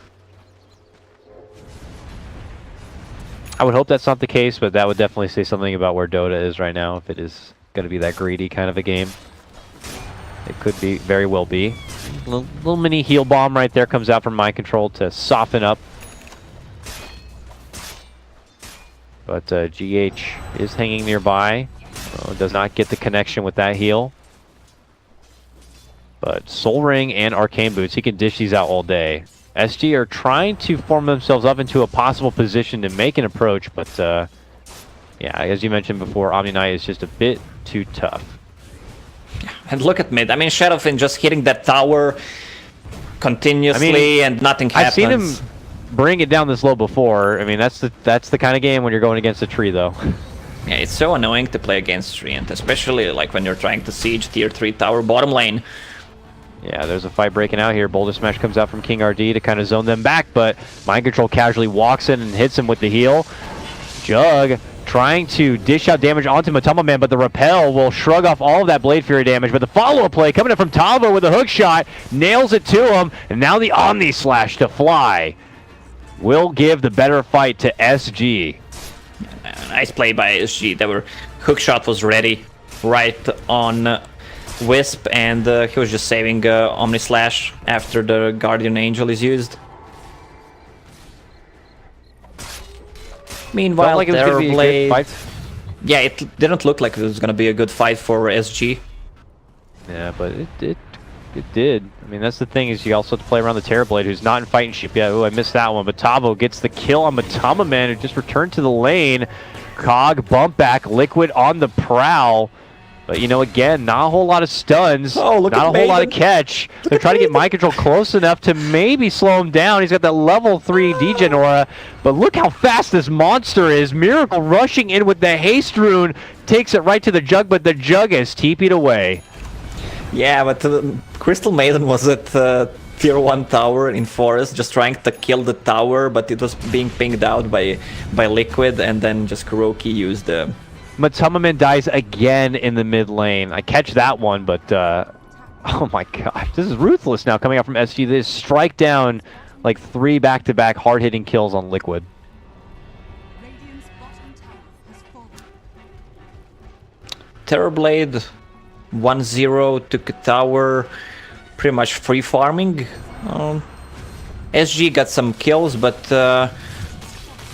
it's gonna be hard when they group up as 5. Once they get more levels on Terrorblade, Omni Knight for that extra repel. It's only level 1 so far. Dire's top tower has fallen. Quite surprising already. SG, a team that I don't even know, this is certainly the most prestigious LAN event they've ever been to, I'm sure, in their Dota careers. A lot of them have been experienced and played in the Dota scene for quite a long time, and maybe have played at a couple of locals, or, you know, lower tiered lands, but you know, making the most out of this opportunity here. A Swiss format, as a lot of people know, every game is super important, and Liquid will be able to at least bounce back with a little bit of a pick here. Just a simple King RD takedown while he's planting some wards. But they want more than that. They see a juicy and delicious 40R Shadow Fiend nearby. Matama Man just a bit too far if you want to get a swap setup. Yeah, Shadowfin decides to go for Yasha after Dragonlance and wants to go for Manta, which is kind of obvious. When you're playing against Treant, you can Manta out of his ulti, you can dodge Venge Stun. It's pretty good because they don't have any control. Seems like Earth Spirit's going for Midas. He's only 100 gold away from it. Oh, he is going for Midas. Alright, yeah. Preparing and anticipating a longer game here. Roll on in. Waiting to line up the shot. Drops it down. Kick. No, nothing. They're not looking to commit too hard, or at least Liquid able to kind of create a lot of extra space between them and SG. But there will be no chase here, it looks like. So Liquid avoid the trouble there. SG are the better team in a team fight at the moment. There was still no Earth Spirit ulti used 15 minutes in. I kind of feel I've seen that... one. Yeah, you've seen one? Then it was just a solo kill on Matama Man. It wasn't exciting. It wasn't an exciting ulti, so we can half count it. Alright, my bad, but still, I kind of feel about Earth Spirit right now. He doesn't gain so much levels early, and he pretty much is under-leveled. I mean, not under-leveled because of his bad play, but because of the Dota right now, because they sacked experience, they nerfed it. So I don't think he has that huge impact around the 15-minute swap mark. back, moving in, but SG were also waiting with their own moves. King RD rolls in, gets off a huge magnetize. A Guardian Angel is going to be forced out as SG look to kind of roundabout, but they've split their fight apart, looking to go for Matama Man and company, while the rest of Liquid have just muscled through the rest of SG Esports. Can't forget about the Metamorphed Miracle. He just does utter destruction to SG, and only the Jug will be able to make it out alive. Yeah, that's the thing about Liquid's lineup. Once they go as 5, you need so much things to focus on. Overgrowth, Wisp, Omni Knight. There's so much spells. Like you can't really kill anyone. That's the thing. They only managed to kill Omni Knight and lost 4 there. It looked like a wonderful opportunity for SG to kind of just really break open the game, as the approach was there by Liquid, and it looked like SG had the favorable positioning. They were in high ground. They even popped the smoke a bit early, but you know, with Liquid already spotting out exactly where 4DR was, they got the good swap, and yeah, unfortunately the fight just got totally split apart. SG were not able to kind of find the right focus that they wanted. That could have been, you know, due to the Juggernaut just omni-slashing away to a different part of the fight, and then others focusing on Matama Man. Yeah, Omnislash was even used that fight. I mean, it's gonna be a different story once Juggernaut gets that Diffusal Blade. He can't purge Repel anymore, but he can purge Guardian Angel. Kuro getting all sorts of sweet information here. Happens to be scouting by, as SG will be able to rid of that ward. He will TP out. Oh, they almost got him by Cogs. Very close, but not on this day. SG shoving back to him. They still hold a 5k net worth advantage overall, but Liquid got to feel pretty good after that previous fight. Their Terrorblade is now beginning to bulk up pretty nicely here with his Dragon Lance and Yasha now complete. A Manta is going to be in order for him. So SG just kind of get back to the grind here, pop up a smoke, and begin to head up north. But Mind Control's already on the way out. He is decked out, man. Oh, this is the like Midas gaming. I mean, SG has 2 Midases ready so far, so they're not that strong right now, but they'll be strong in the next 5 to 10 minutes. SG feel the pressure and maybe recognizing the greedy play coming out from Liquid. They are hoping to punish him for it. They do manage to spot out an Omni Knight and take him out of the game before anything could be cast. Yeah, good scouting by Tao there, good rocket flare. GH also tried to relocate, save him, and I don't know if they're going to try to get the finish, but no, they're not. They come back and they'll let him back go. to farming. Yeah, Omnislash used, back to farming. Juggernaut wants that Manta style so he can get out of Treant ulti. Shadow Fiend getting close to it as well. I don't know. Are we still feeling really confident here for SG at this point in the game? Like, it's nice for them to be able to kind of begin to move forward. You're taking tier 2s and you're doing it against a tree lineup. So taking the extra objectives earlier on would be nice before he becomes too much of a problem. He already has the level 4 done on the living armor now, but I don't know. It's a very intriguing lineup here because it does begin like it's going to be falling more onto the shoulders of just Miracle at this point. Well, how is Matama Man doing? Isn't it always like that? Yes, yeah. Yeah. Well, he has his Manta style in 500 gold, so that's gonna be huge as well to deny some of the damage from Jug ult. On the other hand, Crystal Maiden kinda under farm. She's buying everything, giving Earth Spirit a lot of space.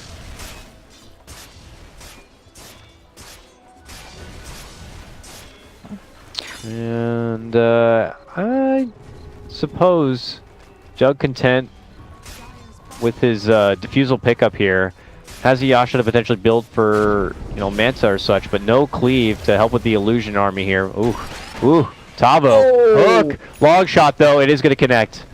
Valiant effort and a nice try, but they will be able to get the tag. And this metamorphed Terrorblade is just going to run through the bottom lane and run through the jungle, it looks like. Well, Maiden could have saved him there if she popped a smoke. Oh, mind blown. Yeah, maybe if she, that would have been next level for sure. That would have been pretty ridiculous to disjoint the projectiles, but unfortunately, no one can think as fast as you.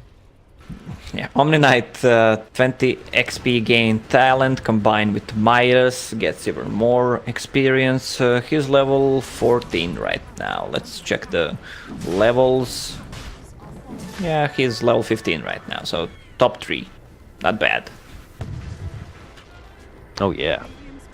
Only the Shadow Fiend to kind of be above everyone else. Getting the Roche, it looks like here. Yeah, they committed to Roche because of the double damage, but even if there was no double damage, they would still go for it because Metamorphosis was used. So this is the thing about Terrorblade. I mean, the hero is pretty useless when the metamorphosis is down, so you need to be careful with using it. I mean, they got a kill on Clockwork, and SG got Roche in return, so not Now, a good what trade. can SG do within this window of time when they know there's no metamorphosis to worry about? It looks like they've been taking more of the time to farm up, but yeah, you would like to see from them to be able to kind of make the most out of those opportunities where Metamorph is going to be kind of put in play perhaps a bit early. But here now, they creep through that top lane. Liquid not looking to let them get too deep. Which they already do have a pretty deep ward already planted. But back to the roots and runs here for SG. Where is their item progression at that they could be holding out for here before? Well, making Blink the move Dagger together? on Earth Spirit, Shadow Fiend wants to go for Pike. Clockwork working towards his Aghanim Scepter. But I mean, Clockwork is fat. They have 2 Midases, so both Clock and Earth Spirit is gonna have good late game items. Only CM's gonna be pretty much piss poor, but Someone's got to be piss poor. yeah, though. someone's gotta be. And it's going to be Crystal Maiden here. Smoke play, maybe a bait out for 40R in the mid lane. The rest of SG begin to make their move up and through this mid lane. Liquid members not too close. So Shadow Fiend will confidently move through. Liquid looking at the map, kind of like, where is everyone else on this map? And this could be read as a pretty easy bait opportunity. They drop down a sentry deep behind the tower to see if they can scout out where Kuro is. But turns into an easy Siege 2. And Liquid just kind of split the pressure elsewhere. Well, with 2 Force Staffs on side of SG, 1 on Clock, 1 on Shadow Fiend, they can really kite around because they don't have any catch. Especially if meta is used, they can just try to run away and then come back after it's gone. Yeah, it's going to have to be on SG to kind of make sure that Liquid can't use that metamorphosis and easily follow it up with objective takedowns. I don't know if that means that SG need to kind of make sure all the lanes are pushed forward or, you know, take fights on Liquid's side of the map. But you do not want to have Liquid come too far and deep into SG's territory, take a great fight, and then still have plenty of metamorph time to kind of take a Rax or something crazy like that. So let's see what Liquid kind of do with their timing right now. Metamorph is up, and it looks like they pretty much all congregated down here to the bottom lane. They had already taken the tier 1 down here, so maybe that means SG will least likely suspect them down here.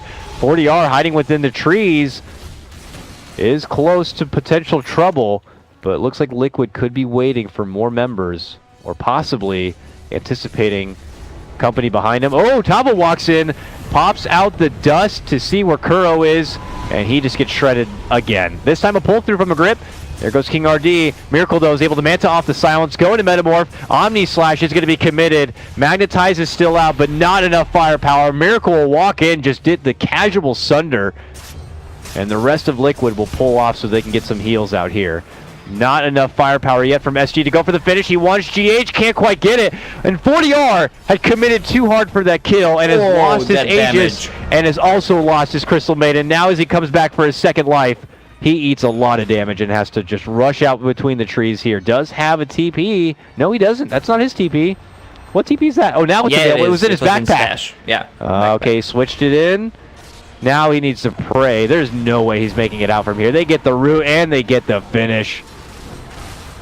Liquid get it done. The rest of SG have already pulled out from that fight long ago and have tried to pressure all the other lanes as much as possible. Well, that Clockwork is dying really fast. That was a good dust from Clock. He scouted the Treant and got swapped instantly, and he just got blown from all the damage. I mean, Terror Blade in meta near the Vengeance Aura, he's just a beast. And yeah, I think Clockwork items are not so good. He should have gone for Medallion instead and tried to work towards Solar Crest instead. Yeah. Instead, straight to the Ags potentially here for Little Tavo at this moment. But they pull off for now. After Liquid took a good successful fight, their Metamorph, of course, has expired. And they look like they're feeling confident to be in a position where they can continue to farm up and just kind of play that game. With what looks like a Scotty in order here for Miracle, he could be getting to a point where it's almost unstoppable. There just seems to be so much sustain for him that is making life very difficult for SG to be able to take out their powerhouse hitter. Look at the courier at the Team Liquid side. It's in the base, like it's full pipe, it's full pike. Whoa. It's almost a mech. It's fully maxed out, which is shit now, so get that thing out there. Alright, there it goes. Yeah, there's a lot of goodies in there. Hurricane Pike done, yeah. Alright, this could be what the ticket that Liquid were waiting for here. We have to see if SG have some more fight in them, though, to kind of rein this game back their way. They may still hold the net worth lead, but with, I would say, one more decent fight for Liquid, this game is, the ball's pretty much in their court at that point. Yeah, Wisp is on the bottom, mech finished in 30 gold. This is like the 5th attempt to try to take a tier 1 tower on bottom, and it's full HP again. And they don't even get close enough to even try to tag it some more. They pull all the way out once they see some rotations coming from Liquid. And Liquid will take their journey towards the mid lane to match up against SG. Wherever SG go, they're looking to follow, it would appear. Yeah, it's Scotty plus full Manta, full Pike, and double damage in bottle for Terrorblade, and they want to group up now and push. So do it already here, SG. Do it already, Liquid. SG, obviously not looking to kind of lock horns with Liquid at the moment, but it looks like Liquid are heeding your advice, and to the mid lane they go here. A tier 1 should be some pretty easy work for them, and we'll have to see if SG bother even taking a fight at this point. But the Metamorph is out. Metamorph plus the overcharge of this Wisp is really going to be something else. Yeah, look at this. Damage. It's 600 damage. Oh my god, this is going to be crazy. Hold on to your horses, folks. Is GH going to lock him up? No, he's not even going to get the over... Okay. That illusion's dead. Alright. Now do it. Go for it. GH is like... Yeah, there you go. Oh my god. Locks him in, insane. Takes him down, and boom! See you later, Crystal Maiden. Yeah, Miracle's the problem. Look at him go, and now pops his Manta, and now goes in for the tier 3, and suddenly SG don't know what the hell hit them. It was a truck. Tier 3's gone. Rex should be next. How dare you try to oppose the mighty Terrorblade. Jug is going to be forced to move into action, but the second they try to make a call to fight, the Guardian Angel will get popped. It will cost Omni Knight his life, but a defuse comes in very good handy there for the Jug. They're fighting it off right now and doing some decent work, and Liquid's going to be forced to step back. A relocate play is there to get Miracle back to the safe zone, but I imagine on GH's return, he's going to be taken care of. Boom. Bam. Well, they got the tier 3 tower, almost killed melee Rexes. I mean, that was pretty much expected once you saw Terrorblade with that double damage, and once they go as 5. There was a few buybacks. Who was it? Shadowfiend and +1, I think. So, look at Shadowfiend's item progression. Like, you can't see any items for the past, like, 10 minutes. It's the same items. He had Manta and Pike at the 20-minute mark. The growth of FSG has been totally stunted at this point.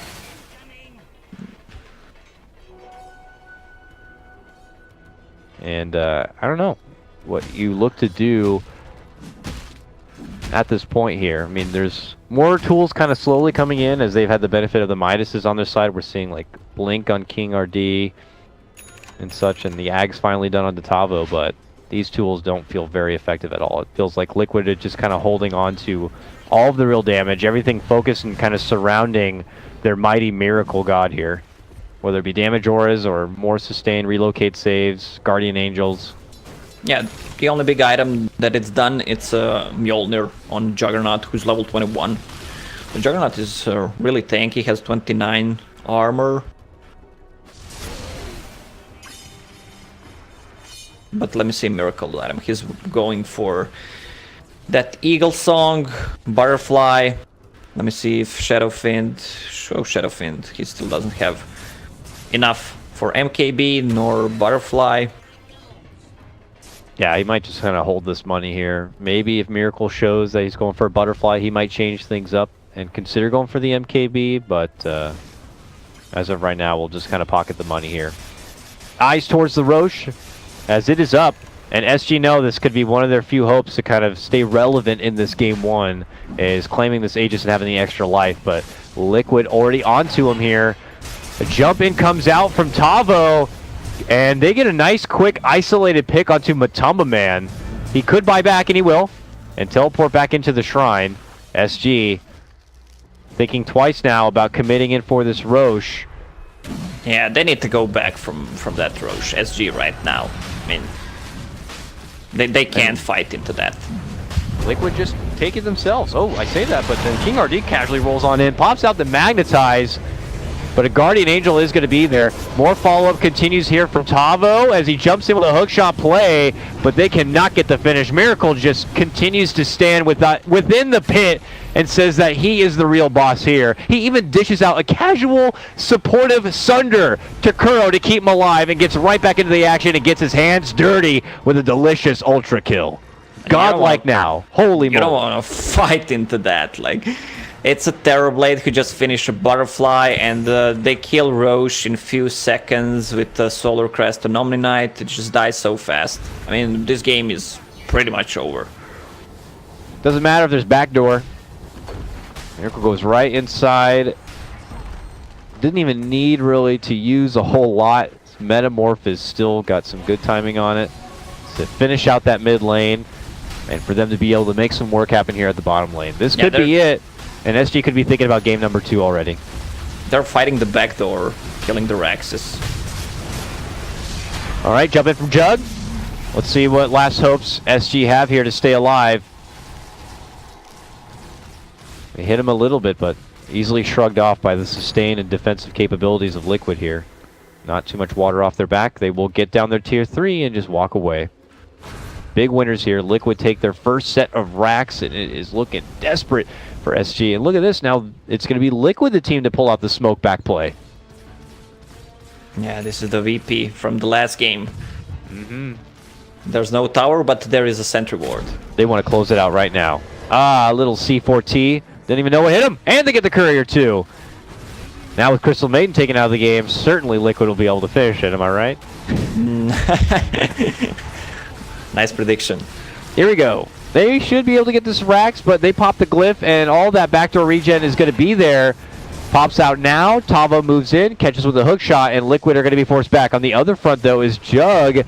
Now far from home. Miracle dishes out the right clicks, and then Curl pops him in the head with the stun, and that's going to be the game. With Jug taken out without a buyback, there is no hope for SG in game number 1, and it is going to be Liquid who take it. Yeah, they just needed the time for their lineup to kick in. They needed levels, they needed some items, got the pipe up, got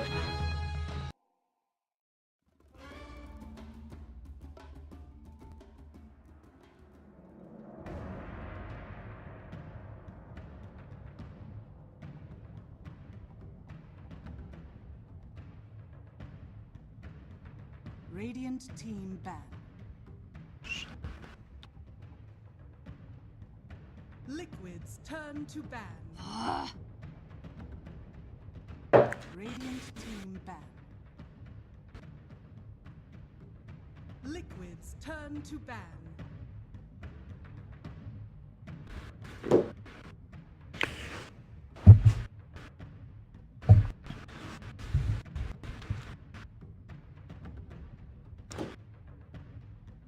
Seconds remaining. 5 seconds remaining. Reserve time.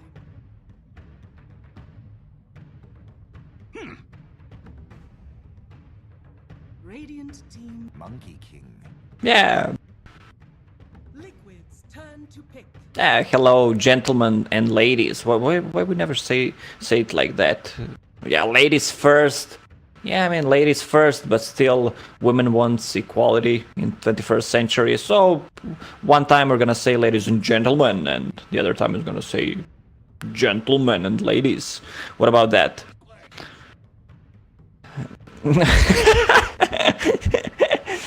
Hi, Mom.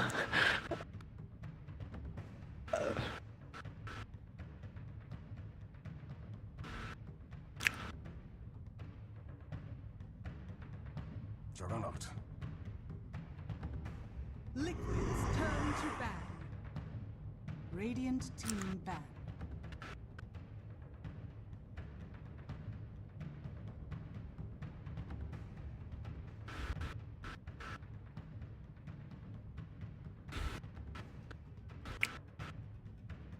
Seconds remaining. Yeah. Liquid's turn to ban. Well, the tree was the problem last game because a few times he was providing vision on SG Sports, pretty much the whole team, and initiated. So he was a big problem, and they couldn't push. They couldn't kill tier 1 tower until like what 30-minute mark. That was the problem, and they kind of threw the game, especially the Shadowfiend. Like he tried to go for a kill on Wisp, and with all those heals, the Wisp doesn't die. He forces himself, loses Aegis, dies again. So, well, Monkey King, this is the hero you can't underrate. It's always good to have Monkey King early game. We saw in previous series VP when Lil was playing it. I mean, the guy was just out of his mind. He was what, level 8 at 10-minute mark. 5 seconds remaining.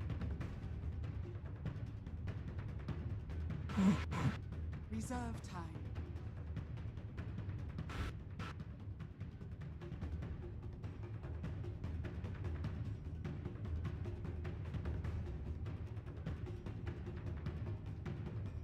Dusk.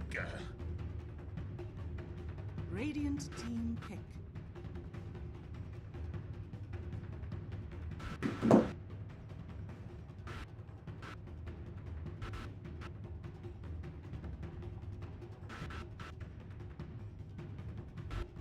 Seconds remaining. 5 seconds remaining. Legion Commander. Yeah. It's turn to pick.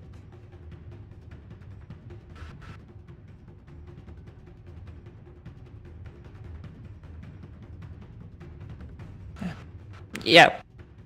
Plus shards as well, which provides vision. Hook. Well, once you scout him, it's easy to hook him. Also, Legion Commander picked into Tusk. Kinda ballsy because of all that save. I mean, Io can relocate. Tusk can put him in a snowball.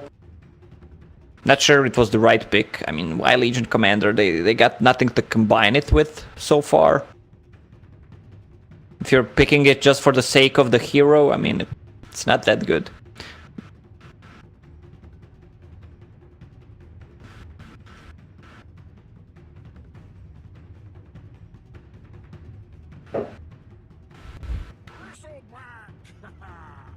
Whoa! Radiant team Whoa! Yeah. What's that piggy doing there, man? What? I don't see. 10 seconds remaining. 5 seconds. Imber spirit. Liquid's turn to ban.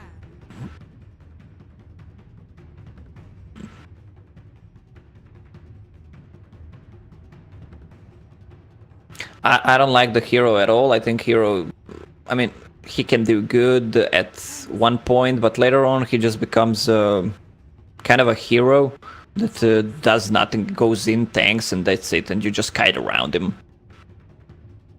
Reserve time. Yeah, you.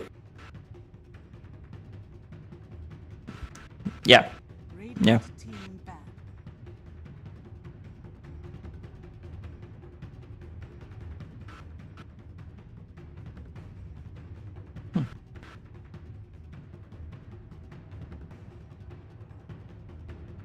Seconds remaining.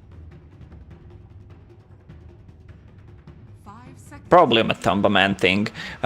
Also, Bristleback. Well, you mentioned against Legion Commander, he turns him around.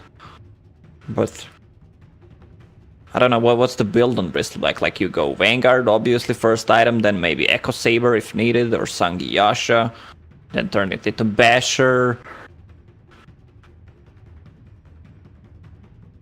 It's a kind of waste of slot on a BB.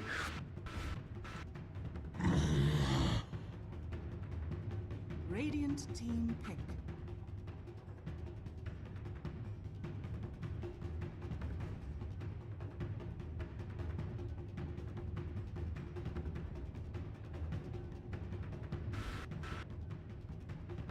Seconds remaining. 5 seconds remaining. Yeah, Silencer is really good. I played a pub a few days ago with a Silencer and like, oh, there it is. Yeah, what?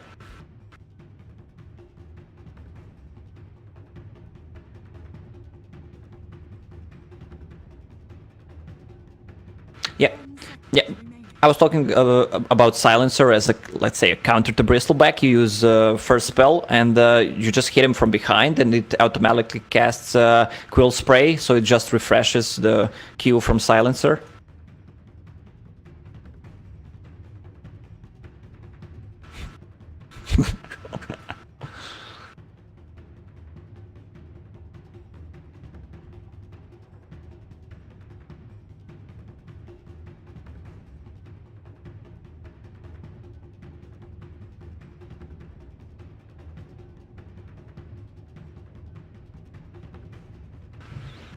Templar Assassin.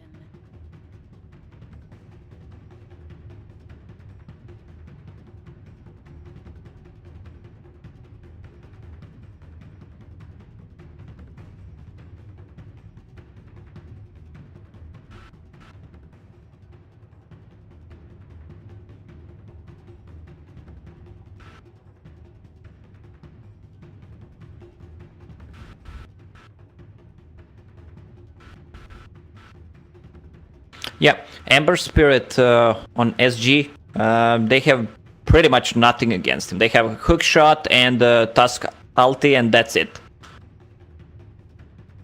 But he can just run away from it, like Snowball. I mean, that doesn't counter Ember Spirit. Once he gets his Blink Dagger, it's gonna be pretty impossible to catch that Ember. Yeah.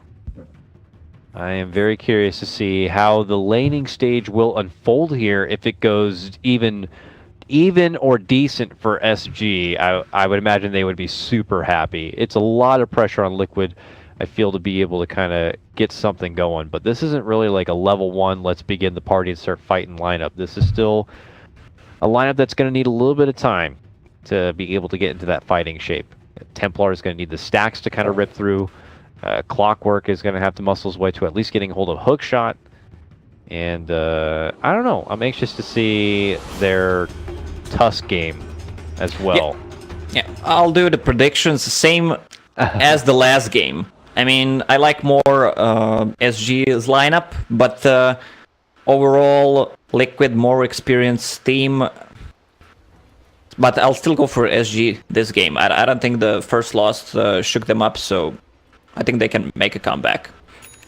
All right, fair enough. Let's see if we're going to be in store for a game number 3 and the comeback play of SG Esports, or if Liquid are going to be able to push themselves up to a higher seeded position in this Swiss format by securing a win here. One that many would expect should be an easy win for them. SG Esports probably coming in as one of the biggest, if not the biggest, underdog of this tournament. If they're able to scrap together any sort of wins, it could do some serious work with the repercussions of the rest of this tournament, because as it stands right now, believe it or not, like SG and EG are like on the same playing field. EG also, spoiler alert, lost their first game of this next heat, so that just goes to show you that really anything can happen with Dota. Such a great game. Yeah, and the greatest hero in the game again. Look at Monkey him. King? No. It's another king. It's Keeper of the Light King. Oh yes, the greatest hero in the game, of course. We'll see. I'm curious if C4T rather is one to consider leveling up the early point into Mana Leak. This may be Liquid setting up a aggro lane though, it looks like. Yeah. Monkey King with that Poor Man's Shield, plus Keeper of the Light and Jug, they should do well. It should be an interesting lane on bottom. I don't know. Liquid are really being brash here. They are going right towards the Coddle. They just know a few Quill stacks is really all it's going to take. It is a full 3-on-3, but without surprise, Liquid do have that better level 1. As Matamaman is going to be able to continue to dish out these Quills. Ooh, SG! You got to be careful, man. They hurt. Oh, that's an easy first blood for Liquid. Just happy to kind of swing. Yeah, GH got a first blood, has enough gold for bottle, and 300 extra gold. Using the shrine already.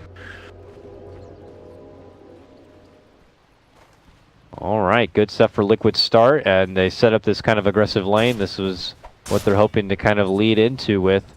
And it looks like they're going to go for the Keeper Illuminate Blast. You hate to be in this kind of position, though. You don't want to be blasting down the wave and taking away farm from your Jug or risk pushing the lane forward, but you can't also just let them take full control of the lane. So occasionally he might have to just blast the wave like that just to be able to add any sort of pressure or reason for Liquid to at least be nervous or scared or something.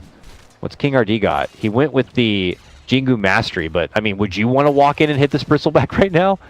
He could do it a couple of times, but Bristleback's one of those heroes that could even force a Monkey King to kind of step off a bit. Well, King RD has Poor Man's Shield. He can trade some hits, but he died for first blood. We saw that he's not invincible. Yeah. They need to get magic sticks ASAP on bottom lane. Jug has one already. But that Wisp is gonna be so tanky. He has stick and a bottle. Yeah, stick is mandatory in this lane for almost everyone on the side of SG, I'd imagine. Mid lane. Leaves the other two lanes, obviously, in a bit of a more trade on a 1v1. I'm not suspecting there should be too many casual kills here unless they get straight up outplayed. Most of our attention in this early game is probably going to be towards the bottom half of this lane. But we are seeing some movement from the 4 positions now. Kuro's heading over. He got his level 2. And he's hoping to make some work out of it. Nice. He just got the scan on Kuroki and sees he's there. Ooh. Where is our Monkey King? He headed actually back towards the bottom lane. Even though he got the scan, he still is going to be potentially caught out here. Nope. I got overhyped for no reason. He's fine. Shrugs off the trouble from Liquid. Poor Man's Shield does its job. Oh, Clockwork, what does he have? 9 against 17 on Legion Commander. That Legion Commander has kind of easy lane. Easy to last hit, easy to trade hits with Moment of Courage. Doesn't have any mana, but still. It's a great win-win for both of them, yet again, in another game. So we'll be seeing the impact of these offlaners earlier than usual. Uh-oh. Trouble here for the Jug. He has been isolated here from Liquid. Wonderfully done there. The help was not nearby. Keeper a bit far off, but what really... Keeper can't offer a whole lot defensively in the lane to stop something like this. Liquid have definitely put together a serious amount of muscle power in this bottom lane. They need to be really careful with that Jug once Monkey King is not there. And, I mean, Monkey King is level 2, doesn't have a Boundless Strike.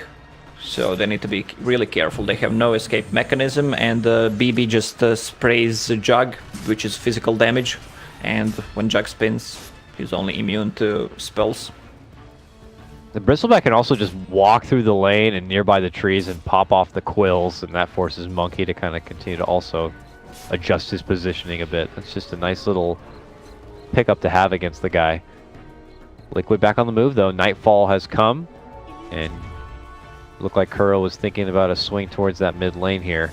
Miracle is etched up and ahead. The CS matchup in the mid lane, 23-9 to the 21-9 of our 40R Ember Spirit. And as you were alluding to before, Legion Commander and the Clockwork still having their way here. Both level 5, about on the same mark. Yeah, Mind Control is really an awesome player, an offlane player, especially in 1 versus 1 matchups. This is not what other players do. He buys bottle and just pushes the lane, secures the rune. That bounty rune is pretty much always safe for him. He wants to dominate the lane. I mean, the Legion is stronger, so that's why he doesn't want to go for like tranquil boots and shit, because it's not that good. Yeah. Levels are coming online slowly here for SG, and that could make things a bit better for the bottom lane. I mean, these blasts with the Chakra magic make it a bit easier, and look at this, they actually may be able to get a kill on the Matama Men, and they do.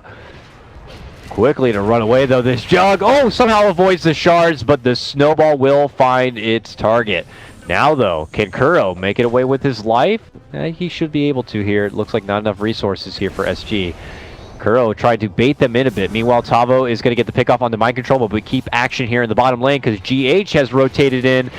King RD looks to focus fire him, and now it's C4T under the gun as Matama Man has shown up.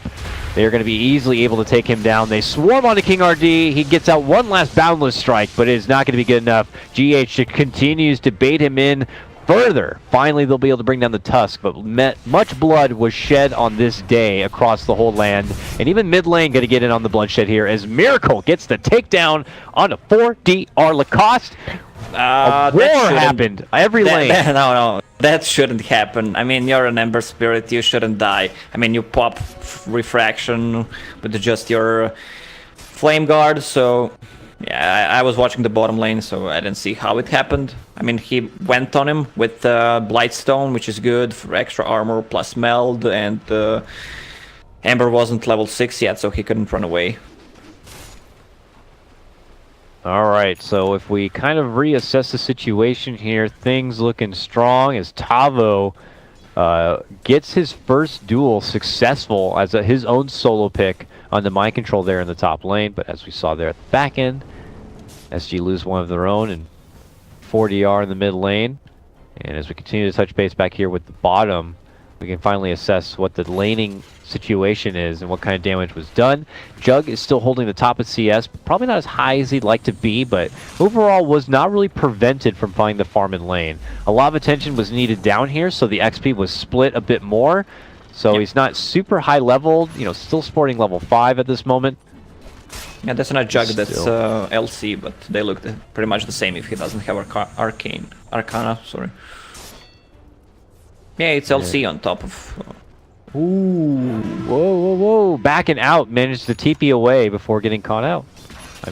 I missed the first part of that action here, but bottom lane is thinking about a jump on the Matama Man, but if they don't get him in the right spot, it's not going to be worth it at all.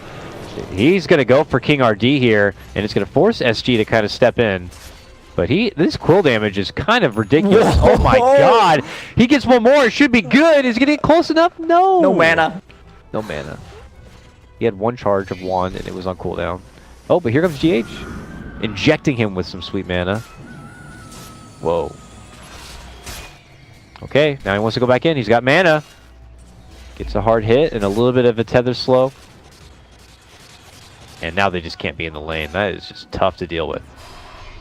They're bullying them on the bottom lane. Monkey King being level 3 has 1/1/1. Ooh, top lane.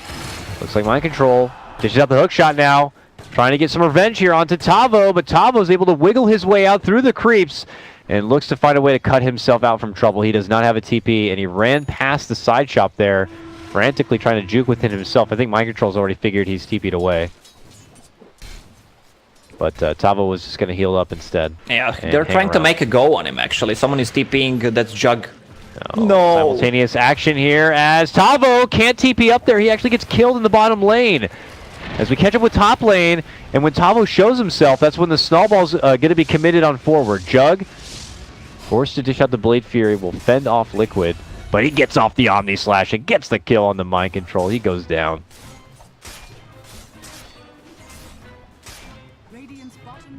That was a ridiculous jump of action right there between it's actually bottom lane and top lane. On the bottom lane and top lane simultaneously. BB finished Vanguard. That BB is not gonna die for quite long. They need Jug ulti and Legion Commander ulti to actually kill him, plus Ember Spirit probably. Tries to get some damage in onto the tier 1, but look who's shown up. It's going to be Tavo here. Gets off a little bit of some nuking power here and is going to be able to fend off a bit of the push. But Mind Control's also rotated over. He's got a hook shot in his pocket. And is probably hoping to go for a setup, but it looks like SG have already pulled away from this bottom lane, possibly anticipating the rotation over. Looks like they may see GH nearby, and they don't want any of that business, so... Liquid will go to their farm. This is an opportunity for Miracle, rather, to work his way through an Ancient stack. It looks like he's going to go all in for the Desolator buildup, bulking in the burst of damage. Yeah, Miracle having a really good time. 4.6k net worth, uncontested. Has Shrine really soon. There's a hook shot missed. That's a shame. Radiant's bottom tower. Opa! Top lane, whoa. LC duel is gonna be enough. Yep, with the Blade Fury together, they'll both be able to lock down and get the finish there. And now tier 1 is going to be easily secured at that moment. No treant this time, so they can actually chop those towers easily. With the towers being able to go down at this time, that will allow options for SG to kind of move into Liquid territory and get some wards down here. Ember Spirit kind of locking horns here a bit with Miracle, but he is closer to finishing out that Veil, it would appear. But look who continues to be the demo man here in the bottom lane. Bristleback now doing his thing towards the tier 2. Okay, ooh, 40R almost walked up into the high ground, but then Mind Control pops his battery assault, chases down for him, but it looks like Ember decided to walk elsewhere. But okay, well, Matama Man still happy to get some free and good damage onto that tier 2, but it looks like they finally decided the call to retreat on out of here. SG could try to make a little bit of chase, but without some catch nearby, there's nothing they can do about it. Just feels like Liquid are in a great spot. That's a 3-man amount of pressure to the bottom lane, and SG had to call everyone over. Liquid continues to farm the middle lane, or in the jungle, and Kuro is just gladly farming through the top lane. Mind Control does get a kill on the C4T. The Monkey ult does fly out, and they may be able to get the finish onto Miracle here, and they will. Ooh, SG does have some bite left in him, and is going to take it to Liquid. Yeah, good rotation by Juggernaut. First he TP, get a kill for LC, some damage. Now he killed Miracle. He's on killing spree. But meanwhile, Bristleback just farming in the forest. Let's see what he's going for. Seems like he wants to go for mech, just tank up. Yeah, mech would allow them to kind of come together here. It is a pretty, almost all-in kind of a strat here when you're kind of falling back on the TA for your core damage. Matama Man makes his waddle in, forces back the Jug, and forces out the healing ward now. It's gonna be hard to push happy too. Against Coddle, level 3, Illuminate. Yeah, normally I would be a bit like, oh, it'd be nice to get an early value point into Mana Leak, but obviously with the benefit of going more into Illuminate, you could fend off the pressure here from Liquid. I mean, don't mean to be a broken record, but based on their lineup, you know they're going to be pushing early, so anything you can have to prevent that push early would be nice. I gotta trust you when you're saying things about Coddle. If you told me like you need to go like double boots and mana boots, I would just trust you. Yeah, well, I would hope to God that wouldn't be the thing, and if it is, then I certainly don't know the hero. Oh, whoa! It looks like we got a catch here. King RD spots out. And nice. Credit to this ward over here. GH tries to go into a bit of a mission there, but gets spanked. SG get a nice little pick off. Yeah, Legion Commander seems like he has what is it? Some weird shit right there. It's whoa. She's in trouble. She gets caught out, but Matama Man's able to dish out the quill damage while Mind Control locks her in place. She turns back and dishes out the nuke. It's going to be C4T actually getting a finish on the Kuro in the meantime. But the chase is on for the bottom lane. Grab for Jug. They need a bit more. He turns around, goes for the Omni Slash, gets some heals out, but still not enough. They turn it around. They're going to be able to get the finish onto GH. It looks like Jug is able to make it away from trouble, but they turn around and club down Tavo, taking away his 3-kill streak. Now King RD takes to the trees, pops out the ulti, and they turn their sights on the Mind Control, and it looks like they should be able to get the finish. Dominating now for Jug, King RD is not done yet. He thinks about making chase here from Matama, man. Look who's nearby. C4T, but that's a coddle. He can't do shit, so watches the Bristle walk away. Yeah. Juggernaut and the Legion Commander really played well together. I mean, Juggernaut was so close to dying using Magic Wand, then pressed the attack game, then just juking around. So really nicely played. They even got to deny on that tower. Juggernaut should go for... Oh, mid lane as Liquid are trying to move on in. They get hit with a blast, a set of chains, and a deep heart commitment, which will earn them a takedown onto the Keeper of the Light. A follow-up takedown will also be there for Tavo, and they're not done yet. Hook shot fly in from Mind Control, but he ends up entrapping his own team. A jump out will be there, but ultimately Jug is not going to make his escape. It's a double kill for Miracle as he ends the 4-kill streak and claims an extra 342 gold for it, plus a tier 1. Things looking wonderful for Liquid. Yeah, Roche time. Roche time. With Deso, it's gonna die so quickly. Goo. They can't do anything about it. Jug is dead. No ulti. SG pinging out though. They smoke and they rush that way, but as you can see, the damage had been done. Are they thinking about fighting anyways? They were thinking about it. They literally walked into a trap, and quickly tries to jump to the low ground there, trying to avoid all Liquid members. Man, Liquid takes a hard shot there, coming out from the Legion Commander, but look at the dive in from Miracle. He just assaults both of them and finishes them off. Killing spree for him, and he wants more.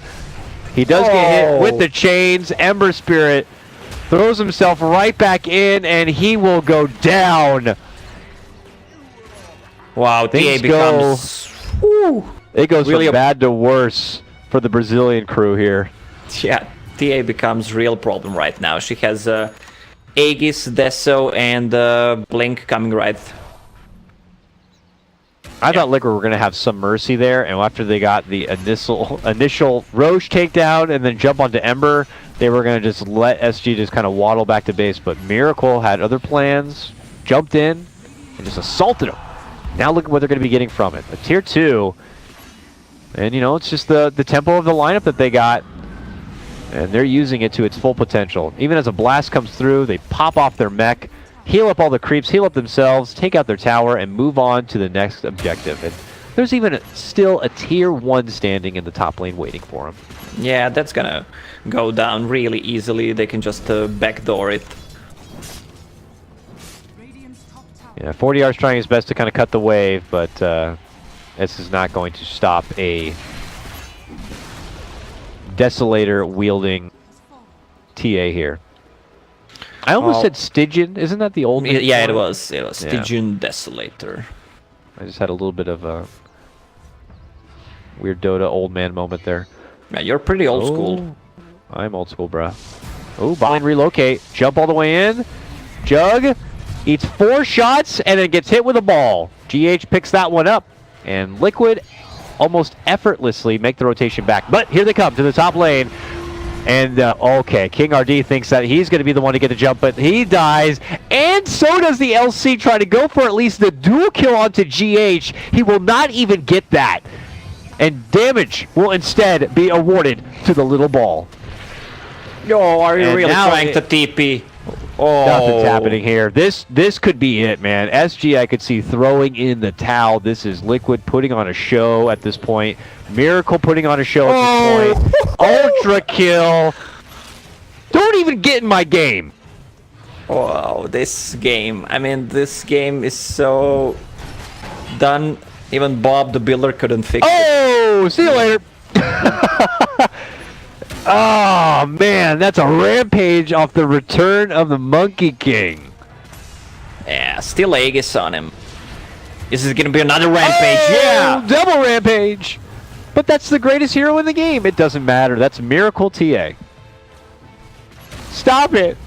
They're hurting them. They're already dead. Can you do Stop it? For the lulz. It's bad, man. Yeah. It is bad. SG get a rude awakening in game number 2. And we'll have to try to shake it off. Liquid, though, feeling good. Walk away now with an extremely rich TA and a couple of racks down. Yeah, Liquid feeling so much better in the game too. I mean, they got dominated in the early game, in the game number 1, but Oh, that's a straight up hurricane pike on the way.